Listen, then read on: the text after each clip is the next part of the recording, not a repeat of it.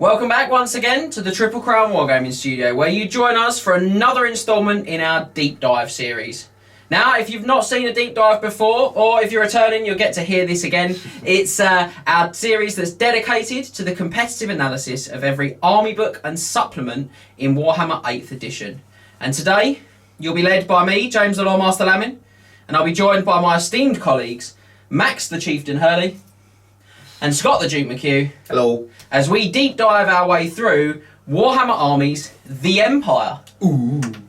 So we are very excited about this. I covered my face. I was going, Cover your face. I am the That's Empire. probably best for everyone. Oh, that's just mean. So in this video, guys, we're going to break down the Empire Army book. We're going to take a look at their army special rules, their unique items and equipment, as always, and we'll put every unit and special character through a dedicated rating system that we have. You can find that on triplecrownwargaming.com / The ratings page. There's also a link below the video as well. There you go. So if you're looking for the ultimate guide to building a competitive Empire army, well guys, you've come to the right place. So as ever, I'm going to just take a moment now to tell you how we're going to break the video down for the rest of this session. So we're going to start by looking at a recap, or if you're new, this will be your first experience of how our rating system actually works. Then we'll have a look at the army-wide special rules before we move on to take a look at the units and special characters and put them through our competitive rating system. Then we'll have a look at the army-wide specific items and magic items. And finally, we'll give you 3 sample army lists. So, well, it's going to be pretty exciting stuff. A lot to get through. Yeah. So let's get cracking.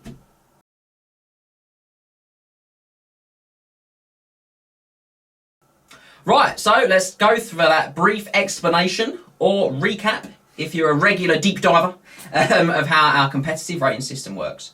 So the first thing we're going to do is we divide every unit in the army book into its battlefield roles. Now this creates a system that will accurately represent how competitive a unit is at its job.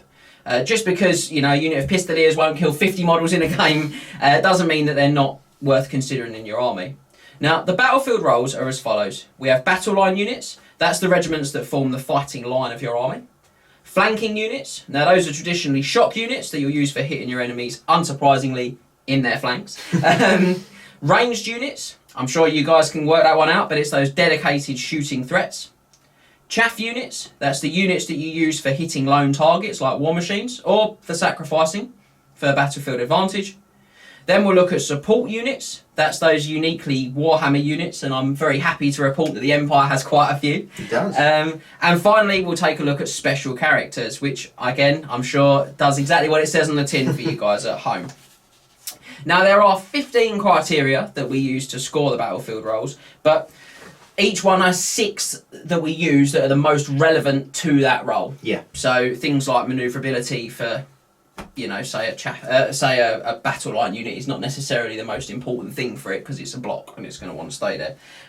So we will outline which criteria are used for each battlefield role, and the full details can be found, as you heard me mention earlier, in the ratings area of the website. So I'm going to have a little look at my cheat sheet now to help me out, guys. Now, each of the criteria is worth 4 points, and there's 6 under each heading, so a unit is scored out of 24. Is the easy way to work it out, and they're scored as follows. Battle line units are scored on strength of attacks, number of attacks, special rules, command options, survivability and cost. Flanking units are scored on strength of attacks, number of attacks, special rules, manoeuvrability, survivability and cost. Ranged units are scored on threat range, the strength of their shots, their accuracy, their versatility, their survivability and their cost. Chaff units are scored on their manoeuvrability, their number of attacks, their special rules, the slot they come from, their survivability and their cost. We then look at support units, which are scored on manoeuvrability, special rules, synergy, risk, survivability and cost. And finally, we look at special characters, which are going to be scored on output, special rules, synergy, risk, survivability, and you've guessed it, ladies and gentlemen, cost. So a handy tip is if the unit scores 18 or greater, it usually means it's really quite competitive, and anything in that area is pretty strong. So with that formality out of the way, I think it's time we started deep diving and had a look at the Empire's army-wide special rules.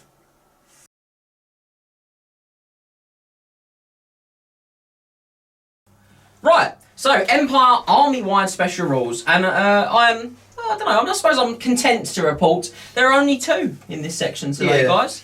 The last few deep dives we've recorded have been quite heavy army-wide special rules, but these are just 2, and they are regimental units and detachments. So They are quite long though. they are lengthy. An entire page. Yeah, half a page each, which is good. So first up we have regimental units. Now most of the infantry units in the Empire Army book have this rule. Now it's a little bit complex and it is also very unique to this army.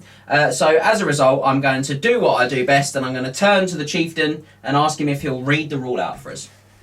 What if I just say no? But, no, I'll read it. So, regimental units, I'll do it this time.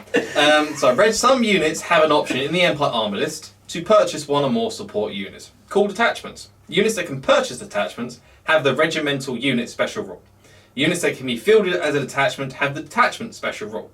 Some units have the option to be either regimental units or detachments, though they cannot be both, so make sure your opponent is aware which units in your army are regimental units and which are detachments when you place them on the battlefield. It's a lot of words, regimental and detachment in a paragraph. It certainly is. Right, the following rules apply when selecting detachments. Detachments cannot be taken without a regimental unit. A detachment size can range from a minimum of 5 to a maximum of half the number of models in the regimental unit rounding up. Detachments can purchase any equipment upgrades listed in their army list entries, but they may not include a standard bearer, musician or champion. The points cost of a detachment and any upgrades it has taken counts towards the points total of the same unit category as the regimental unit they are purchased with. In battle, regimental units provide leadership to the detachments. As long as the regimental unit is not fleeing and their detachment that has at least one model is within 3 inches, use the regimental unit's leadership, unless it would otherwise be higher. It's so convoluted. There's a lot of words. Regimental units and detachments fight so closely together they are affected by the same battlefield psychology. If a regimental unit has any of the special rules listed below, they confer the same special rule onto all of their detachments while they have at least one model within 3 inches. These special rules are Frenzy, Hatred, Hold the Line, which is an Empire special rule. And also a Toto song. But we'll just move on. We'll skip past Toto. Other 80s bands are available. Yeah. Immunopsychology, Stubborn, Steadfast, and Stupidity. Right. There's a little example at the bottom, which I won't read. What if we want you to read it? Do you want me to read the example? No. Okay. So I've got some notes, guys, which are just picking out from that, and I think we'll put it on. So some of the better stuff about being about regimental units and detachments. So the passing of leadership across to the detachments is really helpful. It means you can sort of perhaps have your general who's decided to whisk himself away in a unit of knights or something else that's a bit more fast moving over there, but you can sort of rely on the leadership of lesser heroes in the parent or in the regimental unit to The look out babysitters. for the leadership of those detachments, which will by and large be easier to panic probably because they'll be smaller. So that's quite good. Again, it will allow you to get the most out of characters like warrior priests or captains of the empire. So obviously hold the line, you specifically mentioned there. So that rule means that when you take break tests, you roll 3d6 and you discard the highest dice rolled, so you're much more likely to pass. Cold-blooded. Basically, if you're a Lizardman player, it's cold-blooded, but only for break tests. And it's captains and generals of the Captains empire. and That's generals correct, have it, that let you have that, and a couple of the special characters also Yeah. have it. So that's good because you're passing that over onto the side units, which is really helpful. Again, the warrior priest confers hatred to any regiment they join, and you're going to see us talk a lot about warrior priests and captains of the empire and things like this as we sort of move through, because that's very much how empire functions. Synergy's a big part of this army book. It definitely is, and so it's really good that those things pass over basically. And something that's not in there but is in the Empire FAQ is that is great. So I've just got here, the regimental unit decides whether the detachment is steadfast. So you can have a detachment that's got 4 or 5 models in it that are, say, skirmishers, like archers. They lose combat and they've got like 2 models left. But if the parent unit's got more ranks in the fight that they're in, then they are steadfast because the parent unit is the regimental unit is steadfast. Now, it's worth also pointing out that it specifically says in this FAQ, if the regimental unit isn't in combat, it's always steadfast. So, as a result, if your regimental unit isn't in combat but your detachment is, well, that detachment's now steadfast. If your regimental unit is 3 inches behind the combat, Yep. yeah, like that archer is a brave man against those 10 Chaos Knights. You absolutely love to see it. So, Yeah, those 10 Chaos Knights should have killed that one off. they really should have. You know, there might have been like 20 archers. They might have just butchered 19 and just left one man alive. Well, they should have done better. So I'll make a sort of an early sort of prediction. If you, that's not really a prediction, it's sort of saying we're going to cover a lot. But you know, in general, there isn't a lot in the Empire book that is the wrong points. There are a couple of standout things, but by and large, you know, most of the sort of fighting infantry in particular is probably about the right cost.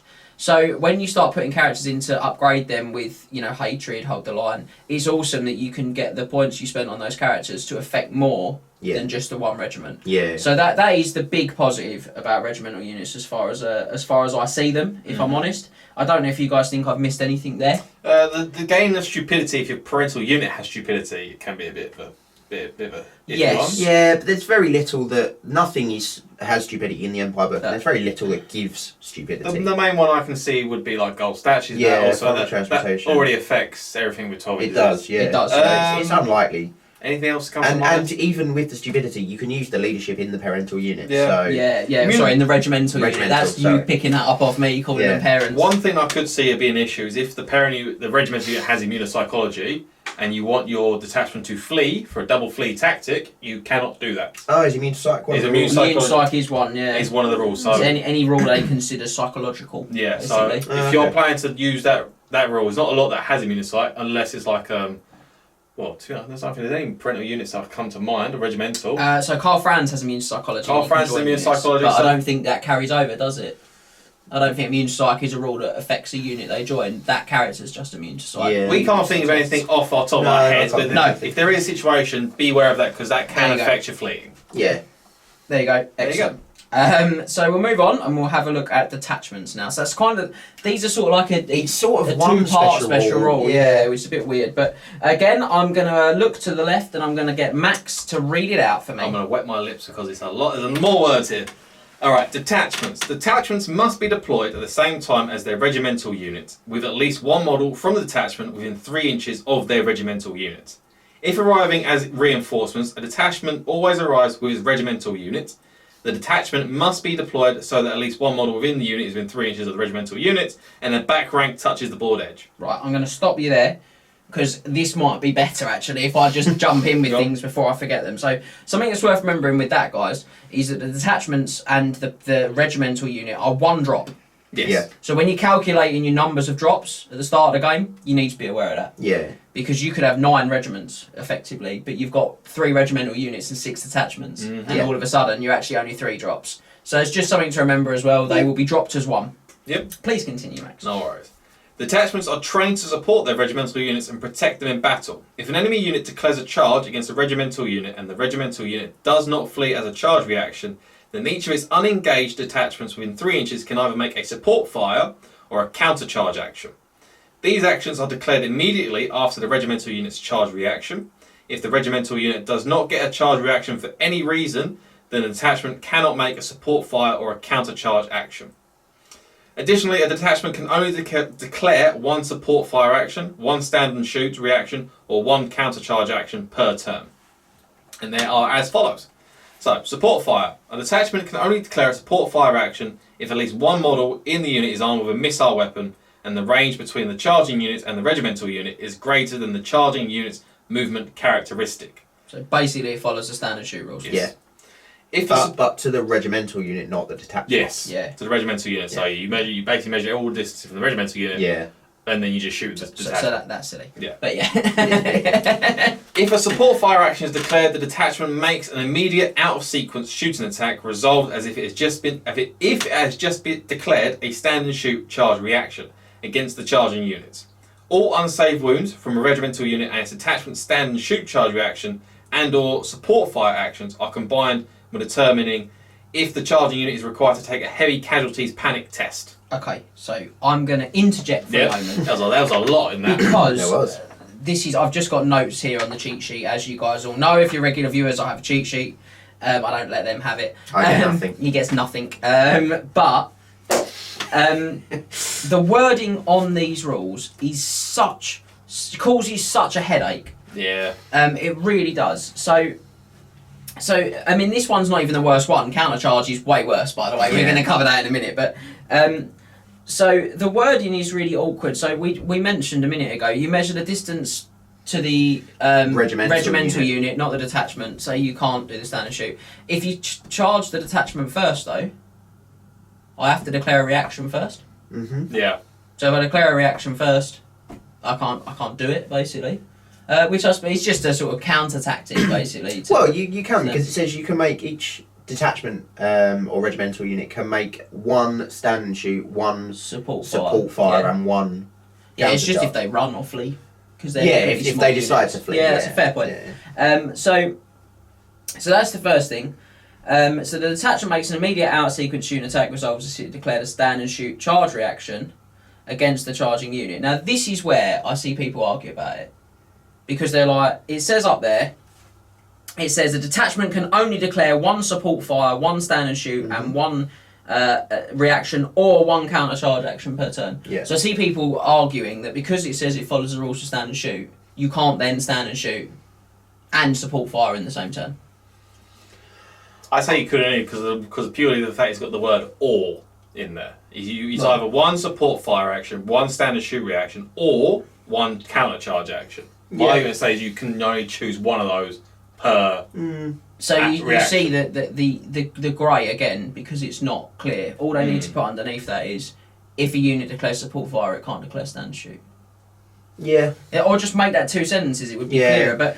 But the general consensus is you pick one or the other. You either support fire for your regimental unit or you stand and shoot for yourself, which is when we come back to that problem we just discussed, which is, well, I'll charge your detachment. Well, I won't stand and shoot because I want to stand and shoot on a regimental unit. Well, I won't charge them then. Oh, that's a bit rubbish. Or I want to flee. So it is problematic. It's definitely not the worst of it, but it is problematic. So please continue, Max, with the next part. And then we're going to go into counter charge. So, if a counter-charge action is declared, the detachment makes an out-of-sequence move that is resolved as if it had just declared a charge against the charging units. This move is made after your opponent has moved all of his charging units, as long as one or more enemy units has successfully completed a charge against the detachment's regimental unit. The enemy does not get to make any charge reactions against the counter-charge, but otherwise all the normal charging rules and bonuses apply. So I'm going to break this down. So it says if a counter charge action is declared, the detachment makes an out of sequence move that is resolved as if it had just declared a charge against the charging unit. Yes. Right. So you declare the counter charge, right? You declare it when the regimental unit is charged, right? Yep. Now that follows the rules for declaring a charge, because it says as if it had declared a charge against the charging unit. Yep. Which means that is the moment you measure arcs of sight, ladies and gentlemen. Yeah. And because you're within 3 of your regimental unit, you're almost certainly going to find the same problem we see over and over and over again, which is that the enemy unit charging you, its arc of sight means that your counter-charging regiment needs to charge the front of them to complete that charge, because it's declared then, right? But then they're not moved until after the charging unit, the initial enemy unit, has completed its movement. So it moves in, it touches up to the front of my unit, and it places itself slightly oblique, which is hard to show you, but I'll use bits of paper, right? Instead of charging like Scott, give me your hand. Scott's hand is the counter-charging unit. I just come in like this. And Scott can no longer charge me, because he can't charge me in the front, which is what my arc of sight said he needed to charge me in. He can't move into my flank because he had to charge me in the front, and so we've got this weird situation where you declare a counter charge you can't make. Yeah. And it's just dreadful. I mean, the rules as intended was that the unit gets charged and then the detachment then flanks the unit That is charged. correct. I think that's where they intended it, but it has been worded to allow them to do it like that. Yeah, and to be honest, I think it's something going forward, if you come into any Triple Crown GT events, that we will be arresting and having a proper look at. Because when you're saying in the previous book they were moved, or that it was sort of Convention, worked I out can't remember off the top of my after. head, but convention certainly was that it was worked out afterwards. I remember Once going the to charging tournaments unit and already getting moved. flanked, Yeah. and that made it such a good rule. It made it well worth considering. It made it really solid.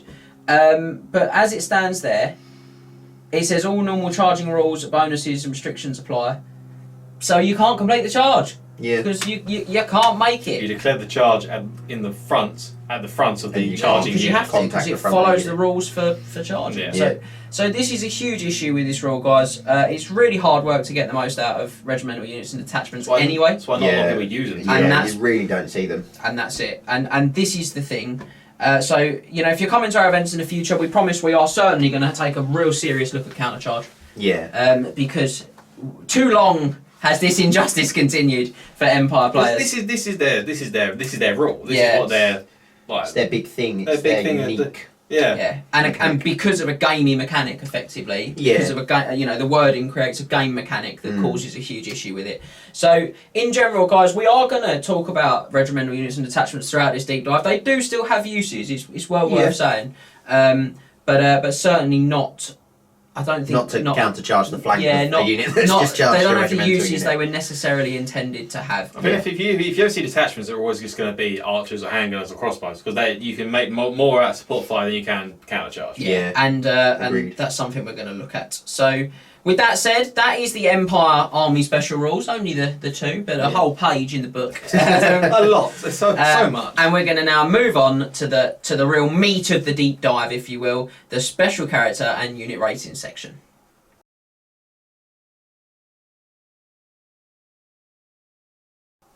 Okay, so we're into our unit rating section, which will be sort of tagged on with the special character ratings as always. Now, before we begin, I'm going to start by addressing the elephant in the room, and that is generic character profiles. So when we put together a rating system for seeing, how competitive the choices in an army book is, it's really difficult to value generic characters. And that just principally comes down to the fact that what you select in terms of their upgrades, their equipment, and their magic items will just have such a huge impact on determining their in-game value. If we looked at something like a Templar Grand Master, I can give him a Rune Fang and another Trickster Shard. Wow, he's going to kill a lot of stuff. If I give him the Mace of Hellstrom and let's just leave it. The Helmet Skaven. And the Helmet of Skaven Slayer, So look, during the deep dive, we just aren't going to cover generic character profiles. We're going to talk about them, but we're certainly not going to cover them in terms of a rating system. But never fear, there are ways that you can get your generic characters that you've put together for yourself rated. The first thing you can do is head over to triplecrownwargaming.com, check out the rating page on the Night of the Realm mustering ground, and, use the special character rating system on your generic character build. Yeah. That's a really cool place to start, and that will give you a rating. Alternatively, you can drop us an email on the triplecrownguys@gmail.com with your character, and we'll give you some feedback on it. Or we'll try and feature it in a future video. Many a character gets featured. And the final thing you can do is you can head over to the Night of the Realm mustering ground. You can check out the competitive character series, where you'll find lots of recommended competitive character builds for generic profiles in Warhammer. So lots of things you can do. Yes. But that's covered what I should have said as the demigriff in the room. And we'll move on now to take a look at dividing up this army book into its battlefield roles. Mm-hmm. And boy, is there some units in these battlefield roles, ladies and gentlemen. Buckle in. So we're going to start with battle line units for the Empire, and I've got a list for you. We've got halberdiers, spearmen, swordsmen, free company militia, knightly orders inner circle. I was going to be your second. Great swords, demigriff knights, Reichsguard knights, and flagellants. 10. 10 units! 10, and if they score 10, we have problems. So, I imagine some will probably be around that. No, they won't. No. No? Well, some. Not many. So, we're going to begin with halberdiers. The trusty, humble halberdier, the state troop you can depend on. So, these guys come in with a competitive rating of 8 out of 24. Yeah, it's a harsh one to swallow.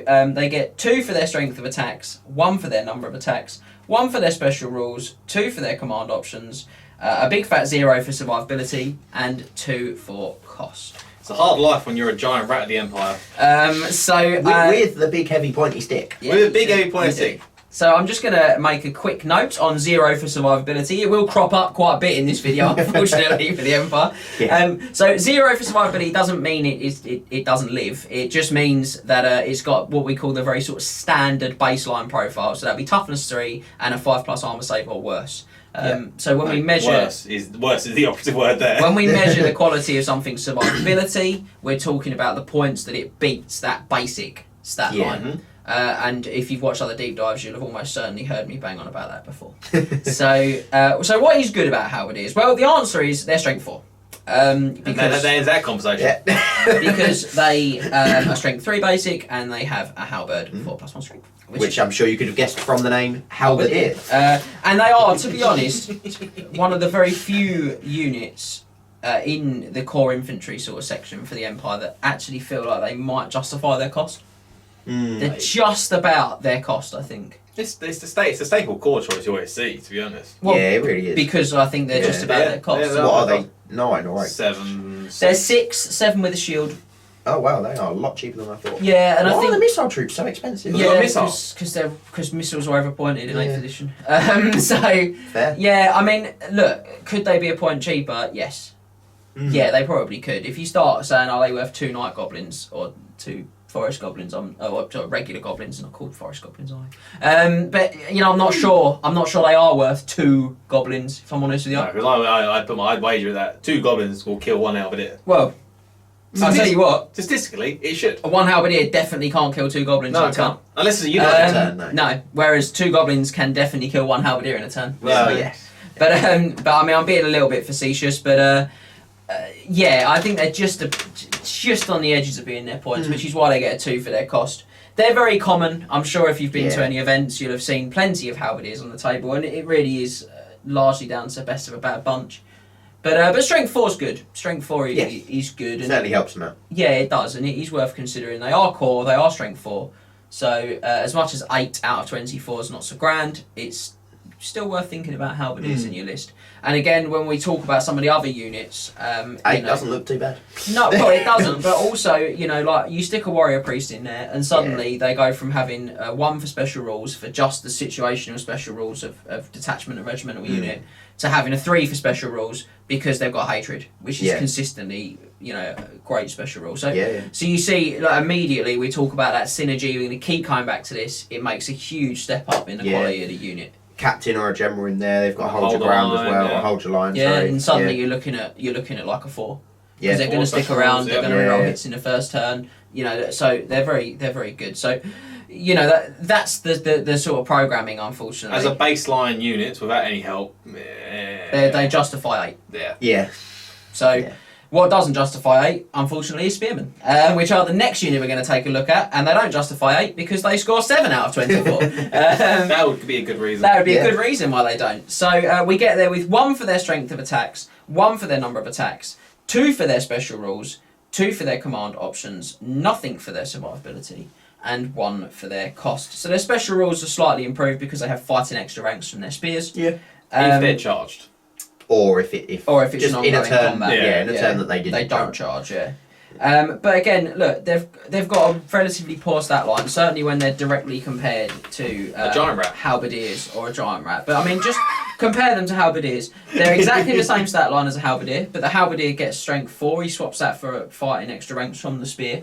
And there's a point difference. The halberdier is 6 and they're 5. They're 5. So the point of strength is a point of strength is apparently a point per model. And I've got to be honest, I say this all the time. Like the extra strength doesn't just make it easier to wound; it also makes your opponent's saving throw worse. Yeah. It's a 2-tier effect when you add a point of strength, whereas with an extra attack on the back, it's a 1-tier effect. It's another throw of a dice. So it just doesn't stack up. They're just not very good. I'm really sorry. No. Maybe if you want to run a Shadow Wizard, I do see blocks of them with Shadow Wizards where people are trying to do the Occam's thing. Yeah. But I still think there's potentially better units than them for that as well, if I'm honest. Swordsmen for me are the standout for that because they've got the better weapon skill. Free company militia, if I'm honest, 2 attacks each on a smaller frontage. I like that. But yeah, I mean, look. halberdiers are considerably better, guys. I'm just looking at the cheat sheet, see if there's anything in there. I just think that they're not worth 5 points. Maybe if their shield was free, I'd consider that. But you then pay a point to give them a shield as well, which is... so then they become a halberdier price for 6 points per model, and then you're just like, I'll just take halberdier. They've got a 5-up save then. I actually think that would make them, if it was free. Shooting, but when you look at it... No, you get a shield and a light armour in combat with a spear. No, full spear's two-handed. No. Spear's one-handed if you mounted. No. Trust the high elf. You can't parry with a shield. Can't you can parry. with a You hammer. can get the +1 I didn't save. think you could. Yeah. But the thing is, then they're the same points as the halberdier, and I'd still pick strength 4. Yeah. Because the 5-up save, as You we can discussed, die in droves. it's not that good. You can die in droves as much as you want. You got that life wizard. You're grand, baby. Yeah, halberdiers are better. Don't take spearmen. So swordsmen come up next, and we're back to a heady, lofty heights of 8s out of 24. So we get there with 1 for their strength of attacks, 1 for their number of attacks, 1 for their special rules, 2 for their command options. Ladies and gentlemen, they get 1 for survivability, Hey. and they have 2 for their cost. So they're the other core combat infantry unit that I would say is worth considering. Yeah. I know you're probably slightly more of a fan than I am. Yeah, so I've got a little unit here, just here, which is going to get bigger because 10 is not enough. No. Minimum unit But- size, so you could take it. Yeah. I can take it now, yeah. But There's 2 detachments there, mate. I do quite like them. I think the weapon skill 4, which is Yes. their stat increase from an ordinary state troop, is really helpful.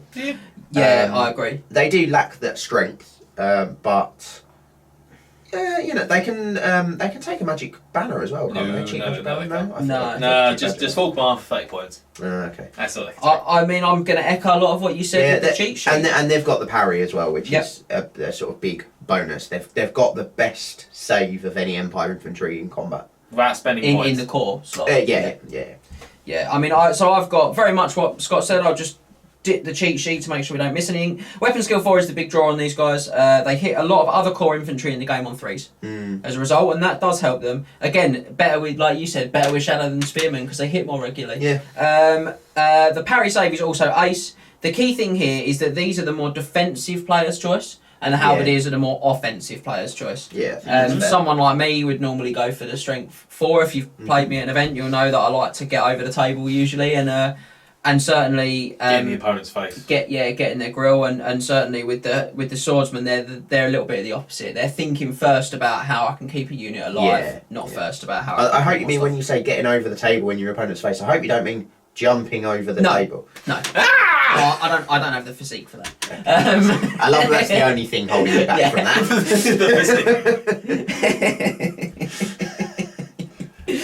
Just in an event hall, see James crashing through a table. No, we're not going to see that. I haven't got the knees for it anymore. I'll pay you. So it's not enough money. The key thing as well with them being that more defensive choice is that halberdier detachments are actually a really good choice for these guys. Yeah. Because if you could make the counter charge, If you can figure out how to but without the counter charge thing, it's worth pointing out whether they're detachments or separate units. Having the halberdiers next to the swordsman, letting the swordsman take the brunt in a bus, being steadfast, taking less wounds, and then getting the flank charges with the halberdiers can really help get something out of those Empire core infantry units. And that is what the Empire is all about, and we'll say it a lot. It's about those combination plays. Absolutely.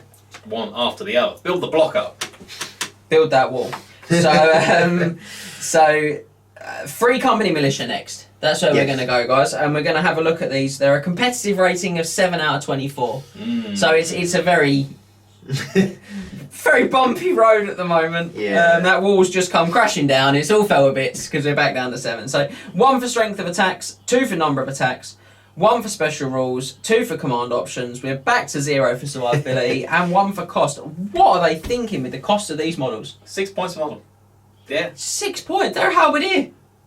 They are. Yeah. At least this time, the free coming mission can take on 2 night goblins. That they can. Yeah, They can. because they have 2 attacks. They're ready for the night. They have 2 hand weapons. So it's all good.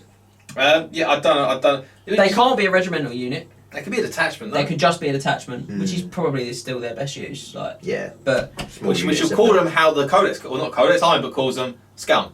yeah, they do. They do. I mean, I've got 2 hand weapons. Means these guys feel designed to be used as a detachment. Otherwise, like spearmen, they have the same type of number of attacks because they get it, but they do it on a smaller unit size. but are more expensive than Spearmen without the ability to take detachments of their own. They're overcosted. Command options is about the only thing that's their saving grace, but Empire can take command options on just about every unit in the book. Yeah. So they're just not worth taking. No. If you've got an old Free Company Militia box, though, they're awesome figures.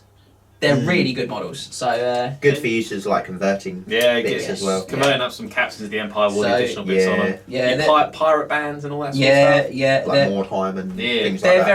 very cool kit, just very terrible rules. So we're going to move on. We're sticking in the core slot, but we are going to move now to Knightly Orders. Please tell me they're going to be better, aren't they, James? They're going to be better. They are better, but better is relative. So so these guys get 11 out of 24. Really? Okay. So I want to point out this is just what we call the vanilla knights. This is not the upgraded knights of the inner circle. We're going to cover them in a minute. This is basic knights. So they get 3 for strength of attacks because they're strength 5 on the charge. 2 for number of attacks, 1 from the rider, 1 from his horse. Nothing for special rules because they don't have any. They actually don't. 2 for command options, 2 for survivability, 2 for cost. And my first point is the lack of special rules is a killer. Yeah. That's a killer for them. Most units have at least just a something. Just say an army special rule, just something. But there's only just look at just unit size, equipment, options. Yes. So yeah, that's really painful for them. I think that the lack of a magic standard is the second big killer problem for them. Yeah. Because they're not allowed to take one. They're not the vanilla knight is not allowed to take a magic standard. And when you compare them to the other knightly options in the book, that's the Inner Circle Knights or even the Reiksguard Knights, which are also not seen that often competitively. No. They fall short. You do have the option to replace lances with great weapons, lances and shields with great weapons. Yeah. Bad choice. Well, I've got here, if you do take these guys, I would probably take them with great weapons. Well, because it's like, they're just, like, they're not shock cavalry. The other units are much better at shock cavalrying. I think it depends if they're going to take them, just take a big old block of them, put the Crown of Command in there and just stick them in and let them grind. I think sticks. the drop of an armour save is huge for them. A 1-up to a 2-up is huge because there's a huge difference. With the 1-up, you have the 2 levels of a 2-up armor save to fall back on. If you are a 2-up, as many Bretonnian player will know, a 2-up to a 3-up is huge. Yeah, it really is. But if you stick a Luminarch or Hish behind a big unit of them, they're now a Bretonnian knight. Yeah, potentially. You are having to combine, which again is synergy. Everything about the book is combining stuff. Yeah. I think if you're using them in like a little small stick of 5, which a lot of people do competitively, use them as chaff, then I absolutely think keep the lances. I agree. Because one of arm save chaff. Yeah, and they're enough to kill other people's chaff, which is all you really want to do with them. But yeah, I'd still probably keep the lances if I went with a big unit of them. But realistically, if I went with a big unit of them, I'd upgrade them to Inner Circle Knights. Which is what we're going to cover now. So we're going to leave them there, guys. They're just a bit underwhelming, if I'm honest. And you have to do a lot of work to really make them sing. Yeah. So Knightly Orders, the Inner Circle this time. Now these get 15 out of 24. Big difference. So that's a vast step up. And it steps up with 4 for strength of attacks, because these guys are strength 4 basic. Yeah. Massive. 2 for their number of attacks, 0 for their special rules again, 4 for their command options, 2 for their survivability, and now 3 for their cost. So that extra point of strength and the ability to take a magic standard, a good magic standard as yes, well. 50 points means that the gold standard, if you will, means that you can really exploit these guys now. They now become an excellent character bunker. They become a unit that's worth giving hatred to with a warrior priest. They become a unit that's worth putting a Templar Grand Master in and getting the immune psychology on. Yeah. And they become a unit that not only can take the steel standard, but are worth taking the steel standard on. And we're going to cover the steel standard a little bit later, a bit more. But so I've got here, the thing that stops their score and tipping into the real big numbers is just that lack of special rules. Yeah. But that's where we were just talking about the warrior priest. If they had the warrior priest hatred, suddenly they're a 17 and they're a real beat sticker. And if you include Templar Grand Master makes them immune psychology as well. Yeah, now they're an 18 because that's a consistent special rule and a situation special rule. Pretty much all the core, unless you could put some character support in there, they're just not. They're not hitting the grade by themselves. No. But when you do, they really can pump right up to a big level of stuff. And there's more synergy than that we're going to discuss, particularly when we get to support units. And we'll try our best to keep touching back on the things we've said here. It's going to be a bit of a fun mission. Most deep dives are like that, straight line. This one's going to be it's going to have to be because wibbly wobbly, tiny wimey stuff up. To quote a BBC sci-fi franchise. Another British sci-fi franchise available. Other franchises are available. So, on to the special choices, ladies and gentlemen. We're moving forward. I think we're halfway there, just like John Bon Jovi was. We're going to move on now to greatswords. And these guys get 13 out of 24. Okay. So it's a step up. It's double. It's almost double some of the poorest inventory in the book. So we get there with 3 for their strength of attacks, 1 for their number of attacks, 3 for their special rules, 4 for their command options, 1 for their survivability, and 2 for their cost. So 2 for their cost is a pretty common theme with the Empire. A lot of it is about the luck points. Sort of its points. It's only those like sort of poor units. Yeah. I like greatswords. I really do. I like them as well. I really like greatswords. Yeah. So these guys come with stubborn, and they also are a regimental unit. So that's a really good set of interactions because, as we discussed earlier on, it means their detachments are also stubborn. Always if they stubborn. stay within 3 inches, which is really, really cool. And that's I've just got here. That's why they get 4 for special rules, but they've only got a 3 for special rules. So they are a 14. Sorry, guys. So they are double. They are 14. Apologies. Yeah, I've got a 4 for special rules, and then I've put the wrong number at the top. Sorry about that. So the thing is with these guys, they are a unit like most of the others. They still really want you to build a lot of synergy around them. Yeah. Because in of themselves, they're 1 attack. They're strength 5, which is okay. And toughness 3. They're toughness 3. They've got 4 up armor, which is good. They do have that full plate. It's not incredible. They need to be stubborn. Yeah. Whereas when you start to put together some of the combinations, suddenly they don't need to be stubborn because they win fights. But you have to be willing to invest and build your list around them. And I've got a few examples of some of the synergy you should be looking at if you're looking at greatswords. You should be looking at the Celestial Hurricanum. You should be looking at the Luminarca Hish, and we'll discuss those in more detail later. You should be looking at the Law of Metal. And you should be considering a War Altar as well. Or a Warrior Priest. Yeah. All of those things are fantastic choices. Or 1 or 4. Yeah. And I've just got here, otherwise what you've got is a very average stat line for what are actually meant to be elite infantry. Yeah, I've never understood why they aren't strength 4. Do you know what? I'd like to see them be toughness 4, not strength 4. But they're on foot Reichsguard. That's what they are, aren't they? No, they're not. No, they're not. No, there was a unit of on foot Reichsguard back in the day. I thought that's what greatswords are meant to be. No, greatswords are like the personal guard of the Elector Count. So whereas the Reichsguard are the actual Reichsguard knights. Greatsword is part of the province, whereas a knightly order is a roving. Is not roving, but is a band. It's sort of separate. It's separate. It's separate. I just thought they were on foot. Reichsguard, which is why I never understood why they weren't strength 4. Yeah, basically. No. I mean, I know that Tim from the Napoleonic Wargaming YouTube channel, if you're into that, you can check that out too. We talk about this a lot, and we both think that toughness 4 would make these guys really cool. It wouldn't necessarily massively improve them, but it would be really thematic. They're grizzled veterans and been fighting for a long time. They take a lot of punishment. True grit. Yeah, the model kit actually has got some fantastic like scars and wounds and broken bits and stuff like that. So they're ace models. It's just finding that. They are nice models. That sweet I spot. probably won't be using any in my Middenheim army. Yeah, because you're themed around it. Went mad and went for the Teutogen Guard. Which are also lovely models. They are. But I will be using possibly up to 50 of them at some point. I mean, I've got great swords for my Hochland army, which, in about 2028 will probably be finished. So 20 or 28 years, you mean? Yeah, I mean, look, if you guys are watching this in 2028, please don't... And James still hasn't. Please don't at me to see if they're ready. So I also realised, for 2 deep dives in a row now, I'm the only one that doesn't have this army. Yeah. Last month was vampires. I didn't own vampires. I don't own an empire. No. Well, you know what you need to do? Buy an empire. And a vampire army. Yeah. I ain't doing vampires. Do both and like make it sort of really cool and converted. Use it both. Take the lot. On that bombshell, we're going to move on now to some big hitters, ladies and gentlemen. You have been waiting for them, and here they are, Demigriff Knights. And these guys come in with a whopping 22 out of 24. Ooh, that is a huge step up. Yeah, it really is. And unfortunately, there's a couple of units in the book that really sing, and Demigriffs are one of them. Yeah. And that's why you see them in every competitive army. Yeah, pretty much. So we get there with 4 for their strength attacks. Now, this is a controversial 4, so we'll discuss that in a minute. 4 for their number of attacks, 3 for their special rules, 4 for their command options, 3 for their survivability, and 4 for their cost. Yeah. Right. So the strength attacks thing, the riders are strength 6 on the charge, which is where the 4 comes from. Otherwise, the Griff is strength 5 armor piercing.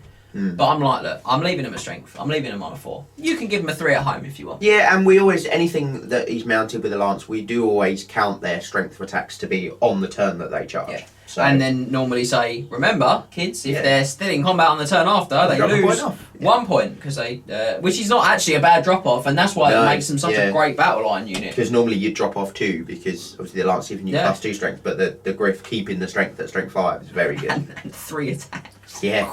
And a stomp. It's basically classic monstrous infantry. You buy the model for the mount. Monstrous cav, monstrous cav, sorry. Yeah. You buy the model for the mount, not the guy on top. Yeah. Even Mornfang, and the ogre on top is not bad. You buy it for the Mornfang. I'm trying to feel it. I'll buy Maybe Skull Crushers. I'll buy a Skull Crusher for both. They're like 50-50, aren't they? But, so I'm going to boil some stuff down here. These guys are really hard to kill. They're toughness 4, they're 1 up armor save, and they've got 3 wounds. They're excellent. They have tons of output because you've got 3 attacks from the mount, 1 attack from the rider, and a stomp. Horrible. They're grotesquely underpointed because they're 58 points, and there's just... The Necropolis Knight is 65 points. What? Who thought that they were better than these guys? The power creep did. The power creep. Oh, it's insane. They are definitely... They're cheaper than a Mornfang as well, and I'd say they're 12 points cheaper. Yeah, I'd say they're probably better than them as well. But maybe not. But certainly they're 65 points of anyone's money, in my opinion. Oh, at least. And they're not. They're 58. So if you're an Empire player, you love to see these guys. Yeah. Do have the option for the 50-point magic standard as well. Oh yeah, which is excellent. And you know what? You're not going to use the Razor Standard, which is a really common use of that allowance, because the Griffs are armor piercing. You're not going to. So you're not going to want just that. The riders attacks. So you can have a look at some of the maybe more esoteric options, or the steel. Excuse me. The steel standard, which we're going to discuss quite a bit. There's lots of units it's really good on, so it's take your pick job. Which one are you actually going to put it on? Yeah, I personally think there are slightly better units than Demigriffs, but if you showed up with a steel standard on Demigriffs, I wouldn't be saying you're a bad person or you don't know how to play Warhammer. You know what I mean? It's still good. You love to see it, is all I'm going to say, because I haven't said it for a little while. They're also monstrous. They stomp and can't be stomped, which is something that's really great for Empire. Because they don't have a lot of monstrous stuff, actually. And this is the only one thing that is monstrous. The only unit. Oh, apart from like the mounts and stuff like that. Yeah, so there isn't much. So moving on, we're going to stick with the special knight theme, and we're going to go for Reichsguard Knights now. And these guys get a competitive rating of 17 out of 24. So still pretty good. Yeah. So we get 4 for their strength attacks, because they are strength 4 base. 2 for their number of attacks, man and rider. Man and horse. 2, I've just got a Reichsguard on a Reichsguard now. So 2 for special rules, 4 for command options, 2 for survivability, and 3 for cost. So 3 for cost with these guys is because we believe they're exploitable, and I'm going to explain why I believe they're exploitable for a moment. And that is because the amount of times I see people take little 5-man sticks, they're stubborn. Yeah. They're stubborn, guys, and you know, they go in, they deck some stuff, or they hold something up, and they're really unpleasant. Even things as good as like steam tanks or Frostheart Phoenixes, they charge in and they're like, well, I'm stubborn, mate, I've got 1 up arm save. Yeah, as long as you have that one guy, that unit is then susceptible to a charge. Yeah. So say they get the little stick gets charged in your opponent's turn. You leave one guy, he sticks around, you're done for now, mate. Yeah. Here come the lads. Yeah, and it's good, and it just gives you that control. And Empire, they do need to gang up. We've talked about it already. Yeah. They do like to gang up. So anything that can pin something in place and let you gang up elsewhere is always worth a consideration. They're also very good in a big unit, particularly if you can take Hellborg. He buffs them up nicely as well. Steel standard on them, very good. Steel standard is a lot across every unit. Any knight unit that can take it.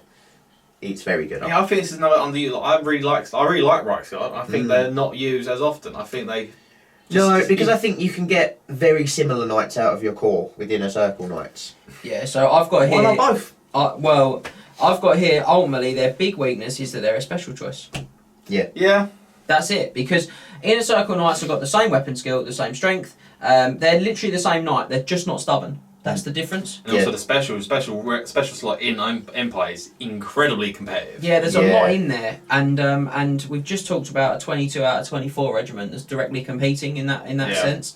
And where the army does have a lot of regiments that are about the right cost, you see this with certain armies. It's a bit weird, but there are a lot of armies that have a lot of units that are a bit too cheap. Mm-hmm. And when you get an army like Empire, Dwarves are another one, Lizardmen another one, where in general the units are about the right cost, you often feel like you're not getting a lot in your list. Yeah. What you're getting is the right amount. It's just that, compared to everyone else, other armies are getting more than they should. But it can create that issue, if you like. So there's a fighting for where you spend the points, and when you're looking at maybe great swords because you've got a plan in mind, you're building around it, or you're looking at Demigryph Knights, big punch power, or some of the other special choices that we're going to cover, these guys just fall out because of that. Also, they're stubborn, but they don't grind very well because they've got a lance, and so they drop off in strength quite They're still strength 4. It's not bad. I mean, the stubborn's probably better if you have like a big combat character in that unit, a la Carl Franz, who can just stick around a stubborn unit while he wails on a unit. Or Mr. Hellborg, we'll discuss later. Or General/Templar Grandmaster with a rune fang. Or if you're Maybe mad, not a general. if you're mad, you take Marias and just have fun with it. Yeah, because you don't like to win games of Warhammer. So we're going to move on to the last of our battle line units today, and that's Flagellants. And these guys come in with another 11 out of 24. So we've dropped. We've dropped quite a bit again. Dropped a bit. We get 3 for their strength of attacks, 2 for their number of attacks, 4 for their special rules, 1 for their command options, a big fat 0 for their survivability, and unfortunately 1 for their cost. They are very expensive. So they have so much potential, right? Thanks to the End is Nigh special rule. Yeah. And I'm going to ask Max to just read that out so I I'll don't go get back it because I was wrong. trying to find the cost. Alright, End Denier. If a unit of Flagellants is in base contact with an enemy unit at the start of any close combat phase, the Flagellants immediately suffer D6 Strength 3 hits. Casualties inflicted in this way are martyrs, and they do not count towards combat resolution. If at least one model is removed as a martyr, the remaining models in the unit immediately gain one of the special rules listed below, until the end of the current phase. The exact special rule applies will depend on the number of models removed as martyrs. Number of martyred men. So if you martyr one of your own men, I'm not going to say kill, I'm going to say martyr. If you martyr one of your own men, the unit re-rolls all failed rolls to hit. If you martyr 2 to 3, the unit re-rolls all failed rolls to hit and to wound. If you martyr 4+ men, the unit gains +1 toughness and re-rolls all failed rolls to hit and to wound. Yeah. So I'm going to break that down because it sounds epic. It sounds like these guys are going to be re-rolling all their hits, all their wounds. They're going to get a toughness 4 buff. Ace. Awesome. But here's the problems. It's D6 hits. It's random. Right? Then the hits are strength 3. You have to roll to wound, guys. Yeah. So all of a sudden, even if I roll a 6, I should still only be martyring 3 guys on average, which means I should never get, averagely, I'll never get 4+. So I'll never get the +1 toughness, which is super, super rubbish. And the bigger problem is that their weapon that makes them strength 5 is a flail. It's not a great weapon. No. Yeah. So you get 1 turn out of that. The first round of combat, they swing the flail and they get +2 strength. After that, they're back to strength 3. That's the turn I need reroll hits and wounds. That's the turn I need to deliver my damage. If I martyr 1 model that turn, if I martyr no models that turn, because I rolled a 1 on the D6, it's all gone to pot. It's terrible. And you got to remember, you're killing your own model, so you're making it quicker for your enemy to kill you. You are going to have to take about 40 to 50 of Flagellants to actually make up. Because as Jane said, they've got no armour, they've got no save. The toughness 3 no save. They're not making it in unscathed. They just don't translate consistently on the tabletop. It's just that simple. You have a game where you bust them out, you throw them in, you're like, oh mate, I killed like 25 white lions in 1 turn. It was epic. And you're like, yeah, because you rolled really hot for the End is Nigh and you got the results you needed. But the next 2 games you play, you'll have a problem where it just doesn't come off you, or that they just don't get it when they need it. That's a massive problem. Unbreakable does help with them sticking around. It does. But that doesn't really synergise very well with the fact I've got a flail. Because after that first round of combat, I'm only strength 3. Yeah. And their frenzy says they've got friends. They've got 2 attacks apiece until they lose a round of combat. Yeah. Because even though they're unbreakable, they can still lose frenzy. combat. Yeah. And they can still get coated, which is another big problem for them. I redirect them, I pull them over there, they're out of the way. Yeah, whatever, mate. I'm not interested in your unbreakable unit. So they're hard to control, potentially, as well. And Empire, they don't have the world's best chaff clearance. No. When we look at lists, we're going to discuss that a little bit more. And so, you know, that makes it hard to look at frenzied units in maybe the same way you do for, say, Dark Elves or an army like that, where they do have good chaff clearance. Then I've got here lack of saves, 12-point costs, Flowers only 1 turn of strength bonus. They just don't perform. 12 points a model. What are they thinking? What a great sword. What are they thinking? Yeah, that is. I think they have a great weapon instead of a flail. I like them that way. Yeah, I would as well. I think everyone would. But yet again, it's just another cool unit that you just don't see because they are fluff-wise. They are really. They are cool. I've got a War Altar of Sigmar that's being pulled by 4 of them that have changed the fun of it instead of my horses. So they're cool. super. If you want to do like in about 8 years, that'll feature on the channel. if you want to do like your big Cole Sigmar, like the Warrior Priest, leading the Flagellants, it's really cool. Any cult army, really. There's many gods of the Empire, aren't there? Ulrich's not a god though. Whoa. And on that bombshell, I'm going to interject, ladies and gentlemen. I'm going to move us forward. So that's battle line out of the way. So let's countercharge, because we've got a rule that works right, with our flanking units. And we're going to look at knightly orders of the Inner Circle, Demigryph Knights, Reichsguard Knights, and we're going to bring in a new regiment this time, which is the Steam Team. That infamous unit. Yeah. So knightly orders of the Inner Circle are first up, and unfortunately they actually drop quite a lot in their rating here. They go down to 12 out of 24 as a flanking unit. And I think before they were 15. 15? That sounds right, because I can't see them on my cheat sheet. Frantically checks cheat sheet. Yeah, 15. We're going to say 15. We're going to go with 15. That is correct. So, 15. So a 3-point drop off, and it's down to the fact that they swap manoeuvrability over in this slot for a command. Yeah. And obviously they max command out. So they get 4 for strength attacks, 2 for number of attacks, nothing for special rules, 1 for manoeuvrability, 2 for survivability, and 3 for cost. So, yeah, I mean, I've basically covered the differences and the problems. Yeah. I will say this, if you want to use them in this role, I think you have to take a Warrior Priest, and you have to take the Steel Standard, for me. Yeah. And that pumps the manoeuvrability up 2 points, because they get reroll 1s to charge Fleet Pursue from the banner, and they also ignore barding now, so they're faster, and they get there more consistently. Excellent. And it also gives them a special rule, gives them hatred, which is a consistent special rule. So when they hit in the flank, they are devastating. They reroll the hits, they're strength 6, and they're going to get there. And they're going to run down the enemy more likely as well because of their reroll 1s. And that actually, in that combination, they're a 16.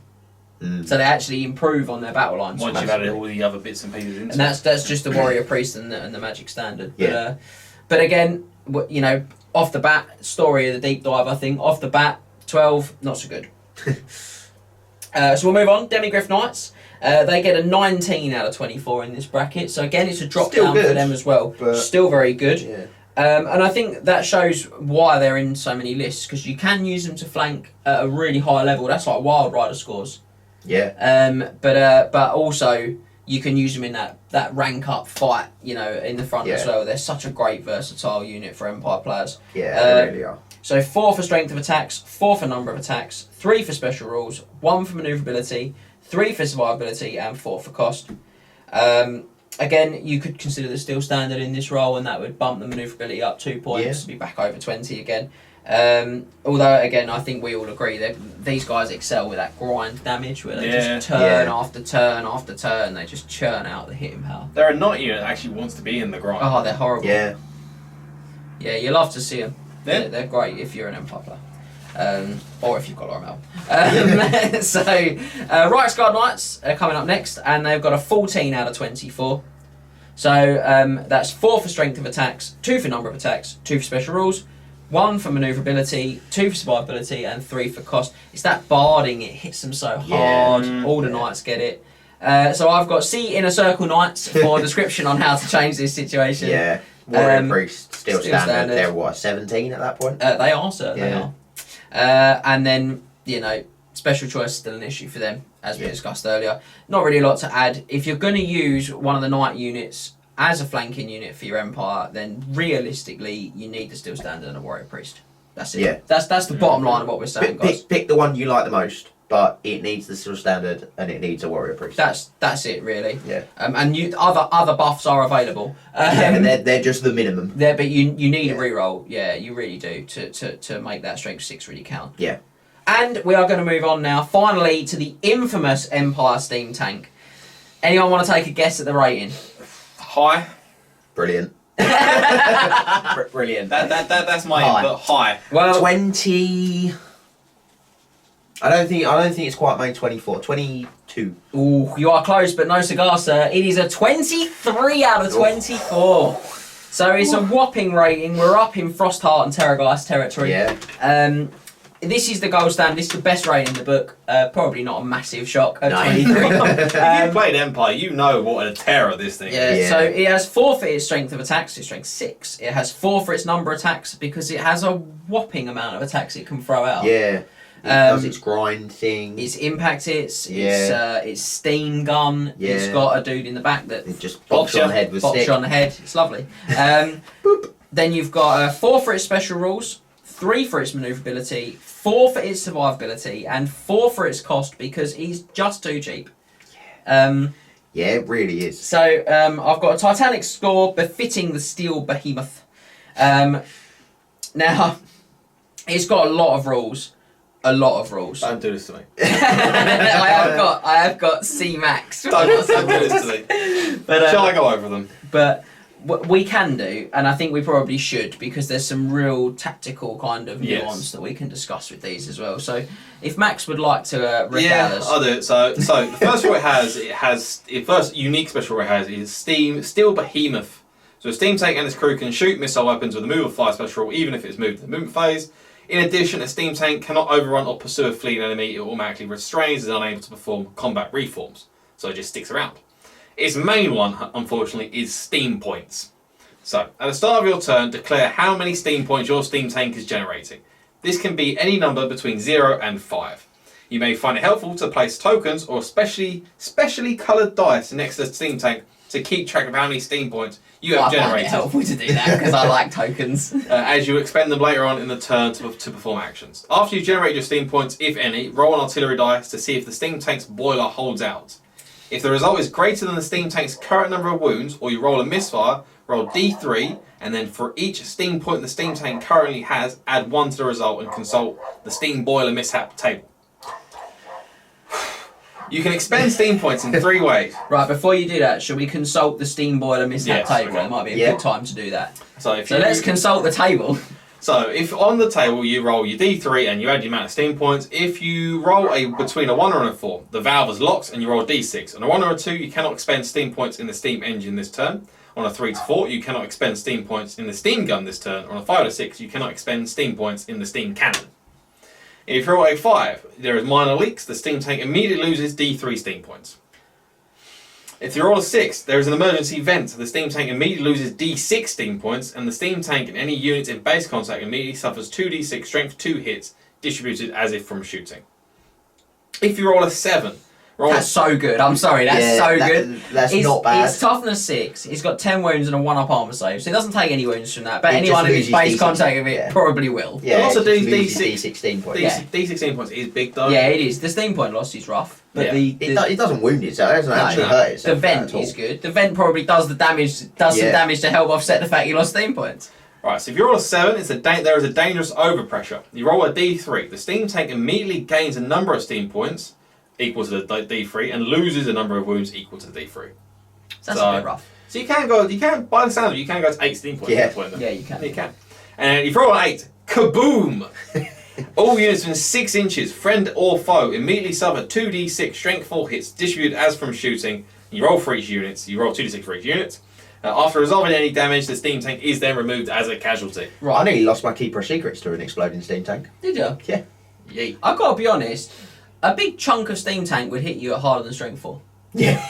I'm just going to say it. It But- hits you 2d6 times. So this is the but let's be clear, guys. The thing here is, on a roll of it sounds terrible. On a roll of an 8, my steam tank, my precious tank explodes and everything goes wrong. but just Just don't generate 5 steam points. Only ever Which- generate 4. You basically never need to do, No. exactly. You only 4's ever enough really anyway. want 4.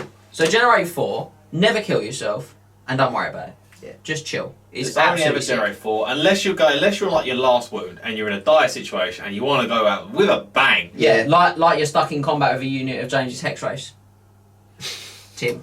And you want to blow your steam tank up. Upsetting. But yeah, So that's the steam boiler mishap table. Now we're going to how you expend your steam points. that's correct. And So that's another half a page. assuming you don't misfire and need to vent steam, you can use the steam for other exciting actions. Yes. So you can expend steam points in 3 ways: through the steam engine, steam gun, or steam cannon. There's a lot of steam. The steam tank.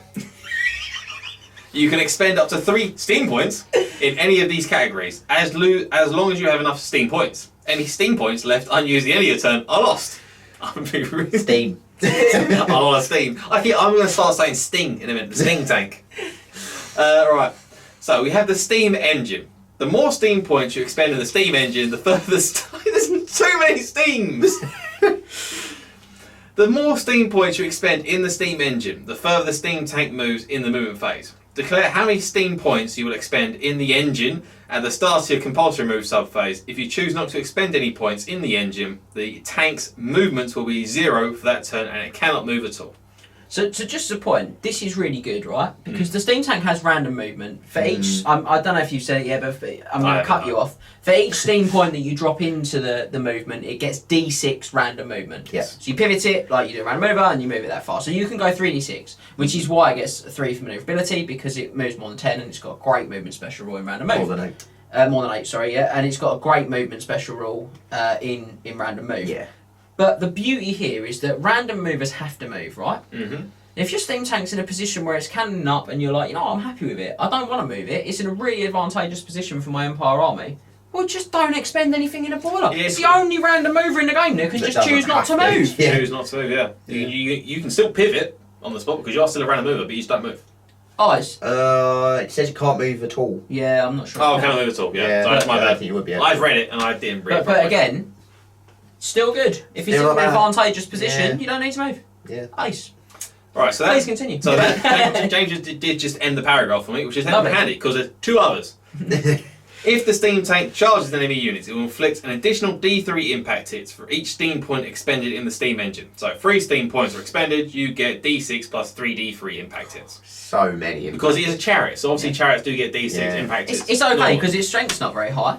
Oh, strength 6. Oh, okay, yeah, sorry. Please continue. And the final paragraph, if the steam tank starts its movement phase in base contact with an enemy unit, it cannot move, but it can instead expend steam points in the steam engine to grind foes beneath its wheels.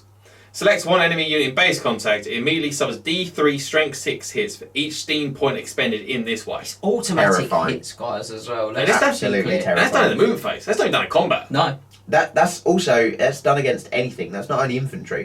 no. Apparently, you can like rear back. Yeah. I imagine he's got one of those cool, like, pimp my ride systems that bump him backwards, and he just like jumps up over a Hydra or something and just like lobs it down. It's not pneumatics. That's hydraulic. Hydraulics, that's it. Yeah. Just, With the steam hydraulic. Oh. That one? oh, no more steam, please. Oh. Right, so that is a steam engine. So it lets Very you move, good. lets you move far, lets you crush things, lets you impact things. Very good. Other MTV shows are available as well, I should just say that. I wish it was still around. I read that. So, we got next up is the steam gun. The more steam points you expend in the steam gun, the higher the pressure of the resultant gout of steam. If the steam tank is unengaged, declare how many steam points you will expend in the steam gun at the start of your shooting phase. If the steam tank is engaged in close combat, declare how many steam points you will expend in the steam gun at the start of your close combat phase. In either case you choose not to expend any steam points in the steam gun, you cannot fire it. Same as the movement, if you don't want to put steam points into it, you don't have to. If only a single steam point is expended, the steam gun is treated as a strength 2 breath weapon, which uses the engineer's commander's initiative to fire it, which is 3. so 50%. Really, it's like sort of half and half. Yeah. 3 is about average. And for each point, obviously up to the maximum of 3 you expend, you increase the strength by 1. So the maximum you can get is strength 4. Yeah. So it'd be a strength 4. So you can use it in shooting phase or combat. So you place the flame template down, lovely, or you get 2d6. I play or elves, mate. Yeah. And There is, yeah, I know where you're going with this one. The final line of this, the steam gun has a 360 degree arc of fire. And unlike other breath weapons, the steam gun can be used once each turn. Oh, it's an unlimited breath weapon. Yeah. I'll say it. It's the only thing that's got an unlimited breath weapon. Yeah. Some things have got like 2. From I think there's Australia has got That's 2. about it. But And it has that 360 degree. You can overshoot your movement. It's alright. Even railroading is a defense against. Yeah. Yeah. You drop You it just across shoot and it. you just drop the Just big, clear up the chaff that's clearing you. the teardrop. And again, it's from any point in the base because it's 360.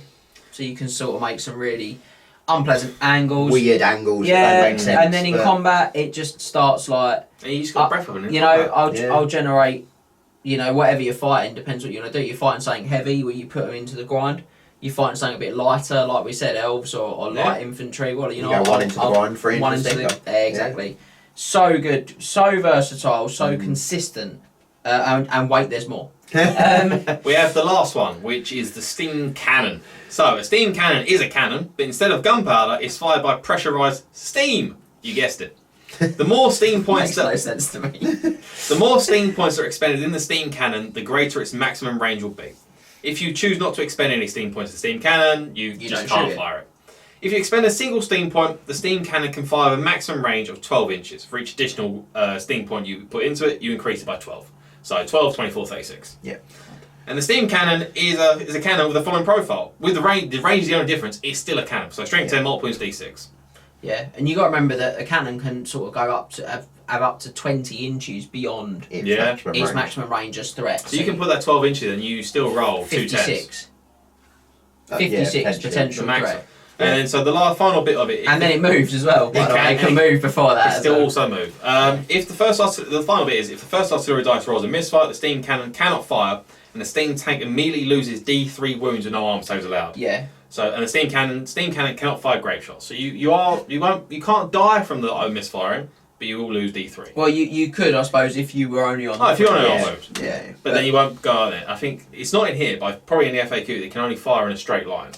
Or is that RFAQ? No, it is Triple Crown FAQ. It fires in a straight line. Yeah, so you fire from the barrel. You can't. You don't have your arc. It's still a cannon. Yeah. So you follow the rules for firing a cannon straight line, but you can't pivot it in the shooting phase because it's not artillery. It's a chariot. Mm-hmm. Yeah. So that's worth bearing in mind. So that is a steam tank. Yep. There's a lot of steam. Well done, Max. There is a lot through all the rules there. There's a lot of rules. It has 2 entire pages to itself for all its nonsense. And you didn't call it the Sting Tank. I didn't call it a Sting tank. No, I will do someone to paint their engineer on top in like Sting or like a member of like Sting or something like that. Every breath he takes. So I've got a few things that are worth pointing out that are slight drawbacks to the Steam Tank. Obviously, random movers, we know there's the issue with railroading them potentially. Yep. And virtual pivoting can be an issue for them if they get caught up against their own units even. Yeah. The bigger one is that the Steam Tank does all of its jam, if you like, in its turn. It generates its steam points and it expends its steam points in its turn. So in your turn, if you're fighting one, it can't belch steam from the steam gun. It can't grind Can't you do down. anything in combat. It just has Just that bops. one guy on the top that bops you with a stick. So now that said, it's unbreakable and it's 10 wounds, toughness 6 and 1 up armor, so it doesn't die. It's not. It's not easy to It's not going to take run out. away, so so it's not the end of the world that, but that is a drawback, and we do like to be even-handed even when we're bigging a unit up. So you need to be aware of that if you're going to use steam tanks. You need to be thinking about your turn only. How am I going to manage that in my opponent's turn? That said, it is the gold standard of competitive Warhammer. The steam tank. they're so good. And it's 250 points. You get 2 in 2,000 points. I've got here expect to fight 2. Expect to fight 2 at any base unless 50 points. Yeah. for this. Yeah, it's a 300-point model at least. That's the same as a Stonehorn, an ogre Stonehorn. Yeah, well, yeah. I mean that's. Well, Stonehawk can survive the cannon. Can't survive the combat. Yeah, but it won't kill the steam tank. It's not comparable though, is it? Let's be honest. It's not. It's just a ridiculous. It's just a ridiculous thing. It's rapid turned actor ludicrous. Yep, it's great. It is. It's great. So, Oh, the Fast and Furious franchise, ludicrous. and on that bombshell, we're going to leave flanking units where they belong in the side of this deep dive as we move forward into the shooting department. Now, Empire are definitely an army that were designed to take part in every phase of the game. Yeah. There's no doubt in my mind when you look through this book and when you see them on the tabletop that the whole, represented from movement, magic, shooting, combat, That's all meant to happen in an Empire army. And so we have another bumper section for you with ranged We'll do it together this time, Scott. We'll do it together this time. Okay. So we've got crossbowmen, handgunners, archers, huntsmen, outriders. We have pistoliers, great cannons, mortars, hellblaster body guns, and the Hellstorm rocket battery. Another 10. 10! More! Big tens. So I'm just gonna start chopping into them because a lot of these, unfortunately, are gonna suffer with the same persistent issues. Yeah. So crossbowmen to start with, back to our core slot and to sort of standard state troops. These guys are a 7 out of 24 again. What a shock. So these guys have 1 for their range of threat, 2 for the strength of their shots, 1 for their accuracy, 2 for their versatility, 0 for their survivability, and 1 for their cost. Now, the range of threat, the threat range rather, is worth pointing out is it should be 2 because they've got more than 24 inch of shooting range, but they are move or fire, so they lose a point for that. And this is a persistent problem for the Empire's shooting regiments. Move or fire, I mean, it's bad enough. They don't hit when they move anyway. They're only hitting on a 4+ to begin with. So, you know, the fact they can't even shoot, that's really punishing. Yeah. Now, I've said if you do want to go for one of Empire's core shooting units, then for me it's crossbows or handguns. I actually like crossbows in that they have a 30-inch threat, and when you are move or fire, at least that's a bit better than a 24-inch threat. A handgun is move or fire as well? They are, yes, that is correct. So, you know, the move or fire is just a dreadful recurring theme I've got here. And then you look at the price tag. 9 points is just insane. 9 points and more is ludicrously high. Yeah, it's silly. And again, shooting is generally overvalued in 8th edition. We've talked about it in the High Elf Deep Dive. We've talked about it on and off in the Wood Elf Deep Dive. They're actually good shooting armies. They are, yeah. And unfortunately, these guys, they're BS3. So, you know, on a good day, they're hitting on a 4. And that's a really good day. That's you within 15 inches. So, realistically, that's 1 turn. Yeah. You know, maybe 2 if they foul a charge or something. So it's not great. Even on the standard shoot, they're probably going to be hitting on 4s. Probably going to be hitting on 5s at best. And that's if there's no cover, if they haven't charged at you from 16 away because they're cavalry. Yeah. So, I mean, I do think if you want to go shooting core, you probably want to split handgunners and crossbowmen. Yeah. Just for the extra threat range of the crossbows and the extra penetration of the handguns. But, I mean, realistically, guys, they're not that great. No, because they're both strength 4, aren't they? Crossbows and handguns, but handguns have got armor piercing, whereas crossbows have got an extra 6 inch range. That is correct. And but otherwise, they're the same, aren't they? Yeah, the exact same. The business skill, same points. Everything, the same points. Now, look, some armies that this is when I said earlier that they struggle with chaff clearance.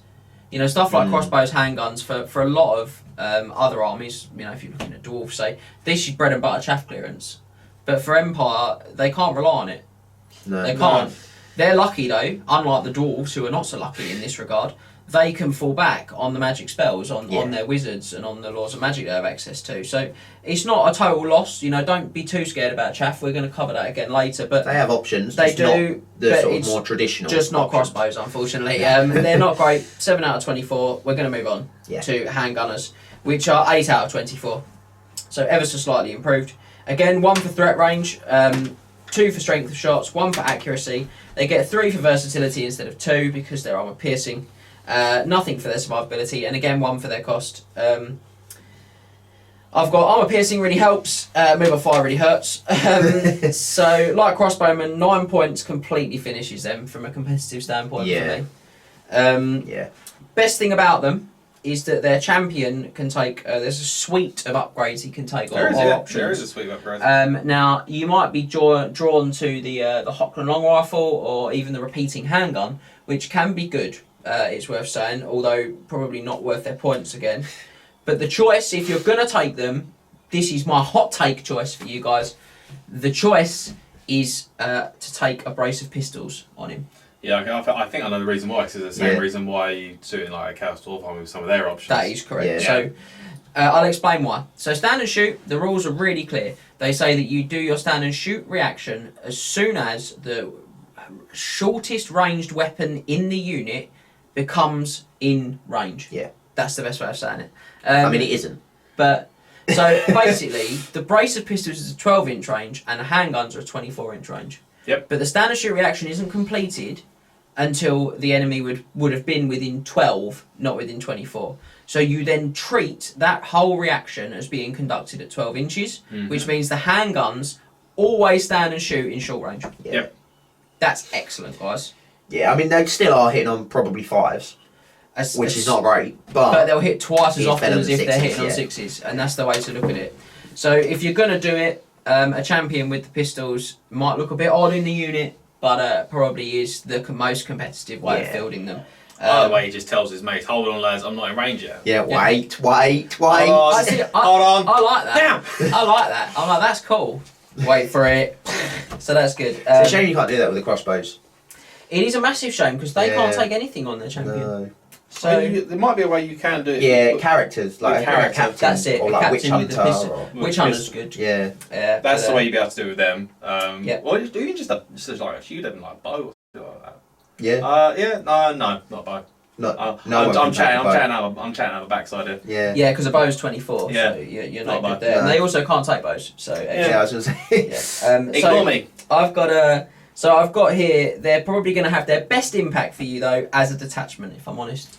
Yeah, for their not standard. What's their detachment standard? The support fire, support yeah, fire, and just because you can take small units, then units of 5, so you're not investing as many points, and you can just chuck some dice and try and use them as chaff clearance and not stress. / chaff. They're a bit harder to get the points off of because they're tied up with the parent, the regimental unit. So, but again, these are not particularly competitive options. It's worth saying. Not really, no. Speaking of not particularly competitive options, we're back to 7 out of 24 as we look at archers. So we get there with 2 for threat range, 1 for strength of shots, 1 for accuracy, 2 for versatility, nothing for survivability, and you guessed it, 1 for cost. Rounding off the over-costed core Empire shooting units is my first point. So these guys have the skirmisher special rule, and that really is their one saving grace. Yeah. Yeah, probably best employed as a detachment with a wizard or 2 in there. Just as a wizard bunker to keep them quite mobile, hide them behind the bigger regimental unit. Yes, that's really it. That's when you see them, or used as a very cheap redirector. Yeah. 35 points as a 5-man detachment, Yeah. pop them up, twist them away, and because the skirmish, they can do that reforming shenanigan. That's pretty good. So that's... Yeah, I don't think you'd ever want to take them as like an actual unit. No, I've got here, they will struggle to have an impact otherwise thanks to dreadful ballistic skill and poor strength of shots, being only 3. And I've got the things that you just said, so I'm not going to repeat them, I'm just going to add that. They can move and fire, which is nice. That's an improvement. It's an improvement, not massive, but it's still an improvement over the other core shooters. They still BS3. They're Still BS3. hit on 5s when you move, and still are only strength 3, which is the worst strength. And 24-inch range, which is the worst range. Equal worst range, so not good. We're going to move on, guys. We're going to look at huntsmen. So these are the special version of archers, if you like. And these guys get 8 out of 24. So it's a very marginal improvement. We get 2 for threat range, 1 for strength of shots, 1 for accuracy, 2 for versatility, nothing for their survivability again, and 2 for their cost. So they possibly are worth their cost because they have the scout special rule. Scout's good. Scout is good. So scout just means they can sort of be a little more versatile for you. Yeah. But again, the thing is, I'm putting these guys in range, and generally we think of bigger ranged units, and they're not well employed like that. No. But being scouts is good. I've got best used as chaff to utilise scouts. Being special is really not very cool because you don't want to spend your special slot on those types of units. You are going to have to spend the full 80 points on them because they can't be taken as a detachment. No. So you are going to spend 80 points to take that scouting unit of huntsmen. It's just not so good. No. And again, don't they get some rule against monsters or only something? if you take a character. Only if you take the character, and only if you pay an additional 3 points a model. To upgrade them to which his is insane. huntsman. Yeah. We'll discuss that when we get to the character. They're also in special, which again, as we said, is a very competitive slot for the Empire. Yeah. So we're going to move on, guys, and we're going to look at Outriders next. And it is a bit of an improvement. Finally, a little bit of light at the end of the tunnel for conventional Empire shooting. 11 out of 24. So it's almost halved the score. 1 for threat range, 2 for strength of shots, 2 for accuracy, 4 for versatility this time. Nothing on the survivability again, I'm afraid, and 2 for the cost. So There's quite a bit to unpack with these guys actually. So the 4 for versatility is really high, and it's because they have multiple shots 3 and their armor piercing. And their strength 4. And their strength 4, so they can threaten a lot in an enemy They army. pump out a lot of shots. Yeah. And crucially, Outriders are ballistic skill 4. Yeah, so they actually skill 5 for the sharpshooter. Yes, which I wouldn't take. Those are 10 dead points. But certainly that's a big help. The flip back, unfortunately, is that you're probably going to multiple shot every time. So that's sort of... Well, you have to multiple shot every time. They've just got to repeat the handgun. It's just yeah. They've only got the repeat. Multiple shots 3. Can you not choose to just shoot one shot? No. So why can you do that with repeated crossbows and blowpipes? Might be able to then. Choose to just shoot one. Maybe you can. Yeah. But even so, that's a good point. Maybe you can. You want to throw the 3 dice. Yeah, That's you what you would, took them for. So you got 5 men and they're putting out 15 shots. Yeah. 5 men. So I've got a few points that are worth considering. So if you compare these directly in terms of output and points to handgunners, these guys look really efficient. Yeah. 21 points. So that's and they output equally because of the multiple shots knocking their ballistic skill down effectively a point. Yeah. They output exactly the same as 3 handgunners, which would cost you 27 points. So that's very attractive. Yeah, these guys are on a horse. They are. And they're fast cav. They are fast cav. But guys, their move or fire. Yeah. So rubbish. Yeah. I've got all this cool fast cav stuff that I can't use. It's just frustrating. I think there's 2 ways realistically to play Outriders. You vanguard them and you shoot them once and you use them as chaff, or you keep them behind your infantry units and you sort of shoot over them. It's a weird thing to make. It's that cover problem though, then, isn't it? It's the cover issue. It's a weird thing to make a fast carry unit with a move or fire weapon. It's such a weird thing. I've seen guys who use them, relatively well. It's difficult to get the most out of them like this, but they'll vanguard them up, like you say. They'll shoot. Then if they've got a second shot, they'll shoot again, and then they'll try to move them round to reposition for more shots later. Trouble is, so often by that point, stuff's in combat, or the space just isn't there to do that. Now there is a couple of other things I want to mention with Outriders. Is that they can take barding on those horses. Okay. Now that is worth thinking about. Now they lose the vanguard and the fast cav, so that's a bit of a boo hiss. But take a big block then, stick them on your back line, and just use them like a regiment of handgunners. Yeah. 10 of them. They got light armour. They do, and they're mounted, so they've got 4 up save then. Yeah. Now you start looking at synergy with something like Laura Metal, and +1 to hit, and a 2 up armour save potentially with that synergy. And they only pay a point for the barding. It's not breaking the bank. Really. No, it's really cost effective. So 22 points. If you had 10, you'd have 220 points. You kick out 30 shots a turn off the back line. Probably hitting on a 5 long range. So 10 hits, strength 4 armor piercings, not bad. But they are coming out your special slot. Yeah. You also have to look at the fact you have to be careful with your position with your units in front of them if there's going to be some hard cover as well from your own units. Yeah, which I think is the issue with all of the move and fire regiments, is that if you start moving, they start firing. Not just if the unit does, but if your army starts to move into their fire arcs, you just have big problems. So I think we'll leave Outriders there, guys. Yeah. Are we happy with that? And we'll move on to Pistoliers. Now these are slightly better. They get a 12 out of 24. I like these guys. It's just worth pointing out, actually, sorry guys, if you do go for barding, the rating does go up to 12 for Outriders, because they get an extra point on survivability. Yeah. But Pistoliers are 12 out of 24. So 2 for threat range, 2 for strength of shots, 2 for accuracy, 4 for versatility, nothing for survivability, and 2 for cost. So pretty similar stories to the previous choice. Their threat range is better because they can move and fire these weapons. Yeah, they can. And they're actually quick to fire as well, which means they don't suffer that penalty for moving. They've just got a brace of pistols. And they can always stand and shoot, which is awesome. 2 shots apiece? Yeah. It is, yeah. 4 armor piercing. So that's where we get to that versatility, armor piercing, strength 4, 2 shots apiece. So I've got here pistols being one of the only things you can move and shoot in the book. On a fast cavalry regiment actually helps to give these guys some sort of shape or place in the list. But again, being a special choice is really rotten. You don't really want to take those more sort of throwaway type regiments in your special slot. Not really. You can avoid it. No. I've got here, points outside core are often at a premium in Empire lists. 2 shots a model is good, but they're only ballistic skill 3. Yeah, they do go back down to ballistic skill 3. So they will struggle to have a real impact on the game. Well, to be fair though, What's the range? Is pistols range 12? 12. Yeah. With fast cav though and quick to fire, so you ignore the move and shoot. Yeah, they'll You're get probably tight. still They'll hitting probably on hit on fours. 5s. I'd say you probably hit on Multiple five shot. shot. Yeah, Yeah. 5 smoke shot.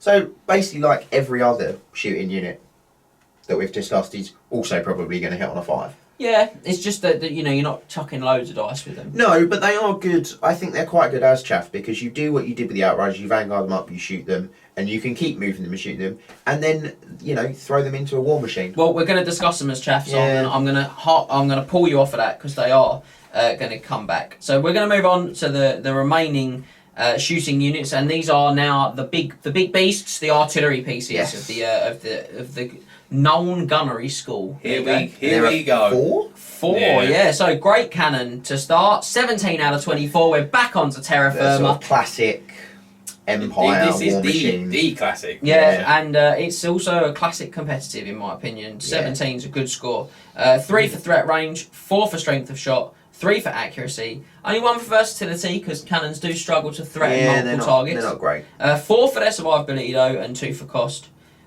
So just as always, I'll make a point now because it will apply to all the artillery. We give artillery a 4 for survivability because when you're attacking it at range, it's really hard to kill. It's toughness 7, which is a lot. And sometimes it'll have a save of some description as well, depending on the crew. In this case, not so much. But but the toughness 7 is 4 points above toughness 3, so that clears it right through. Obviously, if you get them in combat, then they're toughness 3. They've got no save. That drops right down. So in combat, this goes down to a 13. Yeah. So don't get charged. Yeah. Top tier tactic. So not a lot to say other than that. Like most cannons, realistically not very versatile, but incredibly effective at its Against the job. right thing, yeah. Cannon's the reason why you don't see a lot of monsters competitively. They really are, It's the reason why you don't see them. Yeah. You put monsters down, you got a cannon, obviously you think, oh, my monster's not making it to combat. People fear it, and do you know what's really weird? Over the last few years, I've seen less and less cannons showing up. I've seen less artillery, so maybe the resurgence of the monster is upon Possibly. us. Or this could be the best time ever to pick a cannon. So Conversely, yes. yeah, it could be. This is the game. Yeah, it's fairly pointed, and it can have a massive impact. I think 120 points is a good price cost for what it does in the game. Yeah, it's a cannon. Cannons are good. That's literally what I've got as my last point. Is Cannons are good.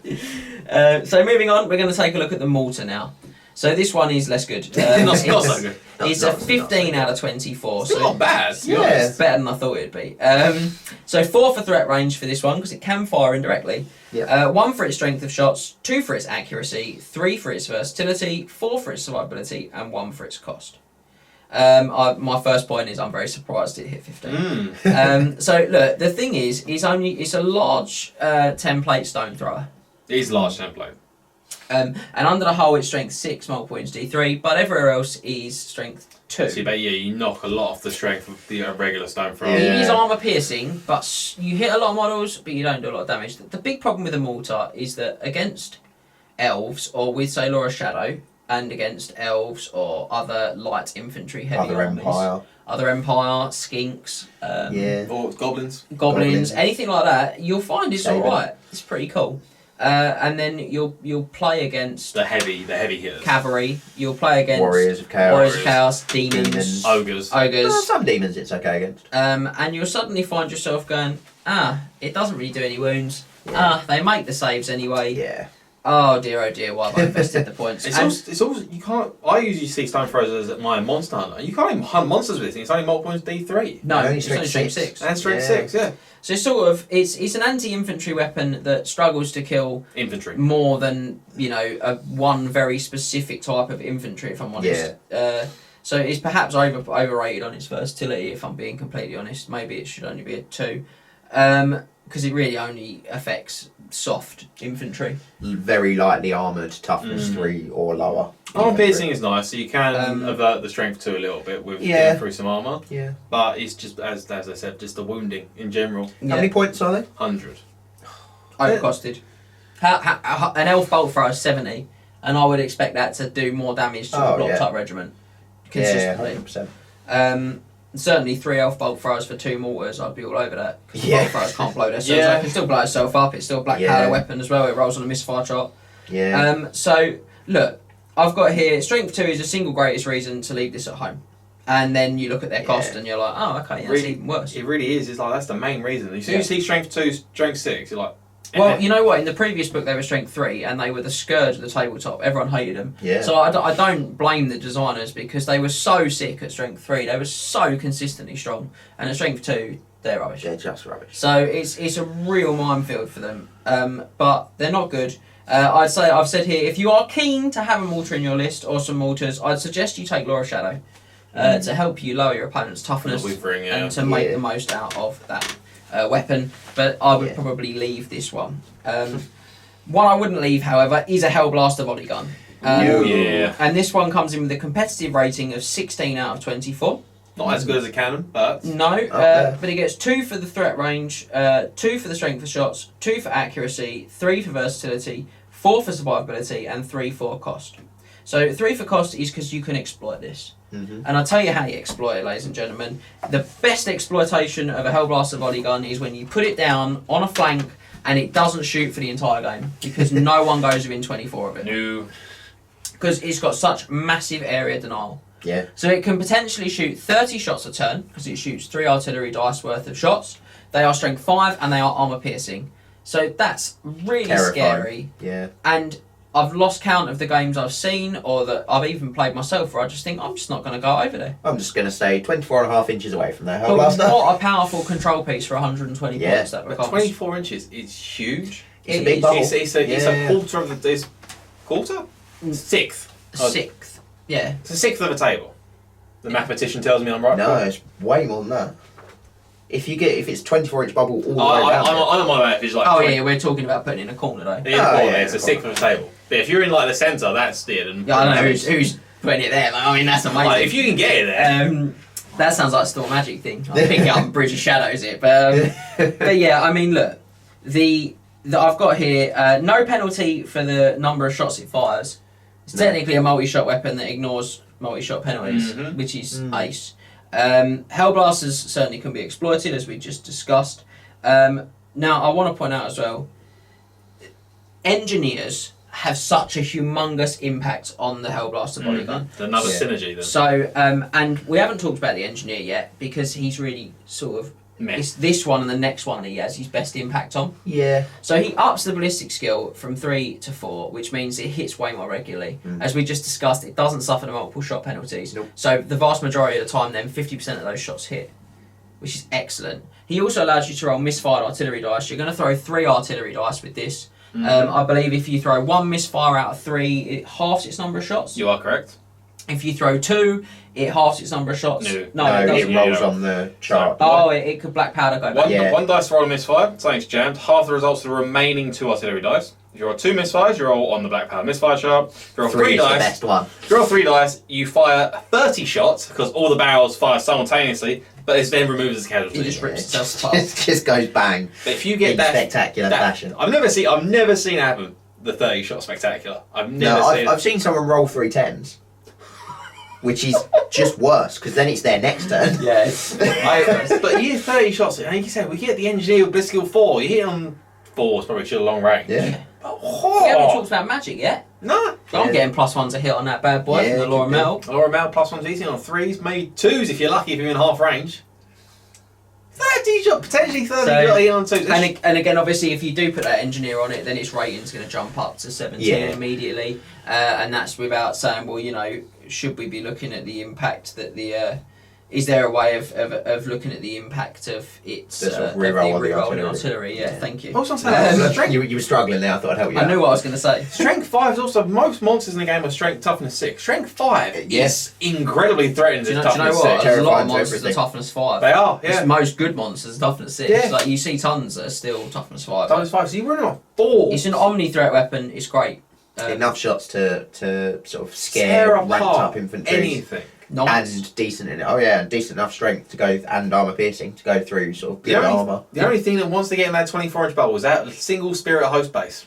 Yeah, that's all that wants to go in that 24-inch bubble. Unless you got Laura Metal and you're giving it magical attacks. Yeah, unless you. Laura Fire +1 to wound. Oh, you love to see be honest, it. if you're then firing at a single spirit host base, you may be mistargeting something. Well, maybe, but if it's It's the that only thing within 24. or if you're going to lose your Hellblaster because of it. Yeah. Big arguments, but we're going to move on. Volley gun's pretty good. Yes. Hellstorm rocket battery next. I mean, the volley gun and the rocket battery both suffer. Their biggest drawback is that they're rare choices, and the rare slot's really good in this book. Just like the specialist. Yeah. So again, and we're back to that points outside core or a premium, and I've got to make tough decisions. So Hellstorm rocket battery. Now this one is a 14 out of 24. So we've dipped again. In fact, it's the worst rated of all the artillery pieces. I'm surprised it's worse than the mortar. Yeah, I was too. So this one has 4 for threat range, 1 for strength of shots, 1 for accuracy, 3 for versatility, 4 for survivability, and 1 for cost. So just looking back at the mortar, it's strength of shot, I guess, because the mortar's under the hull is strength 6. It's less accurate actually. Yeah. That's the problem. Yeah, okay. They're both low strength of shot because they're 3 and 2 respectively. Yeah. But it says so it would be a 2 for accuracy, but I've knocked a point off because the Hellblaster volley, the Hellstorm rocket battery always scatters. Yeah. So you don't get a choice. Mm-hmm. It shoots like a stone thrower, but it always scatters. So that's a bit rubbish. Don't you minus your ballistic skill from the scatter? Keep talking while I read over it. Okay. I believe that an engineer can minus his ballistic skill from the scatter, but not necessarily just the crew. I don't think the crew can, and I don't think the crew can. I'm pretty certain. In fact, I've got in my notes. Engineers are a must if you go Hellstorm because of that. So Max is going to look. But we're going to ramble while Max looks through the but I've rules. got look right. So how it works? You fire 3. Well, sorry. You fire D3 small round templates like a stone thrower. Yeah. But you only throw 1 artillery dice and 3 scatters. Mm-hmm. And then everything scatters by the number on that 1 artillery dice. If it's a misfire, obviously it misfires. So it has the potential to get 3 direct hits and drop 3 small round templates. So scatter dice equals the number of shots fired, not just 3 scatter dice. Oh, yeah, but it's the D3. Yeah, D3. Yeah, if you roll a 3 for the D3, is what we're saying. Yeah. Sorry. And then... But obviously you could also get it going 10 inches in all directions and doing nothing. Or just misfiring and exploding. So it's still a black powder weapon. It still misfires. And look, it's 120 points out of a rare slot. It's overpointed. Yeah, and the opportunity cost is massive. We haven't even got to the other great units in the rare slot, the Hurricanum and the Luminarch. No, yeah. And we've just talked about the volley gun. Yeah. And we've already talked about the steam tank. It's really difficult to justify this. And what it decks, in reality, is the same sort of stuff mortars deck. And something that you have to consider is your core infantry, if you take them, they're not actually that great at decking, killing stuff that isn't sort of toughness 3, low grade enemy. Which means you can do that in your core slot as well, if you like. It's a bit of a... You could also shoot a Hellblaster at it. Yeah, which you could do. Fantastic at killing that sort of stuff. So I'll run through it. So there's nothing to say in its rules itself that it can master ballistic skill. But I'm thinking that I'm not entirely familiar with the rules of indirect fire, so I don't use it often, unless indirect fire mentions you can minus ballistic skill from the scatter. But there's nothing in here to say that it does. One thing I'm going to put in its favour though, it does not have a minimum range. It is just 48-inch range. There's no minimums. You can just you just push the things out. You the can barrel. literally how it's run to yourself. You can literally just chuck a rocket at a guy that's an inch in front of you and hope for the best. So I've got that note about the engineer. I'm not sure why, but we'll put it in the description. Yeah, there you go. Sure. We've got through that section. Oh, we don't shoot it. Yeah, that was the last really massive section. There's just one that's moderately big. So I'm sure you can see that Empire are an army that likes to take part in every phase, as I mentioned earlier on. And in a way, they do compete in all parts of the game. The issue is that because of that, they really struggle to excel in one individual phase. Yeah. That's a big problem for them. So they have got some good combat stuff. Yeah. They have got some good shooting stuff. They have got some good magic, which we'll look at later. But they're a jack of all trades, master of none 100%. faction beyond sort of anything else. And you can make them very good at lots of things with combinations, but on their own, they're very much your sort of bog standard average. They certainly are. I think that's fair. And I'm going to take us forward because we've still got much ground to cover. We do. Much marching to do. Empire often categorised, ladies and gentlemen, as an army in a competitive setting, rather. They're often categorised as an army that uses conventional units as chaff rather than using the sort of standard dedicated chaff units in the army book. Yeah, as we mentioned earlier, you'll often see five-man sticks of regular nightly orders as the chaff for Empire. But we're not really going to discuss those because we've covered that, and there's not a lot of mileage. We're just going to do our usual, which is we're going to look at what we think are the dedicated chaff offerings for Empire players. And there's three. There's archers, huntsmen, and pistoliers. Yeah. So we'll start with archers. And I've got to say, all of these units get a much more favourable write-up as chaff. So it's a 13 out of 24 for archers. Ooh, okay. It's a big improvement. So they get 1 for their manoeuvrability, because it's not amazing. Yeah, they're quite slow. 2 for their number of attacks, 4 for their special rules, 4 for their slot, nothing for survivability, and 2 for their cost. So that slot really helps them. It does, and special rules. Because skirmishers, when you start talking about chaff, is a massive game-changing rule. As we mentioned earlier, you can pop that thing up and you can twist that shape with a reform at the end. Yeah, you can fit through gaps. You can squeeze yourself wherever you need to go. Yeah, and it's lovely. So that's a huge step up for them. And again, then you combine the fact they can be a detachment.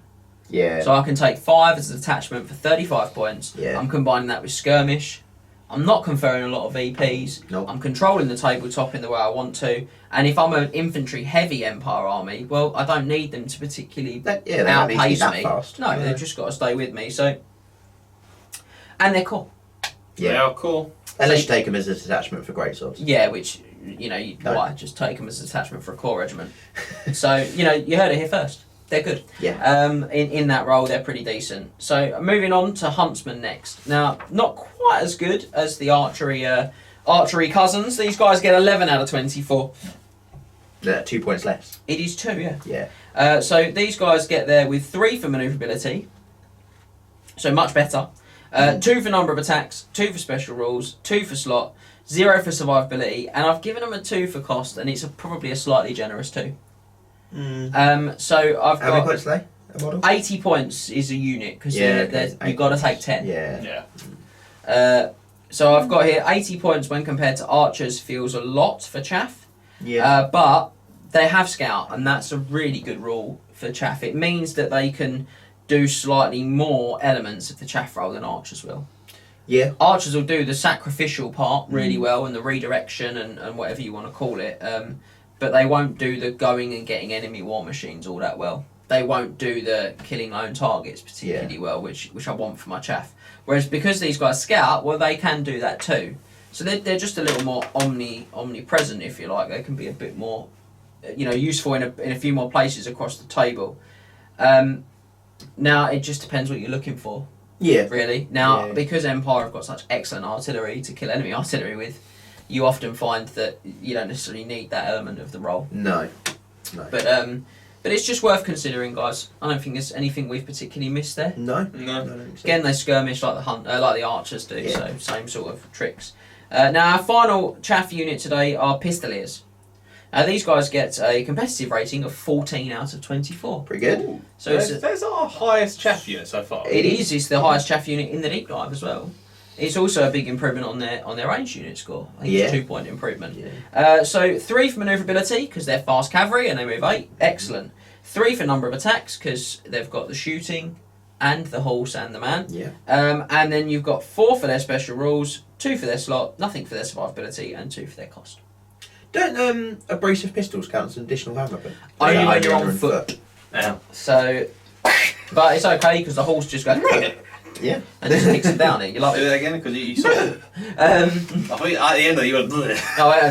That's the hoof hitting a dude. If you've been kicked by a horse, I'm sorry. But I want the enemies of the Empire to be kicked by horses.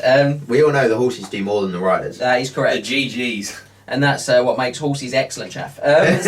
So look, 4 for special rules. These guys obviously, they've got the suite of special rules that make for excellent chaff. They've got the multiple shots. They've got the armor piercing. The quick to fire means they can always stand and shoot. Vanguard. Yeah. Really good for chaff. Fast cav, let's zip around, which is covered again in their manoeuvrability as well. So they're pretty ace. Look, their biggest problem is they're not core.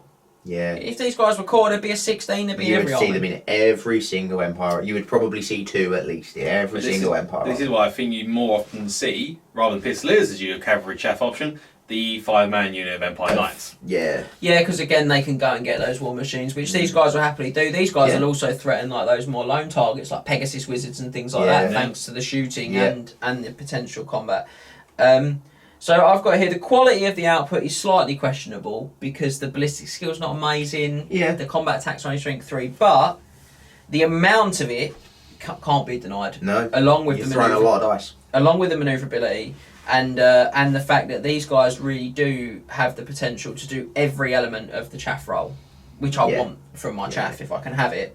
90 points for 5, that's pretty cost effective to do all of that. Nice and cheap. Well, they are really good for as well, when you're saying about lone targets. Things like, demon princes and stuff like that, that's probably got a charm shield that you don't want to throw a cannon at to get charm shield off. You just throw pistoliers at them. So in strength 5 and piercing, you're still friends with demon princes anyway. Yeah, but he probably only hits 3 times with a unit if you're hitting on 5. You probably only hit 3 times, but that doesn't matter because you plink off the charm shield. That charm shield, you only have to score the hits. Then you throw a cannon at them. Then you or chuck 2. Then you chuck 2 cannons, and you chuck the 2 steam cannons you got as well, because you got all the cannons in the world. Possibly too many cannons. All the cannoning goodness. As I know to my chagrin. Or in you the just past. shoot it with a Hellblaster and probably kill it.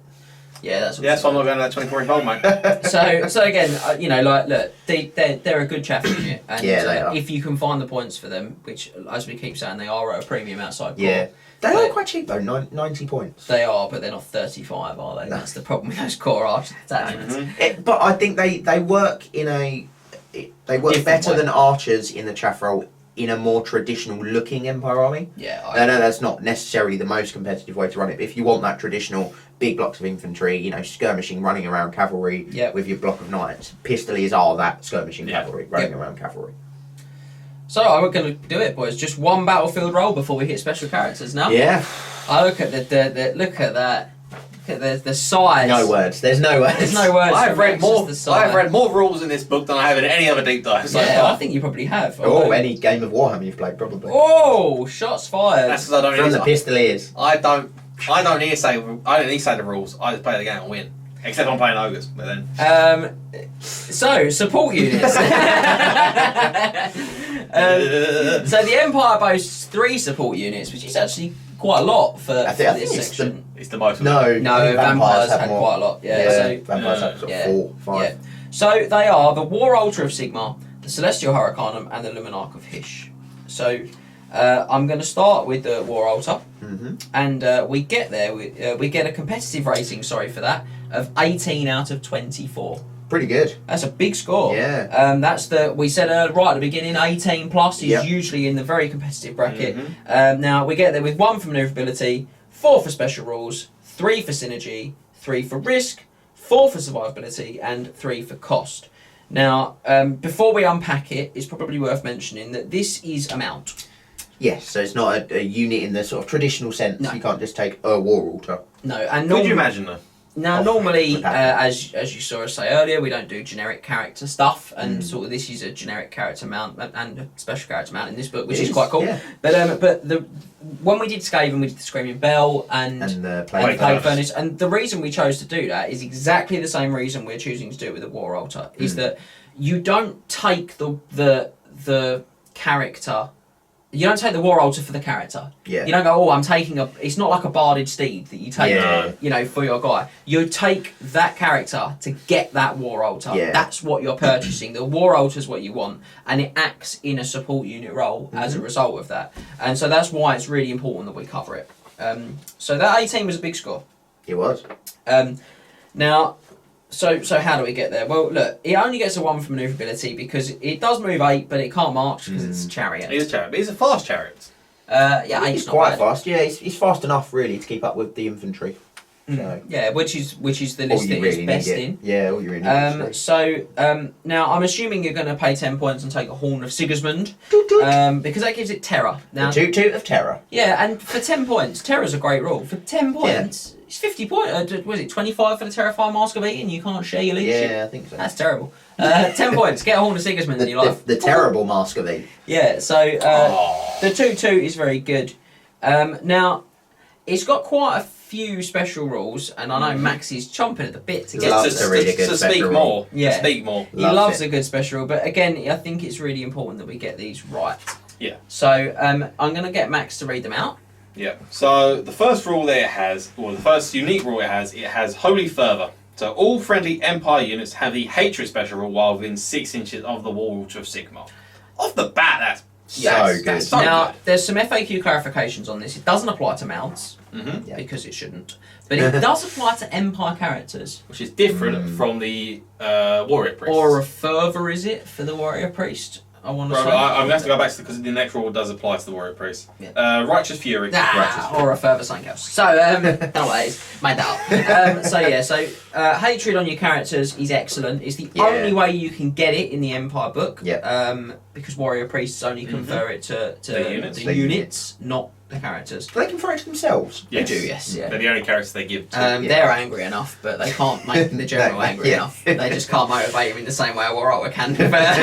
But it doesn't apply to Golden us. Griffin. But that's excellent. That's a 6-inch bubble all round. It's a chariot, and again, you can twist this round in all sorts of nice shapes and Move really up and just twist it maximise sideways. those Yeah. bubbles. And I know what you're thinking, but if you twist it sideways, James, what if it gets charged in the flank? Never fear, the Warhammer is stubborn. Baked in stubborn. So With a 4 ward save. It's got a war save. and 5 wounds are tough as 5. So It's not easy to get. 4 up or 5 up armor save as well? 5 Five up. up. Not Yeah. great. But I mean, again, it's got It's got some. 4 walls. It's got some good artillery protection. Yeah. It's got some. It's got the ability to stick around in combat. It's Mhm. pretty tough. Again, there's laws of magic that can restore wounds on it if you wanted those. Other laws are available too. But I mean, that's all good stuff. I'm just going to check my cheat sheet, make sure I don't miss things. Now it gets a 3 for synergy because Empire, they don't have the best record for hitting stuff. No. So as we just discussed, that bubble of hatred is excellent. Yeah. Now its second Special rule. We have the Power of Sigmar. That's the power of Sigma. Yeah. Is that the one? Yeah. Yeah. So the Power of Sigmar is any battle prayer, and I'll talk about what they are in a minute, in a second here. So any battle prayers cast by an Archlector or Volkmar the Grim, who are the only 2 characters that can take a War Altar, who is mounted on the War Altar of Sigmar, also target all friendly units within 6 inches.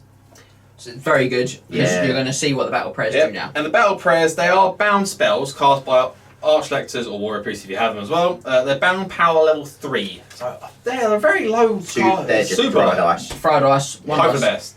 They're augment spells and they affect, like I said, all units within 6 inches of the water. Yeah. So the first one is Hammer of Sigmar. The Warrior Priest, the Warrior Priest or any units affected, reroll all failed rolls to wound in close combat until the next friendly magic phase. That's hits and that's wounds now. Yeah. If you can get that. It's the first round of combat, hits and wounds if you get the Hammer of Sigmar. The next power is Shield of Faith. All units affected gain a 5-up ward save against close combat attacks. Oh. So again, now we're on to making them harder to kill. Yeah. Mm-hmm.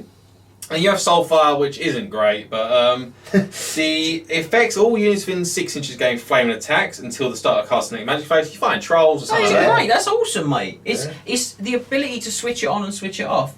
You find that character that's got Dragonbane Gem or Dragon Helm, they start charging in, they're like, oh, well, I've got a 2-up ward. Not next turn, I ain't, mate, because I'm going to turn that off. I'm not going to cast it. In addition, when cast, all friendly models in base contact with the Warrior Priest, or in this case, the War Altar, will suffer a Strength 4 hit. Undead, Nehekara Undead, and model of Demonic Special will suffer a Strength 5 hit, with no arm saves allowed.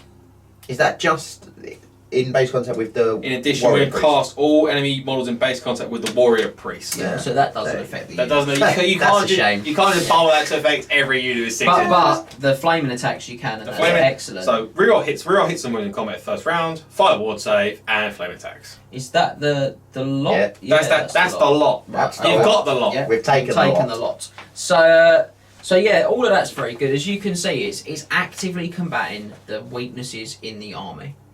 Oh, doesn't it have a bound spell itself? We're going to get into that in a We'll second. get into that, mate. We're going to get into that. Oh, well, you said we'd taken the lot, and we have not taken the Hold lot. your warhorse. But wait, guys, there's more because this scores a big 3 on the risk because you don't have to commit it to do all of this. No. Not only does it have that 6-inch bubble, it also has another bound spell on it. It has. And that's from the Golden A Griffin. magic item this time. Uh-huh. So, as James said, the Golden Griffin, enchanted item, innate bound spell, power level 4. The Archlex may cast banishment. So what's so good about this is it's innate. So you can total power or irresistible force, as it's called. Sorry, you can irresistible force this, and you get to do it again next turn. Yeah. Can you, because it's part of an item?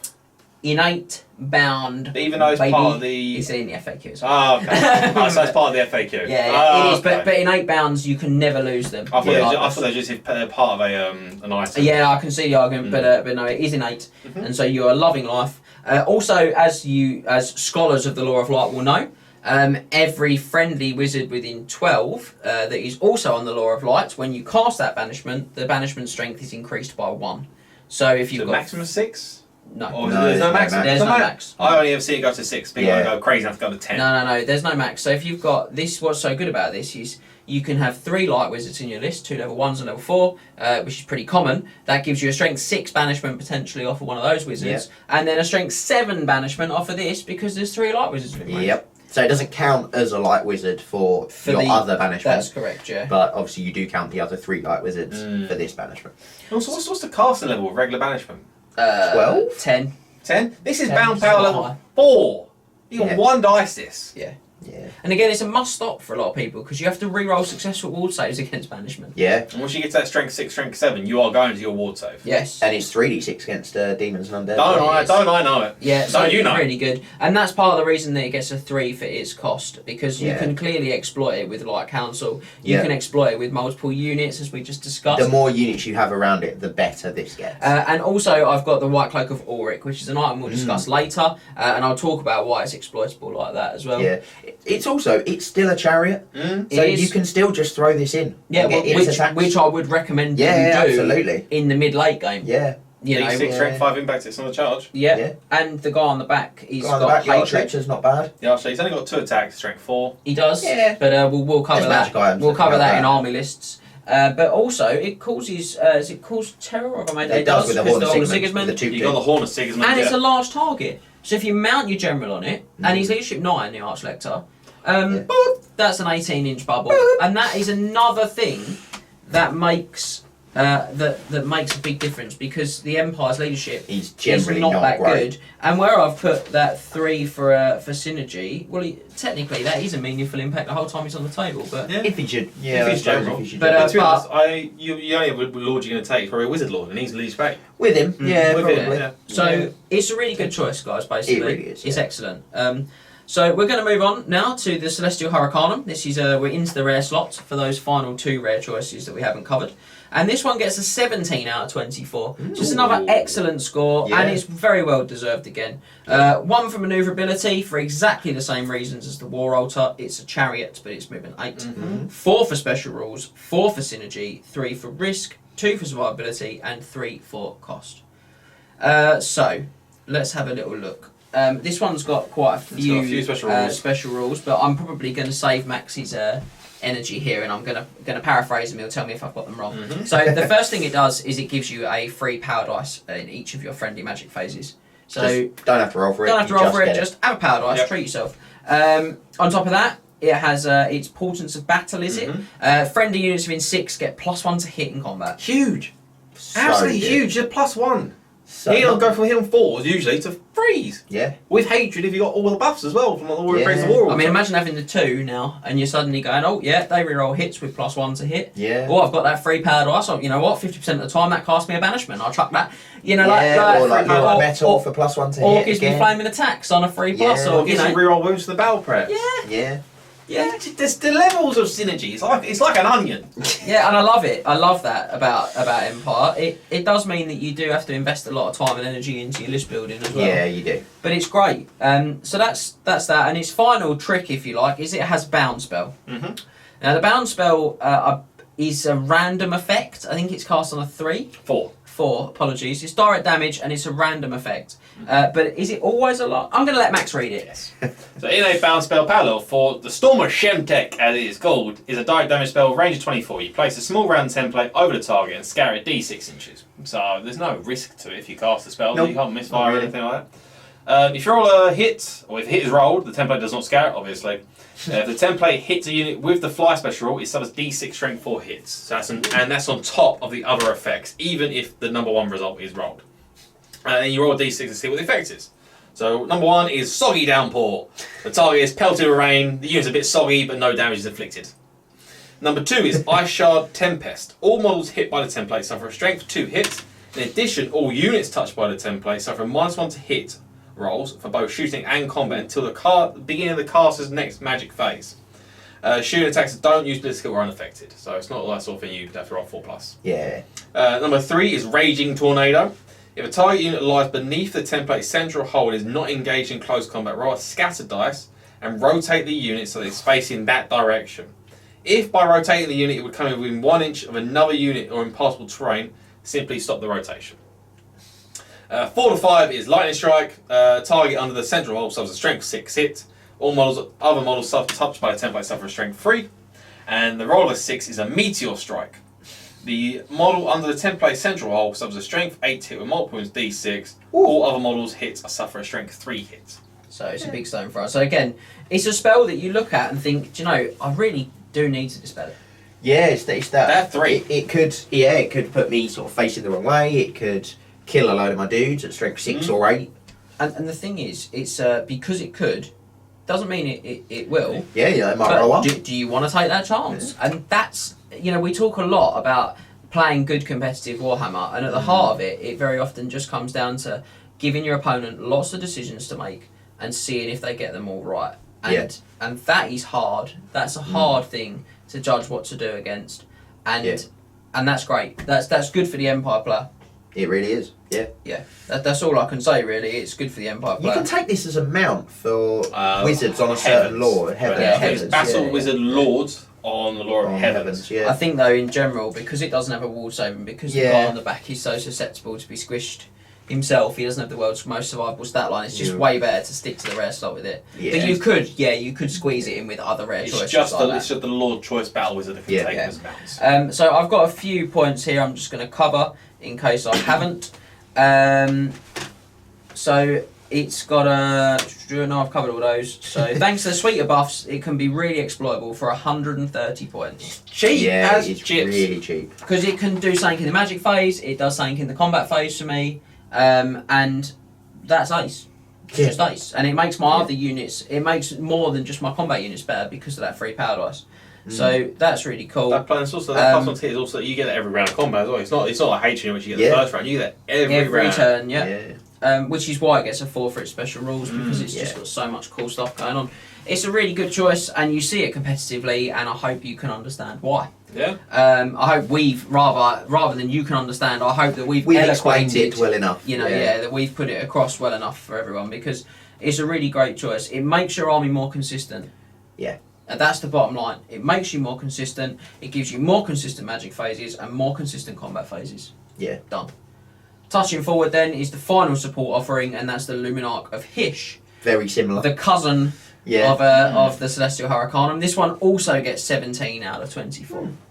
Fitting. So it's a 1 for manoeuvrability, a 3 for special rules, so not quite as good, 4 for synergy, 3 for risk, but a 3 for survivability. It is slightly more survivable, and a 3 for cost.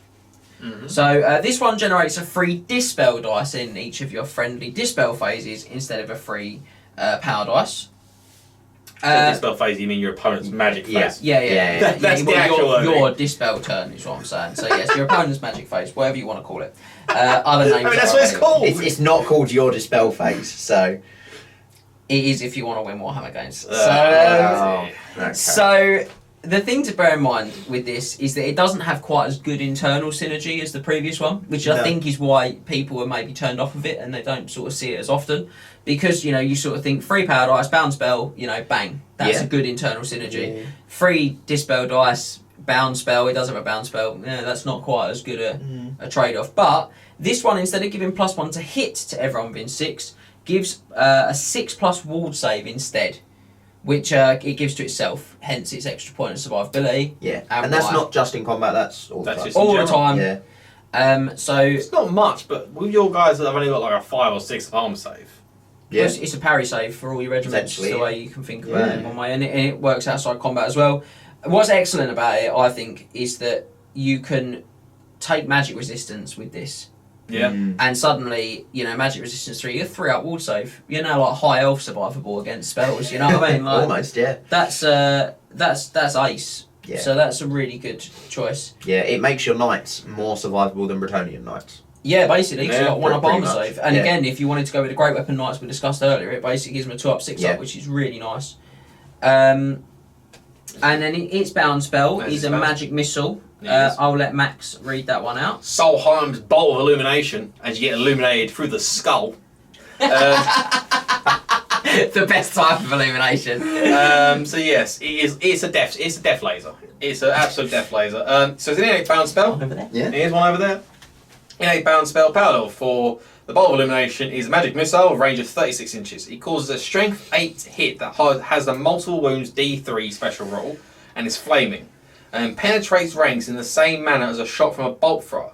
And you cannot take arm saves against it. Just straight off the bat, you're not allowed to take arm Strength saves. 8 flaming bolt thrower. If the target is undead, Nehekaran undead, or has demonic, all failed to wound rolls caused by the spell are re-rolled. Oh. It's horrible, mate. It's terrible. So It's the bolt fantastic. throwers also Oh, yeah. have that caveat that if you fail to wound, you stop. No, you're re-rolling. Reroll that. You're re-rolling that. This is the. It's an anathema to enemy knights. If you get a flank shot with this, This Yeah. is awful against beasts.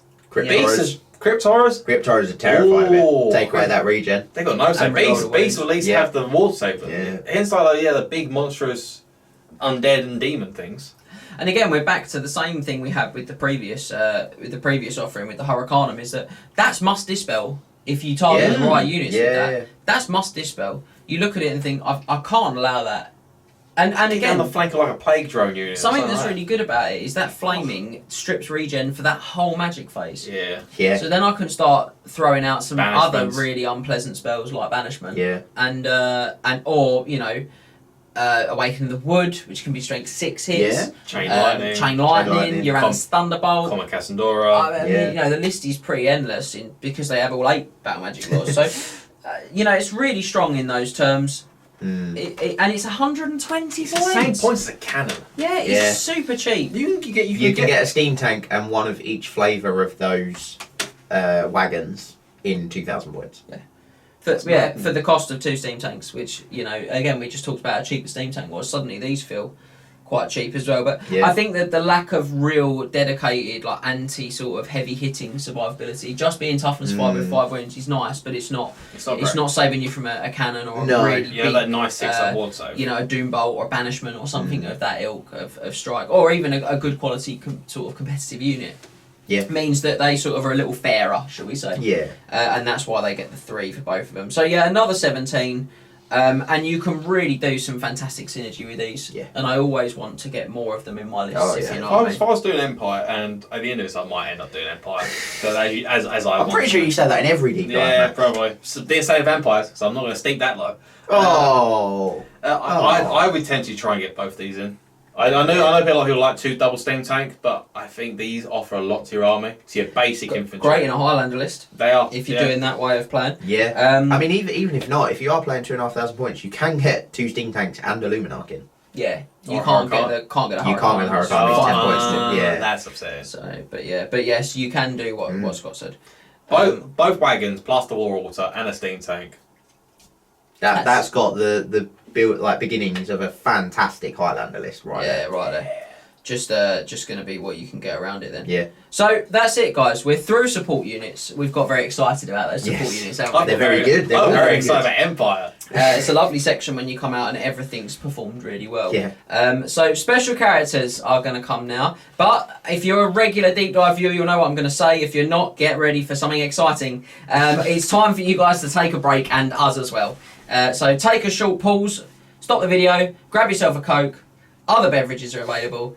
We will see you in 5 minutes. You've earned it, guys. Have a break.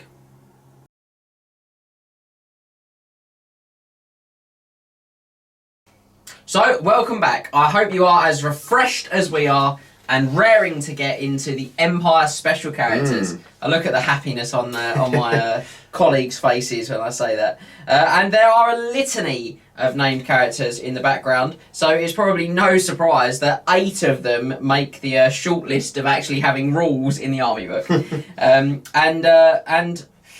Well, I'm going to tuck into them. We've got the Emperor Karl Franz, we've got Kurt Helborg, Balthazar Gelt, Volkmar the Grim, Marius Leitdorf, Ludwig Schwarzhelm, Luther Huss, and Marcus Wolfhart. Now, one of the things I really like, actually, about all of these guys is they all get like a nice ceremonial empire-y title that sort of denotes their position within the structure of the country. I'm going to cover those as we go through them. I just think that's something that's really great about the world building of Warhammer that you just don't necessarily get with other games. But that's just a little bit of indulgence for me to a little bit of hobby indulgence to discuss there for a moment. So first up is the man himself, the Emperor Karl Franz, who comes in with a competitive rating of 16 out of 24. It's not bad for a combat. Yeah, it's really not bad. So we get there with a 4 for output, a 4 for special rules, 1 for his synergy, 1 for his risk, 4 for his survivability, and 2 for his cost. Now, I'm going to say that this is Karl Franz on Deathclaw or the Dragon for that score. If you put him on a horse, then you'll need to drop a point off his output. So he'll go down to 15, but then he'll get a point extra on his synergy, so he'll stay at 16. So in a very real sense. Whatever you put him on. Yeah, but no, the way there's more. If you do go for the Pegasus, though, he keeps the output that he's got here, the output of 4, and he also gets an extra point for synergy because he can join units. He can. Particularly demigryphs. So he can get up to 17, which is outstanding for a combat character. In my opinion. Is. And that sort of does show in games. You do see him on the Pegasus quite a lot, attached to demigryphs. You certainly see him in the game quite a lot, don't you? I always see him on a horse. He's relatively common. So I've got here the Pegasus can be sort of stealthy competitive because you can tuck him onto the end of a unit of demigryphs, which you get a lookout sir from because they're monstrous cavalry. And then he can sort of fly out. You can cannon him off with a charge, which is quite good.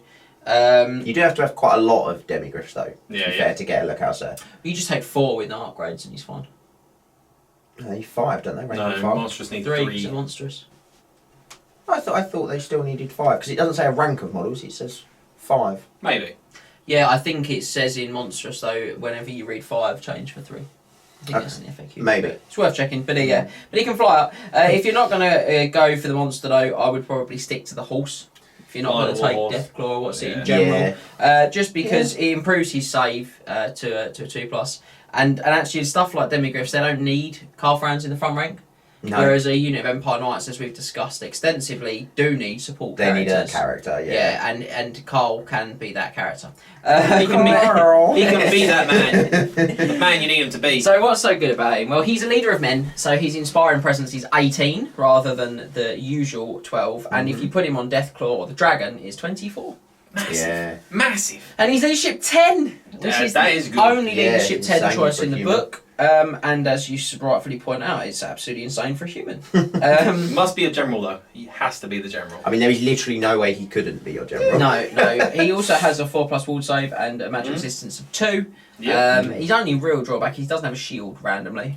Yeah, how he hasn't got a 1-up armor save, or at least on his like bardied horse, I would not. I just don't understand. Just the 2-up armor save. Yeah, but I mean 2-up he's still good. He is, but when but it's not the Empire have a plethora of 1-up armor saves, They certainly do. why is their Emperor not?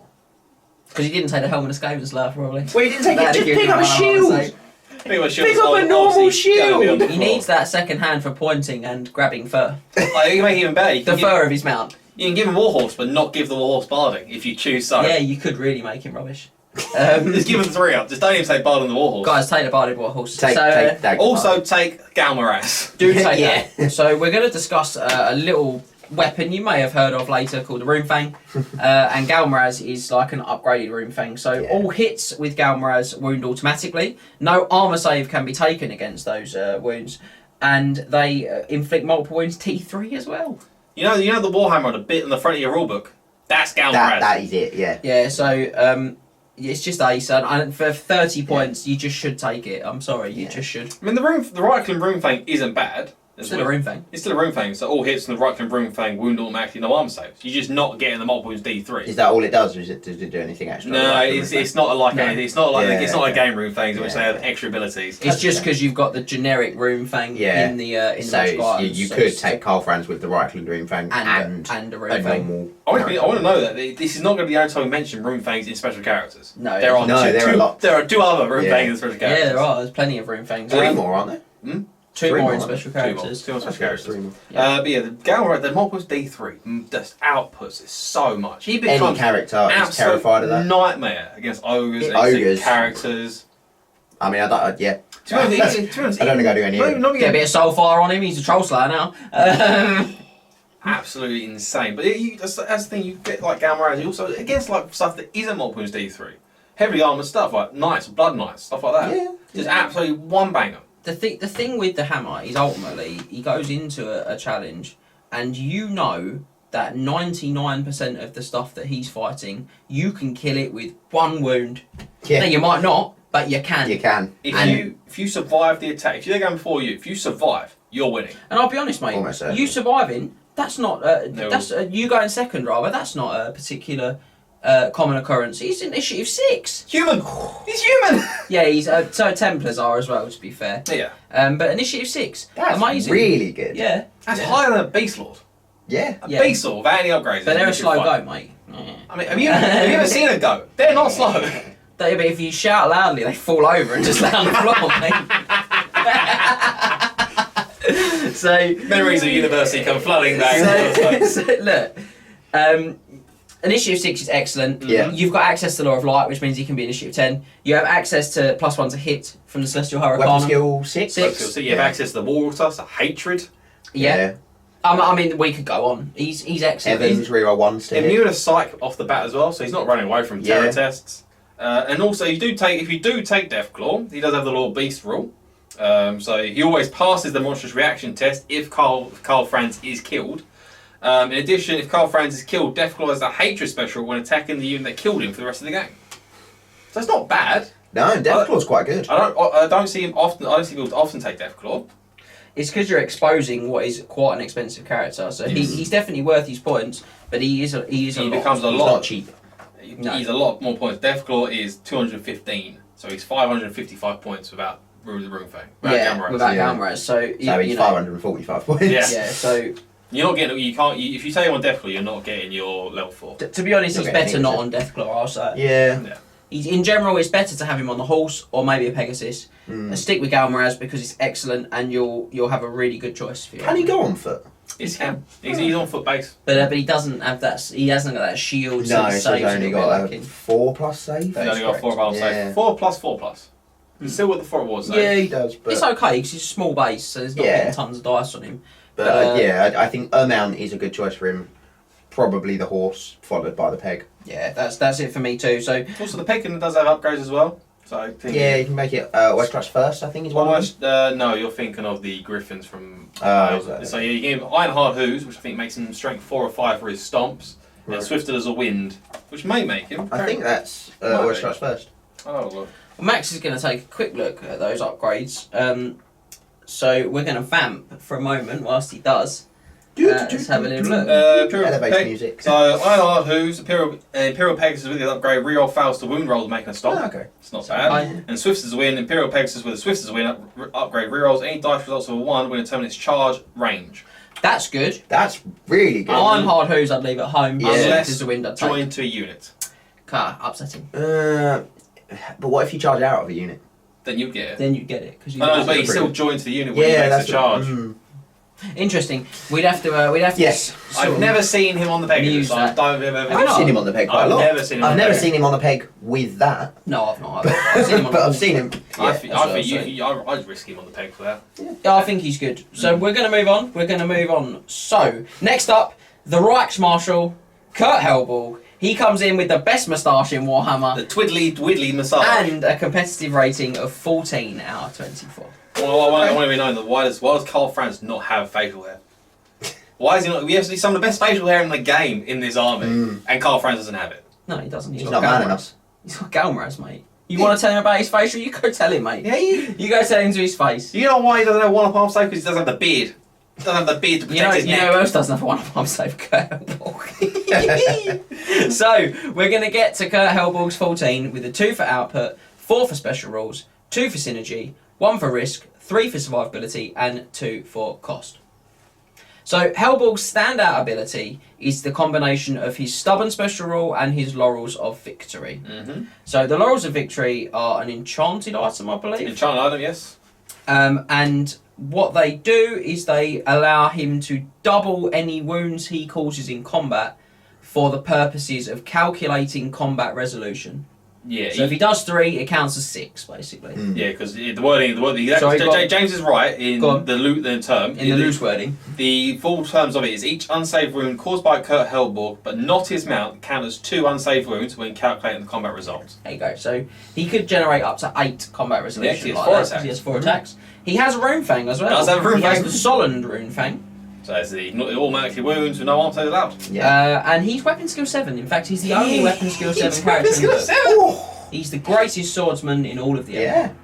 But he's not the Emperor's champion. No. Well, he sort of. Well, but he doesn't have the title, the Emperor's champion. He has the Marshal. Yeah. He has the role, the Emperor's chosen. Yeah. Chosen, okay. But he's not the Emperor's champion. No, because he's the Reichsmarshal. We just discussed this. He has a stick that he carries around. I think it's actually got a lion's head on it. I think it's actually a point of like fluff in the fluff that him and Schwarzhelm do have like a rivalry. Yeah, which I love. Looking at their rules though, I don't see how that is ever possible. And they're like, oh, you know, like he's just as close. I'm like, he's got a Rune Fang, mate. I thought Schwarzhelm had a Rune Fang. No, he doesn't. That's why I thought the fourth Rune Fang. No, he's got the Sword of Justice. Just justice or judgment? We'll get into justice, but we'll get there. We'll get there. We're digressing. We're going to stop digressing. We're going to stay on target. So this. So, the Stubborn and Laurels of Victory is why he gets a 4 for special rules. This is an excellent combination, which means that Kurt Helborg will provide you with pretty consistent combat resolution. Because he's no armor saves. Now, like other combat characters, his risk is a big letdown for him. He has to be in base contact to do his work. Now, he does make units of Reichsguard that he joins immune to psychology. Yep. But he doesn't make any other knightly unit immune to psychology. No. But I guess that's because they're already stubborn, so you wouldn't actually get much out of him joining. No, so the Reichsmarshal joining the Reichsguard wouldn't make so much sense if he didn't give him that. Yeah, so I guess that's why. So basically, the thing to bear in mind is that Templar Grand Masters give any unit of knights they join immune to psychology. Yeah. Kurt Helborg is the specific Templar Grand Master of the Reichsguard, and so his immune psychology only affects them. Yeah. Yes. Now, whilst that's thematically lovely, it means that he is not as good a choice in a lot of ways as a regular Templar. I do see it as a way to make your core knights Reichsguard in terms of he gives the stubborn. So if he's still alive, you do have a unit of core Reichsguard at that point. But then they don't get the immune psych. They don't, but your Leadership 9 with not hold the line because he's not a general. No, he's not a general. He's a Grandmaster. Yeah. So you should have your BSB nearby. So the leadership, I think the immune psychology isn't as big. No, I don't think it's very big at all. I'll be honest. Okay. I think the fact you can make your core knights the stubborn if he's still alive and you get your core Reichsguard, you're in a circle. Yeah. That I think you've essentially got 2 units, or could have 2 units of Reichsguard, 1 from your core, 1 from your special. Yeah. Yeah, in operational terms. Yeah. They wouldn't be Reichsguard, but they'd operate. They'd effectively. I understand James' concern because I do see there is the chance that you will run away from the terror test. Yeah. If you need to take it. If you do need to take it. But at that point, it's like if you want to go crazy enough, you just take a Templar Grandmaster as well as Kurt Helborg. Well, he is also only a 2-up save. He doesn't have a shield. Doesn't have a shield either. Which is frustrating for him. The amount of Empire characters that just need to pick up a little bit of metal. A shield, yeah. So I've got here, the synergy is good for the immune psychology on his specific unit because it helps to offset the poorer leadership of the Empire. But a regular Templar Grandmaster does the same. He does it potentially with a Rune Fang as well. Yeah. He does it cheaper. With a 1-up save. So he's the only difference is he's 1 less weapon skill. And he doesn't have the Laurels of Victory, but he can take the Rune Fang and the other Trickster's Shard, and he is a good chunk cheaper at that point. Yeah. He's sort of 70 points cheaper, which is a lot. So I think Kurt Helborg, very cool, fantastic model, great moustache, good rules. You're not like, it's not a terrible thing that you've chosen to take him, but on balance in raw competitive terms, when you're looking to maximise every point, you're probably better to just stick with a regular Templar Grandmaster. He's the only model that does have a named warhorse as well. No, he's not. Like Leapdorf does. Leapdorf has Daisy. Oh, yeah, Daisy. Sorry, yeah. So, what's Helborg's? Krieglust. Krieglust. Well, as soon as anyone Warlust. I say it's Krieg. Yeah, Shoot. Warlust. I say anyone that's German. What's Krieg mean? Scottish German. Scottish German. It means war. So we're going to move on now, and we're going to bring in a real big hitter. Actually, we're going to bring you Balthazar Gelt, the Supreme Patriarch, the biggest bully and nasty guy in the Empire, to be honest. He has a few enemies in his own country. He does, but he can more than deal with those enemies with his impressive 18 out of 24 rating. I am quite surprised it's only 18.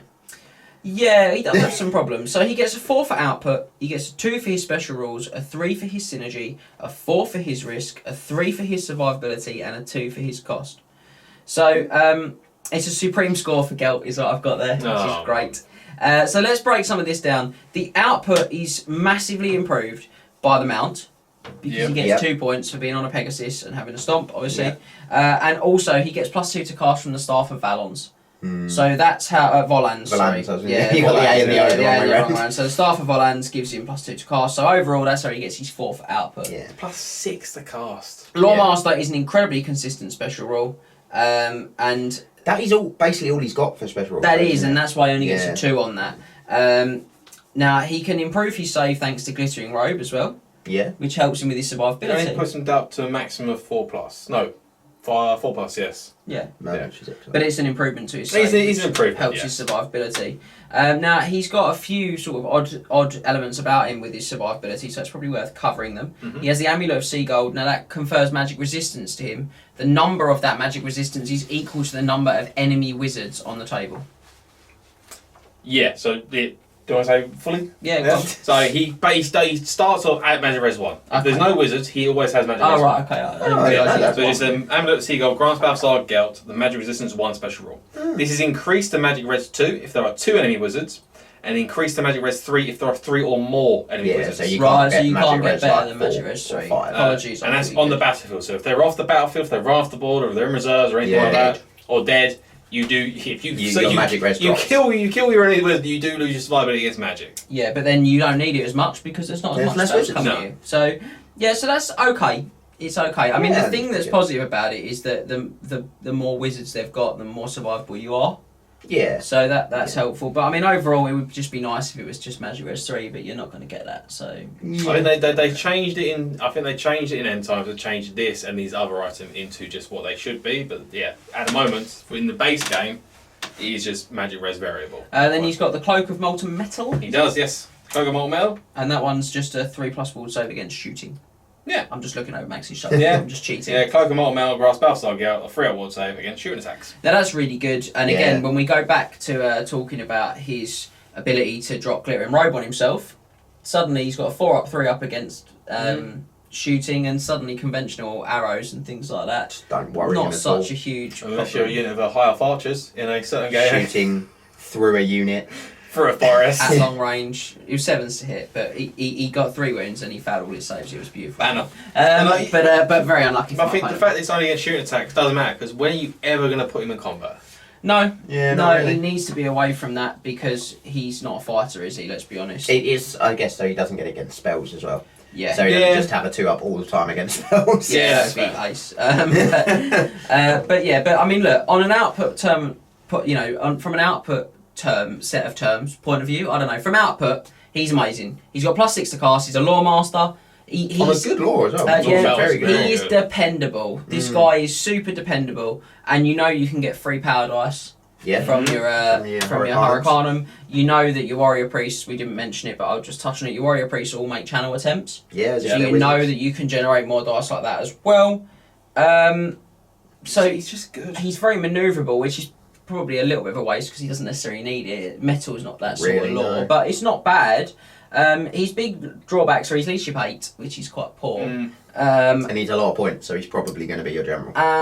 Well, yes, maybe. Yeah, certainly at 2.5 he doesn't have to be, but smaller than that he may well be. Yeah, 360 points. 360 is probably the right points cost, but it isn't cheap. It's worth saying, and that. That's it really. His big issue is that you really, to get the most out of him, you need to build around him, I'd say. Yeah, well, I think it's not hard to do so, because Laura Metal does complement a lot of Empire units. It really does. Well. It really does. So he's a great choice. 18 out of 24 speaks volumes, and in fact we'll discuss him a little bit more later as well. Yeah, and I do think if you're sort of looking at an Empire army, you think, I think Laura Metal would be really good. Just take Gelt. Yeah. So like if you're building it around having Law of Metal, he's one of the only special characters that is the opposite way around. A lot of people, if you're going to take a special character, just build this character like him anyway. It's a little bit cheaper. You're going to build your your level 4 metal wizard. You just want to take Gelt. Just take Gelt. You get an extra to cast. You get Lawmaster, so you're guaranteed all the spells. So good. A lot of his abilities and his bonuses. You can't. You look at it. They take the cost away from level 4 metal wizard from Balthazar's Gelt. I think it's like probably 160 points, something like that. That staff has got to be worth 70 points. It's Well, got the Lawmaster's worth. I mean, Lawmaster's worth 35. 35 points At per least. wizard On a level. slant, isn't it? Yeah. Yeah, so I mean, look at that and say, well, look, that's 105 really for those Points. two things alone. I'd suggest. And if it's like, what is it? And now 60 he's down points? to like Empire on a Pegasus cost. Yeah. So he's worth it. Absolutely. He's worth it. He's a good choice. We're going to move on from what was a very good choice to probably not such a good choice, even though the score may deceive you at first. That's Volkmar the Grim. So he is the Grand Theogenist. So you have to wait for your turn. I don't remember his title. I had to wait for you to turn. Yeah. So he's at the head of the cult of Sigmar, basically. And he has 17 out of 24. Okay. Are we assuming that he's on the wall? We are, sir. Okay. We are. Yeah. So we've got 4 for output, 4 for special rules, 3 for synergy, 3 for risk, 2 for survivability, and 1 for cost. My first line: we are assuming you have put him on the war altar. I mean, that says a lot when you consider the War Altar as a sort of its own entity was an 18. Yes. You put 10. Volkmar on it is a 17. No, it's not exactly the same because it's rated on different categories, but Yes, another model with an Yeah. awesome moustache though. yeah. There's a lot of moustache. He's in that. he's moustache heavy. He's got the handlebars. And he has, Yeah. he has one of the like most grittiest backstories going. He does. He does, but those do not save him competitively. They don't. So look, I've said if you aren't putting him on a war altar, why are you taking him? Just don't. Yeah. Just don't take him. Like to put this into perspective, if you took him off of the war altar, you can take him on foot. He loses 2 points from his risk score, 1 point from his synergy score, and 3 points from his output score, So it goes into an 11. which means he becomes an 11. And that's just because of ridiculous things. His magic weapon, the Staff of Command, gives him +2 strength if he's mounted on a war altar. Why? If he's not on a war altar, it does nothing. It's just a stick. It's just a big stick. Boop. So It's not even a spear. It's No, just a stick. It's a stick. It's not got a pointy. It's not a pointy stick. It's just a regular stick. So I've got. So what are the shining lights of him? He gets +1 to cast battle prayers. So, So they're like That's down two power buffs. level 2, Yeah. effectively. Yeah. Yeah. Yeah. The Effectively. problem is though that roll of a 2 is still a foul. Still a foul. Yep. Yeah, but it's an extra one. It's an extra 1 on the total score. It makes him To- slightly harder to dispel. Yeah. That's a shining light for him. That's fair. Honestly, guys, I'm really clutching. He has a 5 at regen. Yes. Really? Yeah, it's from the Jade Griffin. He has a 5+ regeneration save. But now I'm going to flip it on its head. Yep. He's 170 points, 330 points on the war altar. Yeah. That's and a lot. and I'll be honest 340 with you points. guys. He's 190, 150 for the war altar. Apologies. Yeah. Plus you're going to pay 10 for the helm for the Horn of Sigismund if you Yeah, want to take it. so- 350. So yeah. So free. So we're just into really heavy territory. Mm. A regular Arch Lector is 100. And you could spend 100 points of magic items on that Arch Lector, and you can take the same thing and be at the same points. But you can take items like the White Cloak of Auric instead, which is way better. Yeah. Um, Van Horseman Speculum. yeah, another fantastic item that you can put on. And we haven't even looked at the sort of standardised items Yeah. No. that you can do. And crucially, you control the points value of this guy. If you need to shave a few off, you can drop a bit. You can also make him much more survivable. He only has a light armour. Yeah. You can take heavy armor, you can take shield, and then magical equipment. So it just doesn't stack up. That +1 to cast is just not worth what you lose. No. He is a flip of Balthazar Gael. If you're taking Volkmar, just take an Arch Lector. That is Yeah. correct. Just take that. He's really cool. I mean, if you want to do a thematic army with like the Loads Cult of Sigmar, loads of flagellants. Yeah. Yeah, cool narrow event, but in competitive, no, don't even bother. You heard it here first. Now we're going to move on to our final Lord choice, and this one is Marius Leetdorf, and he is the Mad Count of Averland. He's not actually called that. I think he's just called the Elector Count. The Elector Count, Averland, but he's the Mad Count to me. So he gets a mighty 11 out of 24. So he is Volkmar, the Grim off the wall. Off the war are bad, yeah. So we get 3 for his output, 0 for his special rules, 2 for his synergy, 1 for his risk, 3 for his survivability, and 2 for his cost. And I think I've been generous with 2 for his cost. How many points is he? 220. 220. He just doesn't have a place in the competitive army, guys. I'm really sorry. So he's a general of the Empire in terms of his basic stats. He gets +1 weapon skill over that. And he gets an additional attack because for some weird reason his Rune Fang, the Averland Rune Fang, can be paired with a secondary blade for +1 attack. His dagger, yeah. Yeah. So he gets 4 attacks, which is helpful. But I mean, really, beyond that, he's not so good. I'm not sure you should take a General of the Empire. I should point that out in general. No, they're really not taking. They're not that good, and then you're taking this one who has a special rule where at the start of each turn, is it? So yeah, start of every friendly turn. Marius Leitdorf must take a leadership test on 3d6, discarding the lowest results. If passed, he behaves himself and acts as normal. Otherwise, roll a d6 and consult the below table. Shall I go through the table? There's not a lot of tables. So if you're all it's really just downtrodden there. Shocking, mate. So if you roll a 1 on the table, for the remainder of the turn, Marius is treated as though he's failed a stupidity test. You not take a stupidity test. Take it, you've just failed the stupidity Congratulations, you failed. test. On roll of a 2, Marius has the frenzy special and cannot lose it until he rolls again on this table. 3 is paranoid delusions. Marius immediately makes 1 close combat attack against a randomly chosen friendly model in base contact. He said he get nice. He's got a rune fang. Just kill a knight. That's one of his mates. I will say that number 4 is the best one you can hope for, and he's a doozy though. Number 4. The number 4 is tactical brilliance. Every friendly unit within 12 inches, if you roll this, of Marius may immediately make a reform maneuver. These units can still move, charge, march, and shoot as per normal. So if you go on this, you want the 4, but you got to get in that position in which it makes it worthwhile. Yeah. And the chances are, what that's doing is saving you from a terrible position you got yourself into, and you shouldn't have got into that terrible position in the first place. Number 5 is outrageous insults. The closest enemy character to Marius has the hatred Marius Leitdorf for the rest of the game. Because that toughness 4, 3 wounds and 2 up armor save wasn't bad enough. We've got to let the opponent reroll hits against us as well. And then number 6 is Marius is treated having rolled a Berserk Rage result, which is the frenzy you can't lose until you roll again. In addition, he has a stubborn special and must accept any challenge until he rolls on his table again. It's just so random that it's not good. Yeah. It's not even a build up. The result is all over the place. Yeah. You just want number 4, but as I said, you want to get yourself into the position and then fail leadership and then roll a 4. Yeah. Now there's so much going on. He's a fantastic model. I'll say that, which Daisy is my usual defence at this point. I've just got if you want a General of the Empire, which I don't necessarily think you do in a competitive army list, just take a General of the Empire. Save yourself the points. Better still, take a Templar Grandmaster or an Archlector. You hate to see it. It's not just Daisy though. It's Daisy Kurt von Hellboring II.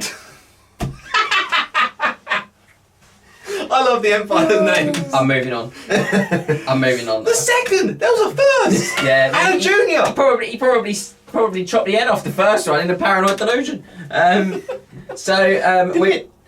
died at Blackfire Pass, didn't he, I think? It wasn't Blackfire, it was another battle. He was killed by an Orc War boss. Not soon enough. He was killed by an Orc War boss, and then Carl Franz dived in and knocked the war boss's head off. Yeah, because he's got gamma rats. Yeah. Because he's a good choice. So we're going to move on to the 3 heroes that we've got in this section for the Empire, and we're going to start with the best beard in the Empire. And the best moustache, the best beard. Ludwig Schwarzhelm, who comes in with a competitive rating of 15 out of 24. The Emperor's champion. Not chosen. So not bad. We get 2 for his output, 3 for his special rules, 4 for his synergy, 2 for his risk, 3 for his survivability, and 1 for his cost. Now he is a little more tricky to rate in some ways because he's a bit of a glorified battle standard bearer. How many years? So realistically, his risk could be as much as a 4. Because you could just leave him at the back. He's got an 18-inch battle standard bearer. It does. Bubble. The Emperor standard is the regular battle standard bearer, except its hold your ground is 18 inches. Yeah. So I mean that's very big. You could stick him at the back and just try and use that bubble to have like a big impact on your troops. Yeah. But then you've got the Sword of Justice, which I'll let Max read out. So the Sword of Justice is a special sword. Attacks made with the Sword of Justice have the killing blow special rule. In addition, all fail to wound rolls made with the Sword of Justice are re-rolled. Yeah. Okay. And he's also weapon skill 6, which is excellent for an Empire hero. Yeah. I mean, it's 3 attacks. So you throw him in, and hope for the best.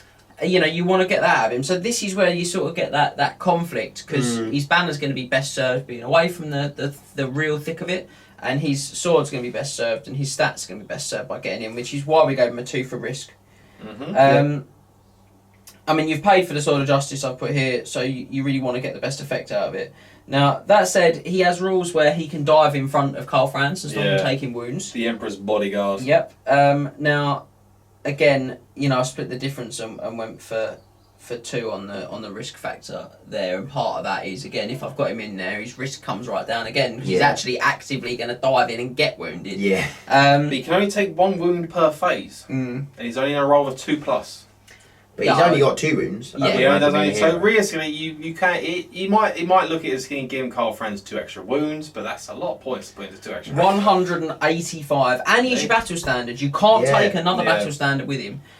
So that's a huge drawback because, realistically, you're best to just completely ignore that rule. About Karl Franz and just stick him in a separate unit on his own. Do you have to use that rule if he's in the same unit? If Karl Franz suffers a wound before arms have taken and Ludwig Schwartz in the same unit, roll a d6. Yeah. You have to do it. So put him in separate units. I also say his magic standard, his battle standard, is a magic item, so you can destroy it. Yeah, so technically you could stop him having So it says the Emperor's standard, the magic standard. The Emperor's standard follows all the rules of battle standard, except the range of it is 18 inches. So I'd argue if you destroy like Arcane Forging, you lose battle standard. Oh, you hate to see it. Just 15 is quite a flattering score, I think. Although, to be fair, I don't think it would confer the extra 100 victory points for killing a BSB. No, because you have to kill the model. It's not not as in if you kill Ludwig Schwarzhelm. It says it follows all of the rules. Yeah, the standard does, not Ludwig Schwarzhelm. He isn't a BSB. No, it's just he has a standard. No, the Emperor's Herald. If you take Ludwig Schwarzhelm, he must be your army's battle standard bearer. Fair enough. So yeah, you would ignore me now. Yeah, I mean, overall, guys, 185 points. We just don't think he's worth that. No. You're better to stick with the Captain of the Empire. Again, you can get a better save on a Captain of the Empire as well because he doesn't have a shield. Has he got to hold your ground?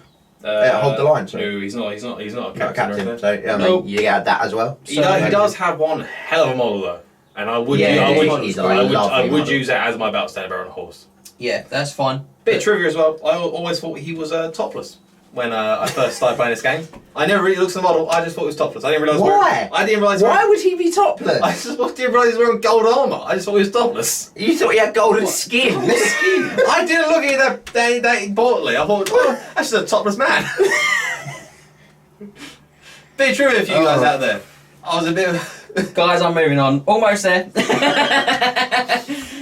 for you guys. So we're going to move on to Luther Huss now. Now, this guy does have a good competitive rating. He comes in with another 17 out of 24. And we get there with 2 for output, 4 for special rules, 2 for synergy, 1 for risk, 4 for survivability, and 4 for cost. Now, if you've read our top 5 special character heroes tale, then you will know that Luther Huss is a pretty prestigious fellow. Yeah, I think he came in 4th. Yep. Yeah, he was tied with Teto Echo, but he scored 4 in more categories. Yeah. Plus, he would hit Teto Echo with a hammer. Yeah, absolutely devastating. So, right, I mean, he's great. Look, he's a warrior priest to start with, so we've discussed what they do. And we know that warrior priests are pretty much a staple in a competitive Empire army. Now, he's 155 points. He comes on a horse. Comes on a horse that's barded. Yep. And he has a considerably better stat line than a regular warrior priest. Yeah, he does. I believe still 5 is the only difference between a warrior priest. I thought he had an extra wound. I thought he had 3 wounds. There's 2 wounds. No, but it's the fact that he can... The chosen of Sigmar, yeah. He has the chosen of Sigmar, gives him a 4+ ward save.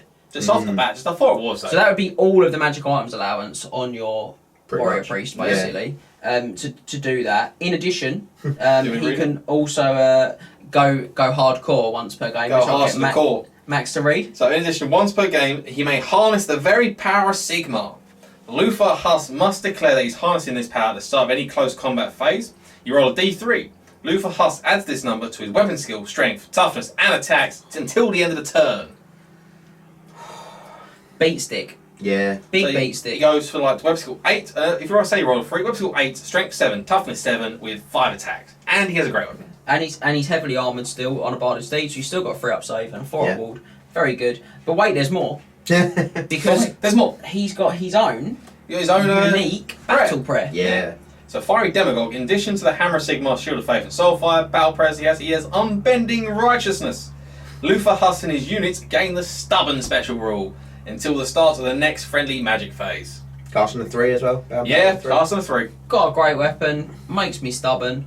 So good. Also, because he's on the horse, you can't utilise it in a blocked unit of infantry. Yeah, you can. Well, you can. attach him to the You side. can. I mean, I don't know why you would, but you could. You can. So it's really only be used on, say, it's only be useful if you want to attach it to a demigriff unit, maybe. Yeah, or a regiment. Or In a circle yeah, knights. In a circle, that's Yeah. probably the place he's going to go. Yeah. And he's excellent in that place. Yeah, he really is. He's a great choice. But is he strength 4 basic? Or Strength is he 4 base. Yeah. Strength 4, yeah. I believe he's a great weapon anyway. I'm going to double check. Yeah. It is a great weapon, yeah.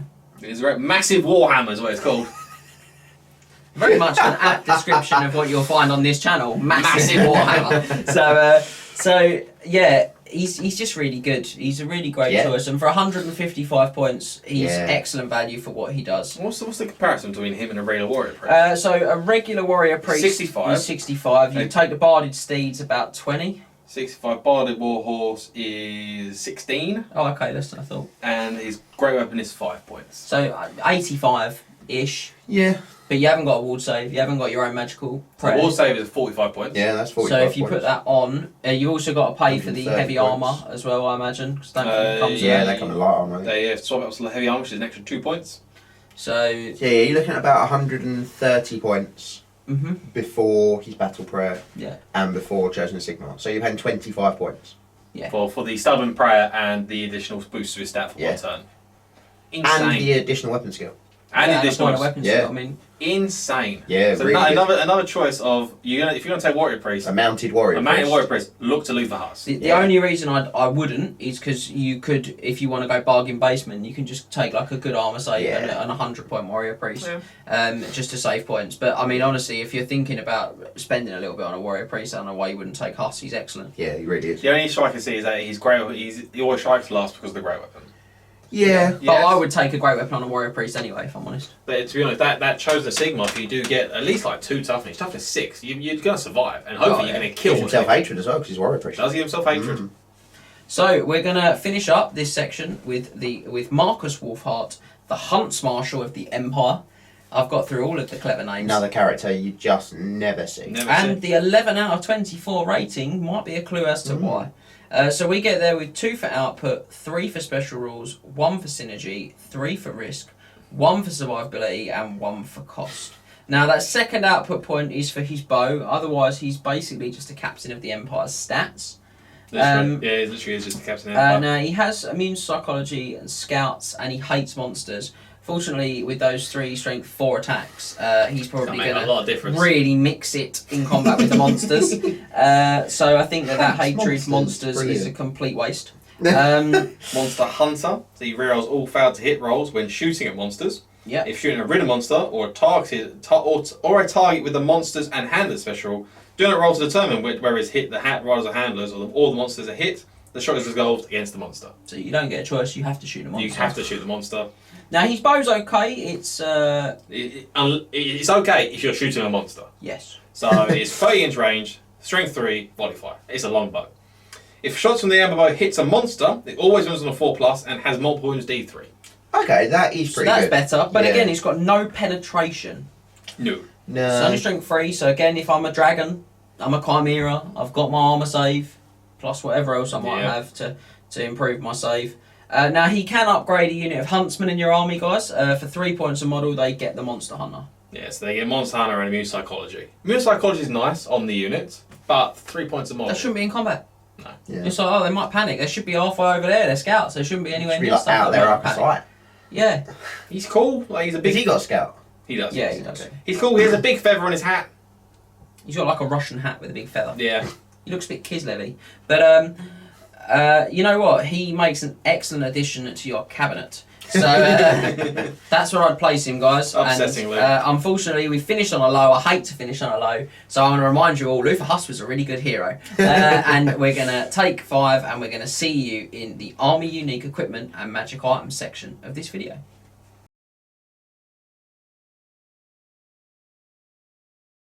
Three. Okay, guys, so the Empire have quite a collection of mundane equipment in addition to their unique magic items. So we're going to go through all of that in this section. Now, there are a whopping 7 items for us to look at that are considered to be mundane equipment, and there are 9 Empire-specific magic items that we'll look at after that. Now, the mundane items in general represent the crafting and engineering elements of Empire society and show the strong influence of dwarf culture on their army. So, first up in the Imperial Armory is the Mechanical Steed. And Max, is there another name for the Mechanical Steed? There is another name for this. So, it is named by its creator as Michael's equine effigy of dynamic locomotion. So silly. So this is so silly. This is a cavalry mount for engineers only. It moves 7 inches. It has a strength and toughness of 4, and it does D3 impact hits. It is unreliable, however, and I'll let Max read that out. Yeah, roll a D6 for each mechanical steed at the start of your movement phase. So you're crazy enough to have multiple of these things.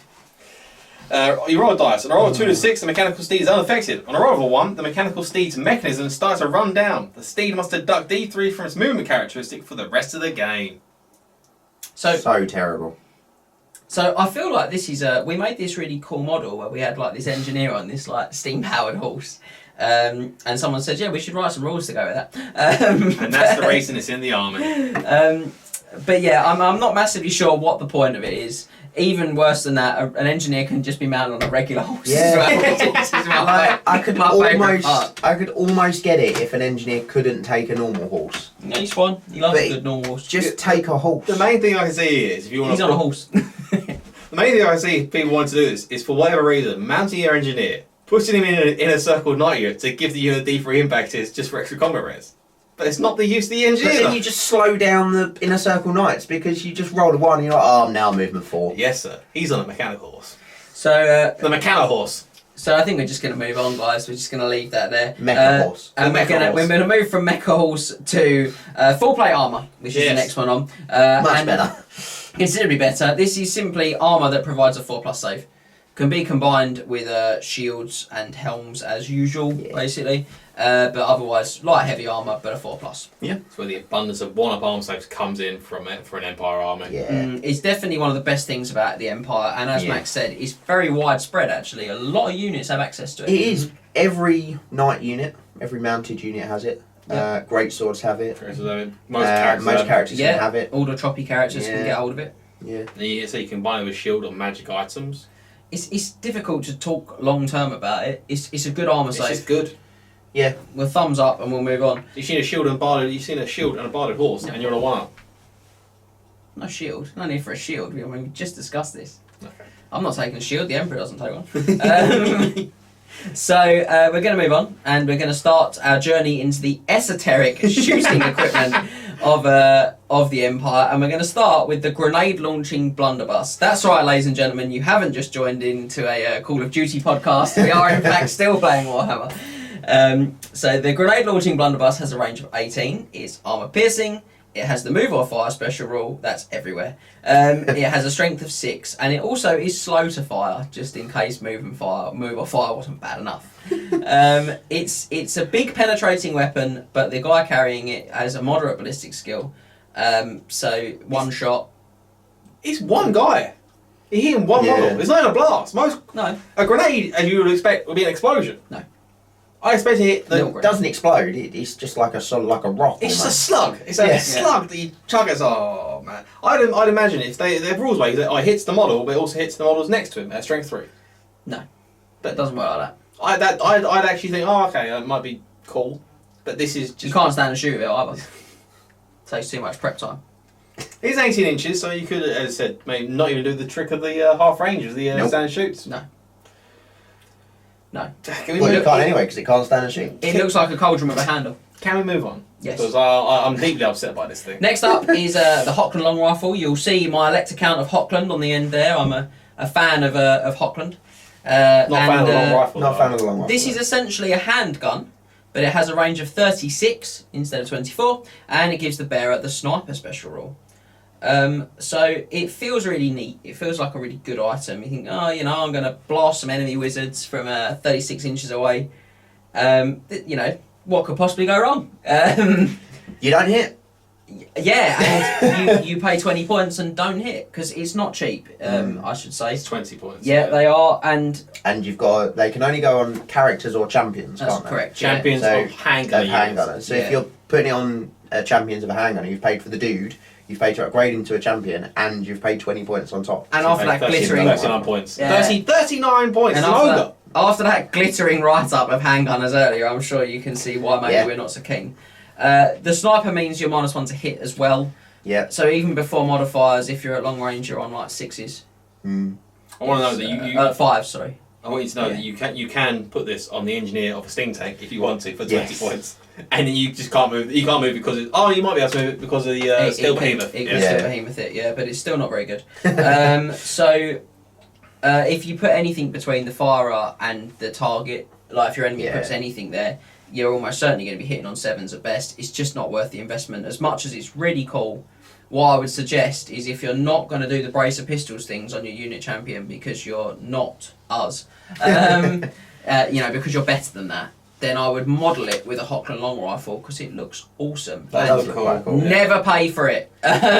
Make it very clear to your opponent it's just a handgun. That's just to donate which one is your.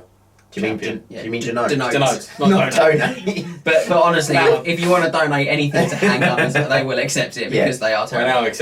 We're now accepting coin for the handgunners charity. We are. So we're going to move on to pigeon bombs.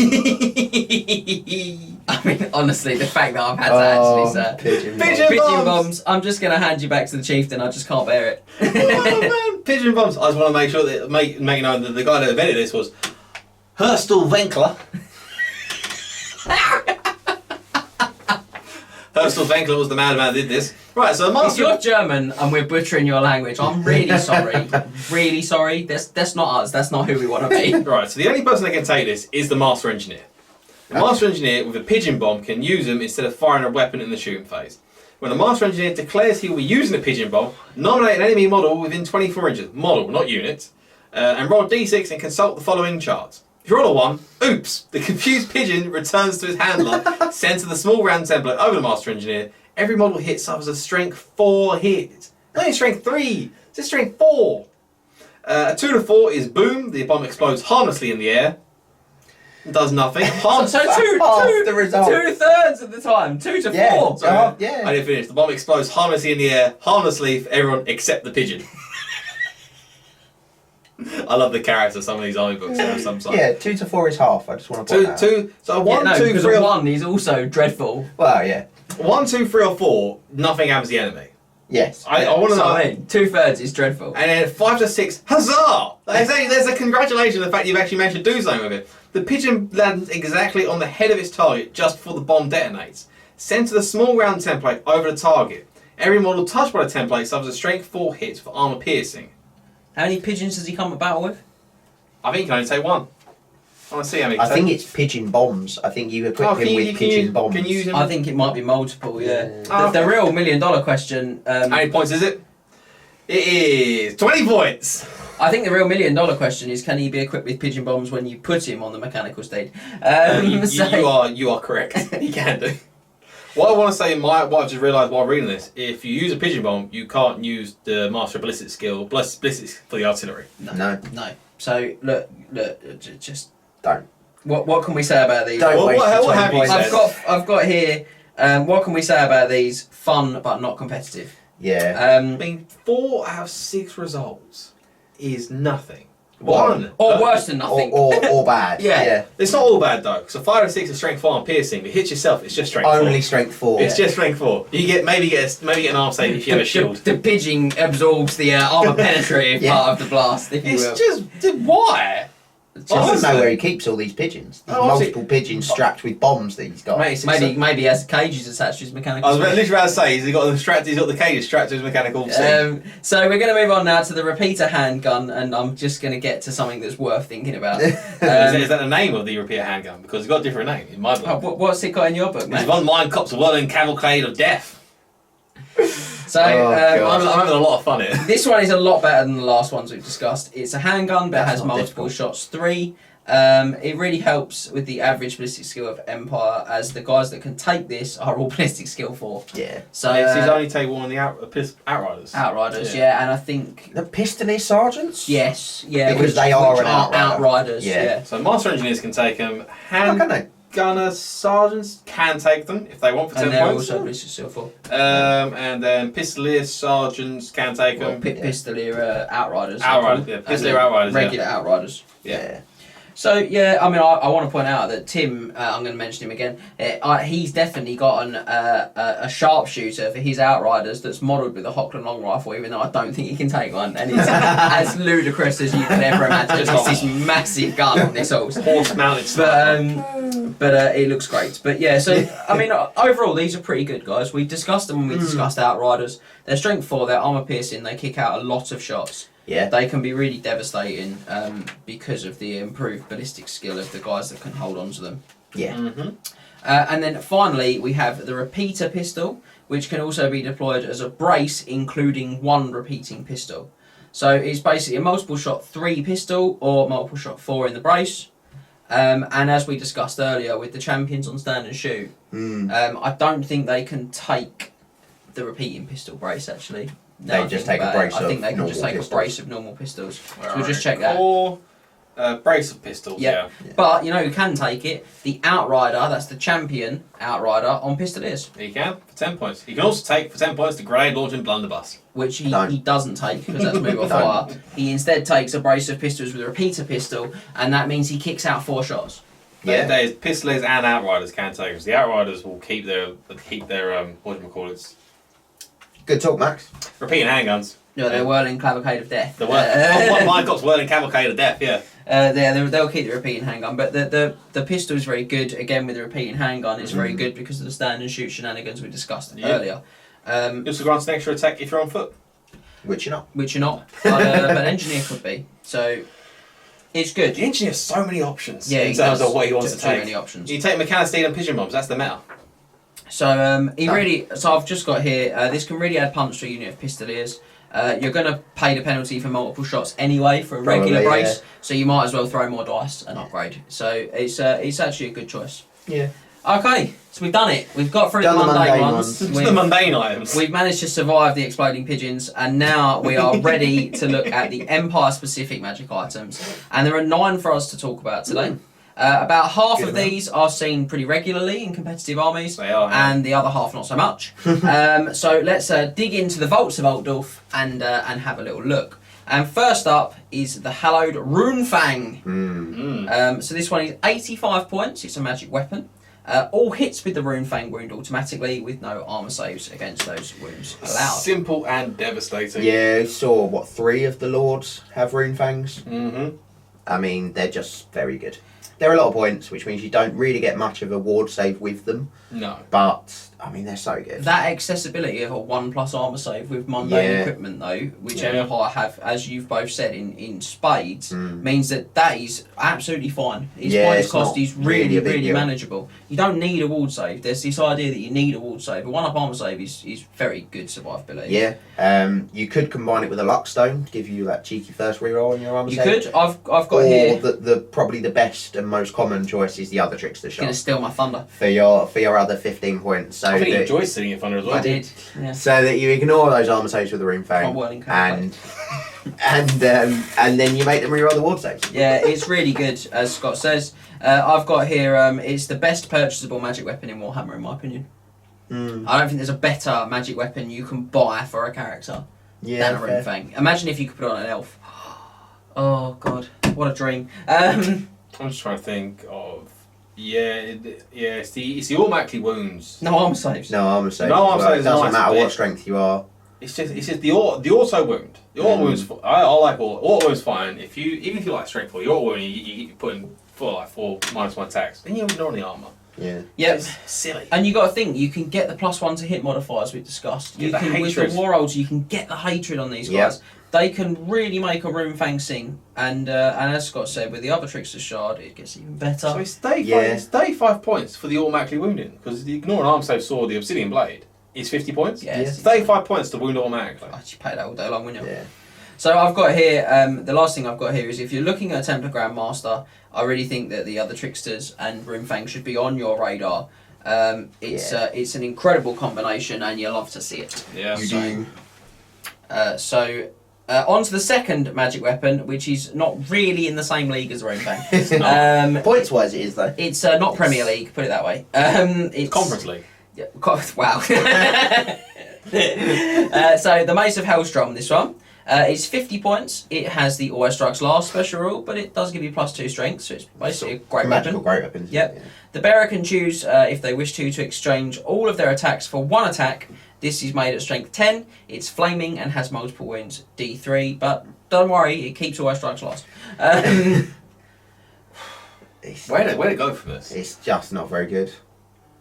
You're paying- Save God knows how many points, and just buy a great weapon. Yeah, I mean, look, at the end of the day, you've got a hit, you've got a wound. Yeah. So you swap all your attacks for one, you still got a hit, you still got a wound. And then when you do that, and they've got their saves, even if they fail their saves, what if you're on a 1 for your D3? Yeah. A third of the time you do. Also, Not even D6. Yeah, I understand that we made a point in this favour. It's like not a lot of the characters have a lot of attacks anyway. So the generals of the Empire only have 3 attacks, and Templar Grandmaster's weapon skill 6 with 4 attacks. yeah, that he's the one exception. But a lot of the characters. I mean, don't have a lot of I've got attacks. here maybe an Archlector, and it's a big maybe. But maybe a warrior priest. I just think there's much better stuff for 50 points. Oh, I agree. Yeah. The sword of +2 strength is 50 points and doesn't make me always strikes 40 last. 40 points doesn't make me always strikes last. Yeah. So, I'm going to move on. There are 2 magic items that are available to the Empire, and it's a very similar There are story more than to 2 magic items. magic armours. Sorry. 2 magic armours that are available to the Empire, and very much like the last 2 items we looked at, it's a similar story. We're going to begin with the Armour of Meteoric Iron. Now this one is 50 points and confers a 1+ armour save and a 6+ ward save to its bearer. So I like this a lot. The Armour of Silvered Steel from the main rulebook is 45 points. That confers a 2+ armour save. So for 5 points, I get an extra point of armour and a 6+ ward. And what's the talisman of 6 ward save? 15 points. 15 points. So yeah, Shield's about 5, so you're saving about 15 points. very good. You can't improve this armor still either. You No. can't, no? Now it's fair to say that Empire do have a lot of access to 1-up armour saves. They do. So spending 50 points on one and is a lot, but I look at this and I see the words Warrior Priest. Yeah, warrior priest can't take full plate armor. They can. Yeah. The best sort of armor they can get is heavy armor. Yes.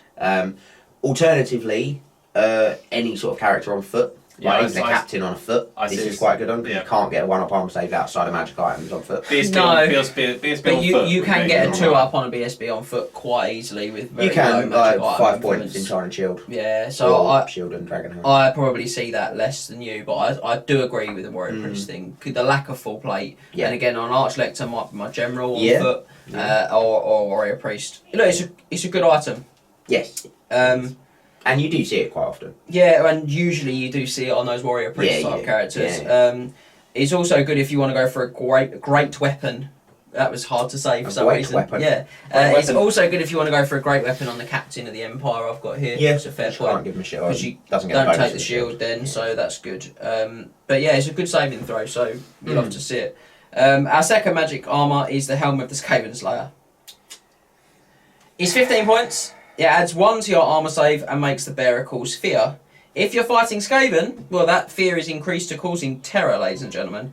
But the Skaven all hate the wearer of the hat. So While attacking the wearer. So yeah, they all get, gain hatred. don't get against him. hatred against the unit he's joining. No, just him. Yeah. Just him. But just to kill him, yeah. yeah, so basically he's got. I imagine that he wears the head of a Skaven as a hat, so that alone does amuse me. But he's got a rat head on his head, which is excellent. You want heads on your heads? I'll give you more heads on your heads. But it's 15 points, and look, for 10 points, I can take a Dragon Helm, which gives me +1 armor save and a 2+ ward against flaming, and I think that's probably better than causing fear. Fear's a very subpar rule. It's very situational. Does mean you won't have to take terror checks. No, but I mean, I can get immune psych in my list quite a few ways. Potentially, yeah. And Yeah, I didn't say it was a reason to take it. I'm just saying it means you don't yeah, take terror checks. that is true. You just want to model a scale. You want to model a rat head on your model, don't you? Look, I've said here, the thing is, it's only 5 points dearer than, say, something like the Dragon Helm. But 5 points out of your magic item allowance can be really crucial because it's about the combinations it prevents you building by having it. So I just think the Dragon Helm's better. Oh yeah, I'd agree. As is the Enchanted Shield. So by the time you're done, it doesn't really seem to hold a place for me. So I'm going to move on to the solitary talisman in our list today, and that is the White Cloak of Ulrich. So this one confers the bearer a 5+ ward save. Now that is improved to a 2+ ward save against flaming attacks. And enemy models, I've got in brackets here, thanks FAQ, that are in base contact with the bearer or their mount are -1 to all hit rolls. So it's enemy models, not units. Yes, but the interesting thing is it's to all hit rolls. So if you've got an enemy character in base contact with, say, the War Altar, because you've gone in, and he chooses to attack someone next to the War Altar, he's still -1 to hit. Oh wow, that's weird. Yeah, That's odd. enemy models in base contact with the wearer are -1 to all hit rolls. Yeah. It's -1 I to mean, hit. it works that way. It just It's seems not. odd. It's not to hit him. But, Yeah. well, it does seem very odd. I've got to be honest. But It would make more sense if it was just attacks against the bearer. And Yeah, -1 it to would. hit. Yeah, it make a lot more sense. It does mean you have to roll a lot more dice separately because the supporting attacks are in Yeah. base contact, so you have to roll separately to hit them, and it just becomes a bit more of a hassle than anything else. But it's really good on the War Altar. Yes. Very good on the War Altar, yeah, because you get lots more models in base contact with it. Yeah, and also because then you're sort of guaranteeing if they're thrown, almost second rank don't, but almost guaranteeing if they're throwing dice at your War Altar, they're going to find it harder to hit. Yeah. Now I've seen this paired in the past with Fencer's Blades Yeah. for weapon skill 10 -1 to hit, which is quite tasty. But I've got a few extra points here.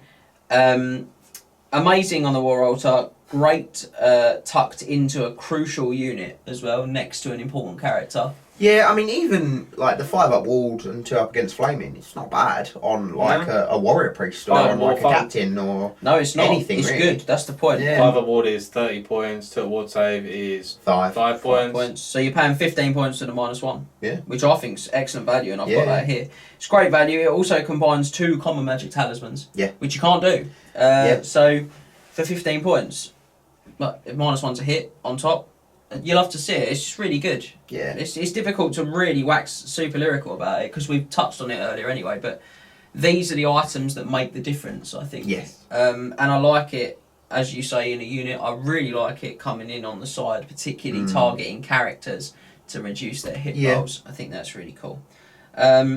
So it also pairs very nicely with the next item we're going to cover, which is the iconic Van Horstman's Speculum. Yeah. Now I'm going to ask Max to read this one out because it's a lot to it. Yeah, it's specific and I don't want to get it wrong. I've got enough wrong. Right, so Van Horstman's Speculum. When the wearer fights in a challenge, he must swap the strength, toughness, initiative and attack characteristics on his profile with his enemy, but not the enemy's mount if he has one. So the wearer fights with his enemy's strength, toughness, initiative and attacks, while his enemy fights with the wearer's strength, toughness, initiative and attacks. Note you cannot choose to not use Van Horstman's Speculum, and you must swap all the listed characteristics for the duration of the challenge, not just some of them. Okay, so it's 40 points, and essentially it's going to be best employed on a character that doesn't have a very good stat line. Yeah. Like a wizard. Yeah. Or an Archlector. Or maybe an Archlector. Yeah. Archlector doesn't have a particularly great stat line. No. No. And then obviously, this is the item that means people don't challenge Empire characters. Ooh. Yeah. Or don't accept challenges Yeah. from Empire You know, characters. if A also, wizard suddenly starts Yeah. issuing a challenge, you're like, if that wizard, it's a sad day to be a Chaos champion. I'll let you know. I'll let you know that much. Even Saturday in the second round of combat when the Chaos Champion's been beaten to death for his own stats. Yeah, as soon as that level 1, or as soon as that level 2 is like, oh, it's your challenge. All right, mate. You carry on. So, yeah, I mean, it's not a lot to say. Warriors of Chaos Collectors hate this item from both the thematic and gaming point of view. Yeah, thematic wise, my big dragon that's been in a few videos, he doesn't get to use his own creation. No, They're Van Horstman. he doesn't, which I think is really cool though, from a thematic point of view. Yeah. It trumps Van Horstman, who portrays the Empire as well, which is really cool. I said it lives on my wizard, and I'll be honest, the fact that it's an enchanted item is actually one of its most underappreciated features, because it means almost anyone can take it. And get it out on almost anyone. So really cool, good item. Yeah. From a great enchanted item to the Ring of Volans. So this one is again a little bit wordy, so I'm going to ask the chieftain for assistance. Yeah, so the first 3 words are James's favourite words. 1 use only. Bound spell, power level variable. At the beginning of the game, choose one of the 8 laws of magic from the Warhammer rulebook and generate a spell from it as if the bearer was a level 1 wizard. That spell is bound within the Ring of Volans and can be cast just like a bound spell with power level equal to the normal casting value of the spell. So look guys, if you're a regular deep diver, you will know how we feel on this channel about one use bound spells. Yeah. If you aren't, they are dreadful. Yeah, they really are. And Scott, why are they dreadful, sir? Well, you can. I mean, first of all, you can just fail to cast it. You can. Mm-hmm. On that turn that you want to go for it, you just fail to cast it. Secondly, your enemy can just dispel it. They certainly can. And thirdly, once you've used it, the enemy knows you don't have it anymore. Yes. So that effectively becomes wasted points, especially if they end up dispelling or you fail to cast on the turn you do use it. Yes. Can you make it full? Or is this gonna be the I three? think you can add a full one with this item, which is you don't even know what spell you're getting. Yeah. So You can pick any lore like you want. That's great, but you can still roll a rubbish spell. You'll get an aspect of the Dread Knight. and just get the signature because that's the best option. How many points is it? 30, so it's more than a ruby ring. I was going to say, I'll just take a ruby ring. which is consistent and good. It's And got a decent spell in it. And you can Good use for it Empire for chaff clearance. multiple times. Use it every single turn. Cast on like a 3, I think. Or 4 ruby ring. It's low. Yeah, it's low. With a 5. It was You- basic fireball. Might be 5. You hate to see the ring of Valance. Yeah, you do. You just hate to see it. The So, Staff of Valance, very good You on, love on to Gelt. Ring of Valance, not so much. Not so much. So we're into final straight, guys. Woohoo! We're gonna hit it. We're gonna hit the 2 magic standards the Empire have to offer, and we are clear of the magic items of the Empire. Then, so I'm gonna save the best one till last, and I'm gonna begin with the 60-point Griffin banner.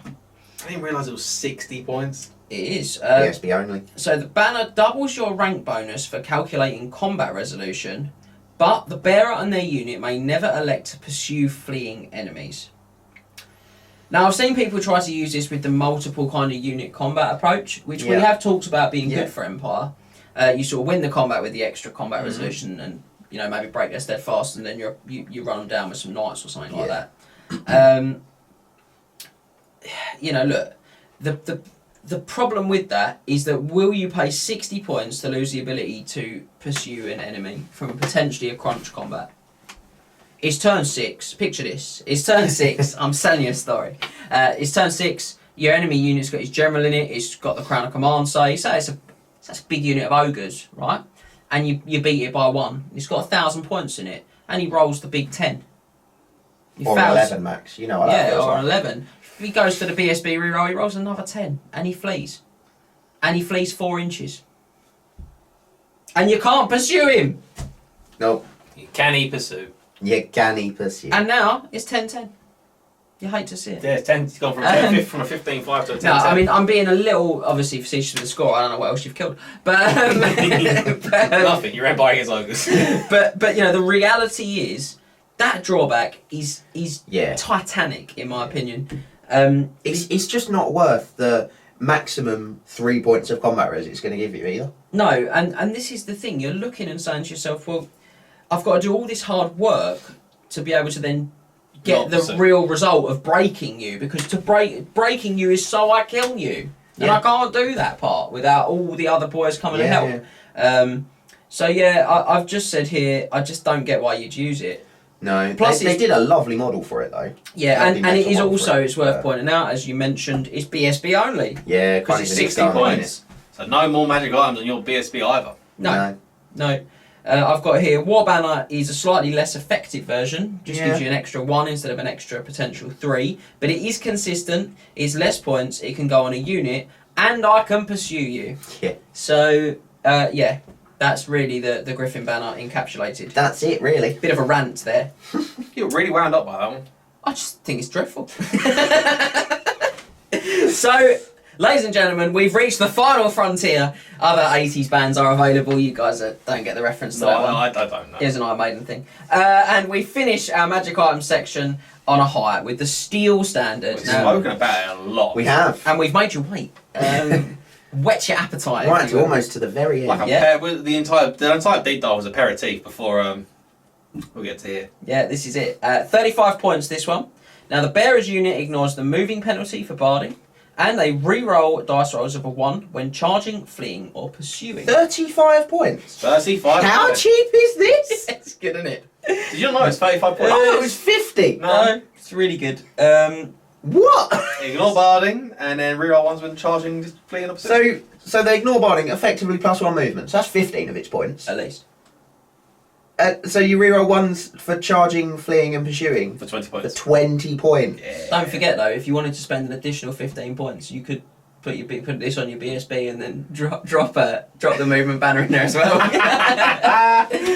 That's not a bad idea with the ubiquitous one-up arm save. Yeah, it's not. So, you know, I've got here 35 points is just an incredible item for those points. It's a steal. It makes your key knight unit way more consistent. No one got the joke. I didn't hear you. It's a steal for 35 Oh, points. I ignored it. I didn't listen to it. That's comedy. I made Comedy a joke, steal. and they're a heavy metal band, and no one laughed. Yeah, but So, you didn't that make was it because cleverer. they're a heavy metal band. It was a double one. Yeah, but you've only just realised that. No, that's a I'll lot. take over the deep dive for now, guys, because these two argue. Wrong. So, for 35 points, this item is incredibly strong. It makes your key knight unit way more consistent, and as we saw earlier, it massively improves their competitive rating. Yeah. I'd go as far as to say it's one of the best banners in the game. Yeah, it's certainly one for of its points. Yeah, it's certainly one of the best banners for its points in the game. Yeah. I'm trying to think about other banners that are usually taken, like army specific. I mean, look, we know like the banner of the World Dragon's so strong. Yeah. That's like Botwood there, weren't you? Yeah, I was going to say Botwood, but same difference. Everyone knows what it is. But I mean, that's like number one, isn't it? But I mean, That's just broken. behind that, I mean, where do you go for really high quality banners? Dragonhide, that's a very good banner. Runemore. Runemore, good banner. Bring Runemore falls down because it's BSB only. Yeah. Yeah. I mean, this is on a unit. It's only 35 points. Not even expensive. It's not I'd even- pay it's not even 50 points 50. for it. Oh god, yeah. Yeah. So, I mean, you've got similar types of effects in the main rulebook that are sort of 50, 55 points. Rampager. Rampager, yeah, it's not dissimilar, it's not the same. But this is a great banner, guys. Yeah, You know, strongly consider it. So, that's it for magic items. We've done the mundane items, we've done the magic items. Now, I'm just going to finish this section off a little bit differently to normal, and I'm just going to take a moment to mention laws of magic. Now, again, our regular deep divers will know that normally we'd move on now to a section where we discussed the specific laws of magic for the army we're deep diving. But with the Empire, I'm sure you're all aware that they use the 8 laws of battle magic found in the main Warhammer rulebook. They do indeed. So, accordingly, we're not going to cover those here because we never cover the generic laws. We only cover the army specifics. You know how long that'd take to go through all the way battle magic laws? Well, you know what, Max? I wouldn't worry yourself because you can head over to the Night of the Realm mustering ground and you can check out the 20-0 tactics section because in there, sir, you'll find our videos for the 8 laws of battle magic. Oh boy! From the main rulebook. I just finished painting a white picket fence and oh boy, gee willikers, mister! So I'm going to be really precise. Now we're releasing a video on each of the laws, and in that there'll be a section on the Empire, talking about the tactics that you can employ to get the most out of that law with the Empire. It will also give you the rating that we give that law and all the breakdowns that you'd normally find in the deep dive. Now, depending on when you're watching this video, will depend on how many of those laws of magic are currently available. But head over to there and check it out, and we'll be producing more over the coming months, or if it's a bit later, you'll have all of them. So what are you waiting for?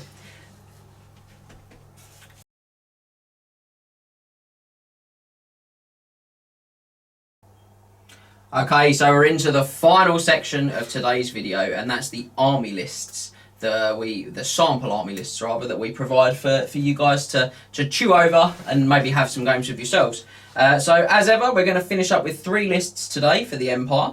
They're all 2,500 points army lists. Now, one of them is a completely uncomped list that I like to call a grind list. And then, you know, that's in short, if we had no restrictions on what we could take, what one of us would drop on the table to crush our enemies.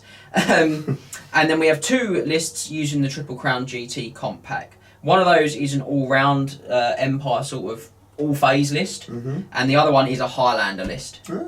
So a bit of something different. I don't think we've done a deep dive where we specifically look for a Highlander list. I don't think we have, no. So we're going to begin with the uncomped aggressive list, and this is based on a very tough list that Tim from the Napoleonic Wargaming YouTube channel came down and gave me a game with, that we filmed for the War Council.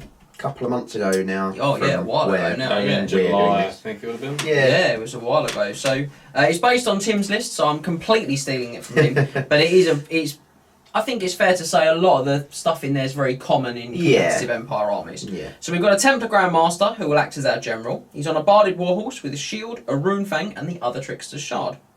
Very good build out for him. Yep, he'll be accompanied by a Battle Wizard Lord, level 4, on the Law of Life, with the Book of Asher and the Talisman of Endurance. Then we'll move on to heroes. We've got a Battle Wizard, level 1, on the Law of Fire, and that wizard's got the Ruby Ring of Ruin and a Dispel Scroll. Mm-hmm. We've also got a Warrior Priest on a Barded Warhorse with heavy armour, a Great Weapon and the Dragon Helm. And then we've got a Captain of the Empire, who is our Battle Standard Bearer. He has full plate armour, Enchanted Shield, and the Sword of Striking. Moving into Corps, we've got 37 Halberdiers with shields, full command, and an attachment of 5 archers. We've got 10 Knights of the Inner Circle with lances, full command, and that Steel Standard that we just discussed. We have a unit of 4 Demigryph Knights. We have a second unit of 4 Demigryph Knights, but this one has a musician.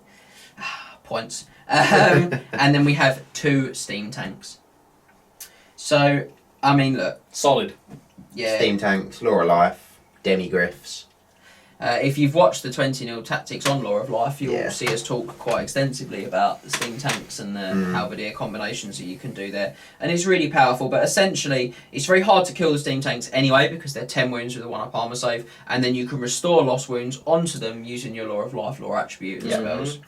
In addition, those blocks of things like halberdiers you can make very tough with flesh to stone, and you can regenerate them up. You've also got that little detachment of 5 archers, which you'll drop your second battle wizard in, your level 1. That Law of Fire will take the fireball spell, and we'll have the ruby ring. 2 fireballs. Which is your chaff clearance for this list. The steam guns can also do that. Yeah. And obviously random move is a good way around that. Then you've got 3 really hard-hitting units. You've got 2 regiments of Demigryphs, which, as we know, can grind the game out very well, and that big unit of Knights of the Inner Circle, which your Templar and your Warrior Priest all live in. And they're going to hit like a ton of bricks when they come through. And there's a big anvil of halberdiers as well. You've got your BSB in there for the hold the line. Yeah. You'll go in a bus. You'll be buffing up their toughness and giving them regeneration. Yeah. And like you say, then you can hold stuff up with the Griffs as well, and probably win those combats, which is pretty crucial. And then you mop it up with the Inner Circle Knights. They come in to save anything that's bogged down for too long. Tanks. Our steam tanks, you've got cannons. Yeah. You've got steam guns. You know, we talked about how good they are. This is a -8 if it was comps on Triple Crown. Why am I not surprised? It's difficult to sort of see it not being that good because. Yeah. It's same for everything. You as I said, you got the cannon. You don't need to worry about monsters. Demigryphs can mulch through infantry and heavily armored cavalry alike because of the armor piercing. Grandmaster can cut through like challenges pretty easily with the Rune Fang and the OTS. Yeah. Yeah, and to be honest, he eats through things like knights and heavily armoured stuff and monsters. People forget how good the Rune Fang is against the monster as well, particularly if you start going with the Soulfire for the taking the regeneration out as well. Oh, the Soulfire's flaming. To take the regen off. So, I mean, it's probably the only Empire type build that doesn't require all of that really hard work in terms of like synergising your play. That's not to be disrespectful to anyone that uses it, but it's one of the only Empire type sort of builds that you'll see where lots of the units are quite standalone. Like the steam tanks can sort of survive on their own 2 feet. The Griffs can to an extent. That big block of halberdiers, because of the life magic, will survive on its own merits for quite some time. So that's quite rare for Empire as well, but it's obviously strong because it doesn't give away victory points. Yeah, it's very hard to actually kill anything in that list. And it slowly but surely just wears down. Just grinds you down. Your army until in the end it's got 1,000 or 1,200 off of you and you've got nothing from it. All that's left of you is a red smear and a steam tank. That's true. My.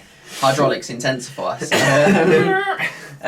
I think we'll move on from what is obviously a very strong list to something where we've thought a little bit more about the composition.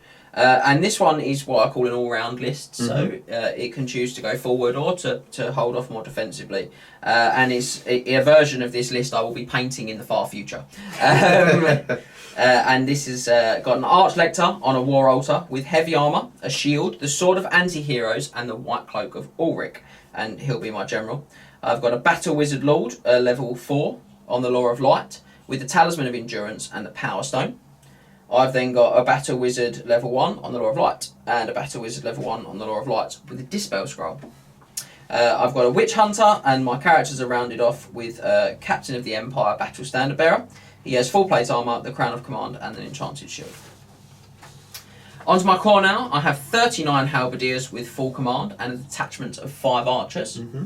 And I have another unit of 39 Halberdiers, this time with full command and 2 detachments of archers. Ooh. They're both 5 again. I have 4 Demigryph Knights and another 4 Demigryph Knights.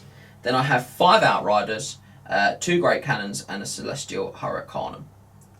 Okay. Now, this one is a -4 list. So, Still a big minus, isn't it? yeah, it's a fair minus. Decent minus. So the idea would be that you would have your 2 blocks and you'd put your War Altar between them.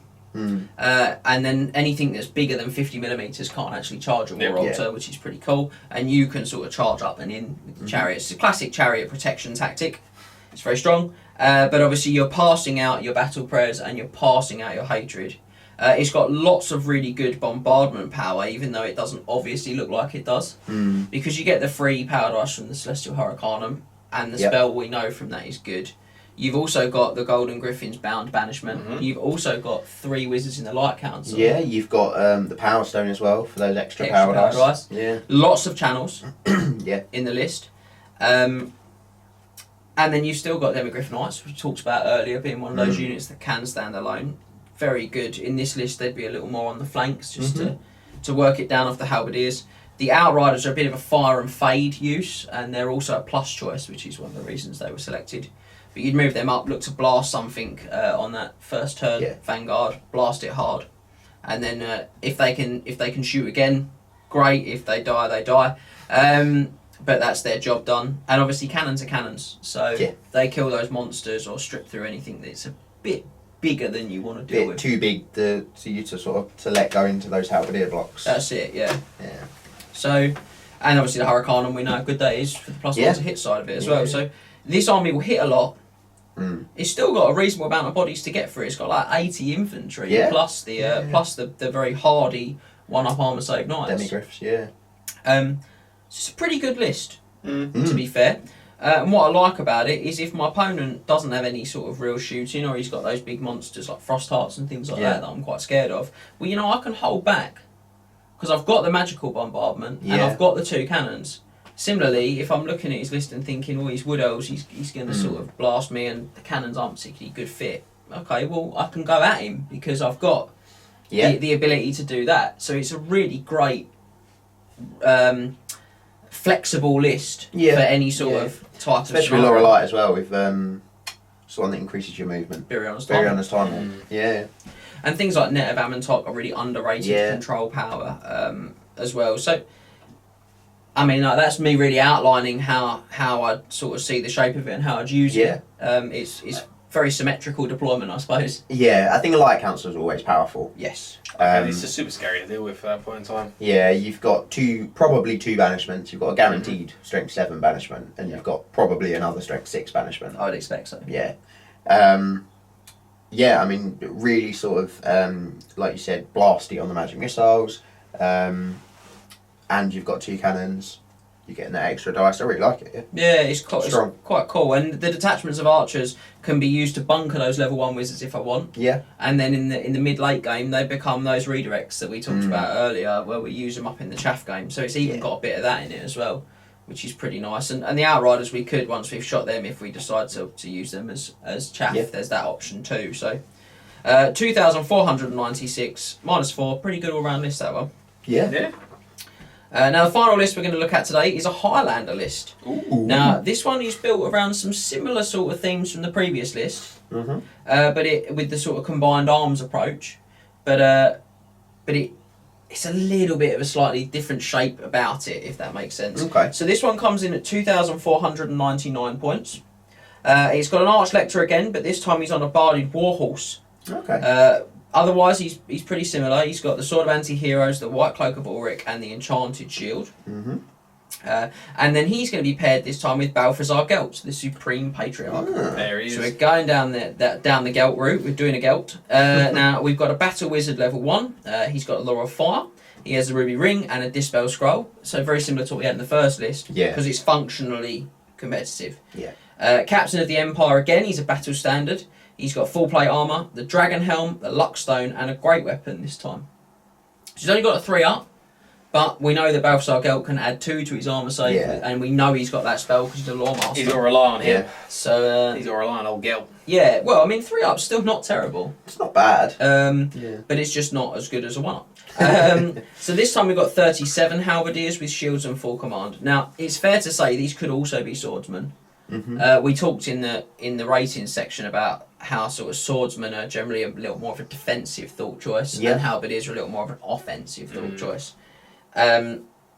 So I usually go down the halberdier route, but I definitely think you could go down the swordsman route, and then they would have obviously a 3+ armor save potentially with Gelt and a parry save, as opposed to the halberdiers, which would only have a 4+. But they do have shields. I don't have any detachments this time either. Okay. I've got 11 knights of the inner circle with lances full command, and that's steel standard again. And that's where my arch lecturer will be going. Yeah. I've got 4 demigryph knights with a musician, but no more than that. It just seems hard to leave them at home. Yeah. 38 great swords this time with full command. And we've got a celestial hurricanum and a steam tank. Okay.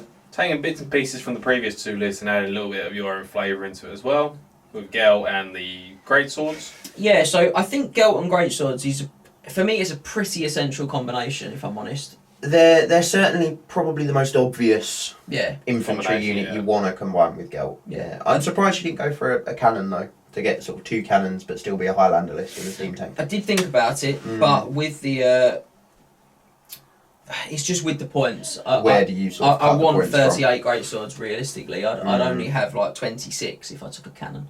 Yeah. That's too little. It's quite a lot to drop. It's probably not, because Gelt can give him a 2-up armour save, but I think 38 is better. But, you know, those are the fine choices. Or you could lose the Hurricanum. Again, the Hurricanum's not an essential. It could become a cannon in that list if you really wanted it to be. It's the same points to Hurricanum. It's 10 points more. It's cheaper. So you would save, you'd have another great sword if you wanted it. Or you could have some, I'd probably take some more halberdiers if I'm honest. You'd only get 1, I think. Just 1. Yeah, the great sword would take me over the cap for the cost of the unit though. So I wouldn't be buying that. But yeah, look, this one's a +2. Okay. Now, if you did swap the Hurricanum for a cannon, it would stay a +2. So that's an option for you guys at home. But I quite like the idea of the Hurricanum because it allows me to have potentially +2 to hit. Yeah.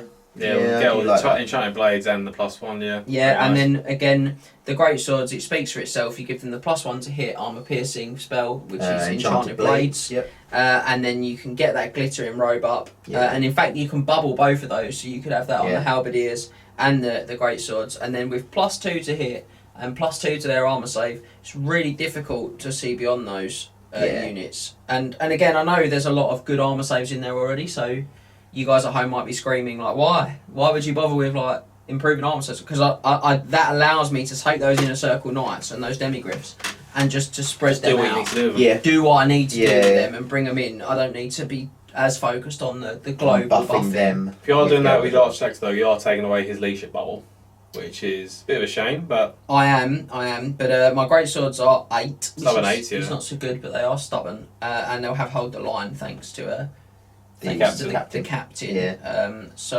But you are right. I just have to be careful with that arch lector's placement. You've got the BSB in the sort of thicker things as well. You do, yeah. And certainly the steam tank's still very good. Yeah. That's going to hold things in place we want. It's going to provide us with a cannon and a steam gun. We haven't spoken about a steam tank in that list. It's just a steam tank is a steam tank. At the end of the day. Yep. It certainly is. And again, actually, lots of things that you don't necessarily think about, like the ability to reduce your opponent's armor save with Laura Metal. You've got transmutation of lead and you've got plague of rust. Suddenly, things like a steam gun, when they're strength 4, if you've knocked a couple of points off the armor save, they're absolutely devastating. They will kill a lot of figures, as will the halberdiers even at that point. Yeah. And then obviously, if they have got those big, well armored threats that you're a little more concerned about, because you are short your room, Fang. Yeah. Well, you can Syrian Doom those too. Yeah, throw a Syrian Doom. Syrian Doom as well. Or Golden Hounds, then you could have 2 Syrian Dooms at that point in time. Yeah. And again, you know you've got all of this. Yeah. Plus you've got top end unit killer, one of the best unit killers in the game. Final trans. In final transmutation. Pick an infantry unit, a third of it's dead. Or cavalry. Pick a non-monstrous unit, a third of it's dead. And if they pick fail one unit. stupidity test, you're laughing. Yeah. And they still pick a monstrous unit, 1/6 of it is dead.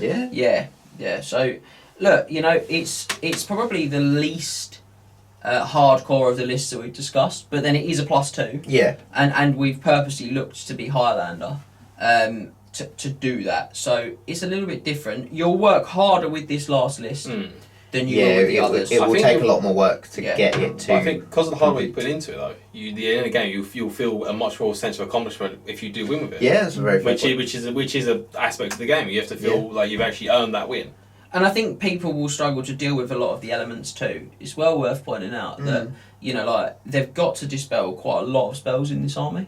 Yeah. It's really important that they don't get their chaff killed if they want to control you, and you've got 2 fireballs for that. It's very important that they don't let you re-roll wounds with those regiments, and the Archlector can let you do that. He can also bring you flame in, which can be massive if your opponent's got regeneration. The Celestial Hurricanum, we talked about that in the section earlier about how important it can be to stop that big spell, and yet we've still got +1 to hit armor piercing from the enchanted blades and the glittering robe. They are must dispels if once you meet the combat space. Final transes. So this list will build a lot of pressure, but it won't do it in a conventional way, and that's the. Your opponent might not be ready for the pressure it's going to come at you with, the angle the pressure is going to come from. Yeah, so you'll have to get it right, but if you do, you're in the clear. Well, I think it's interesting. I also like how every single one of your spells is guaranteed in that list.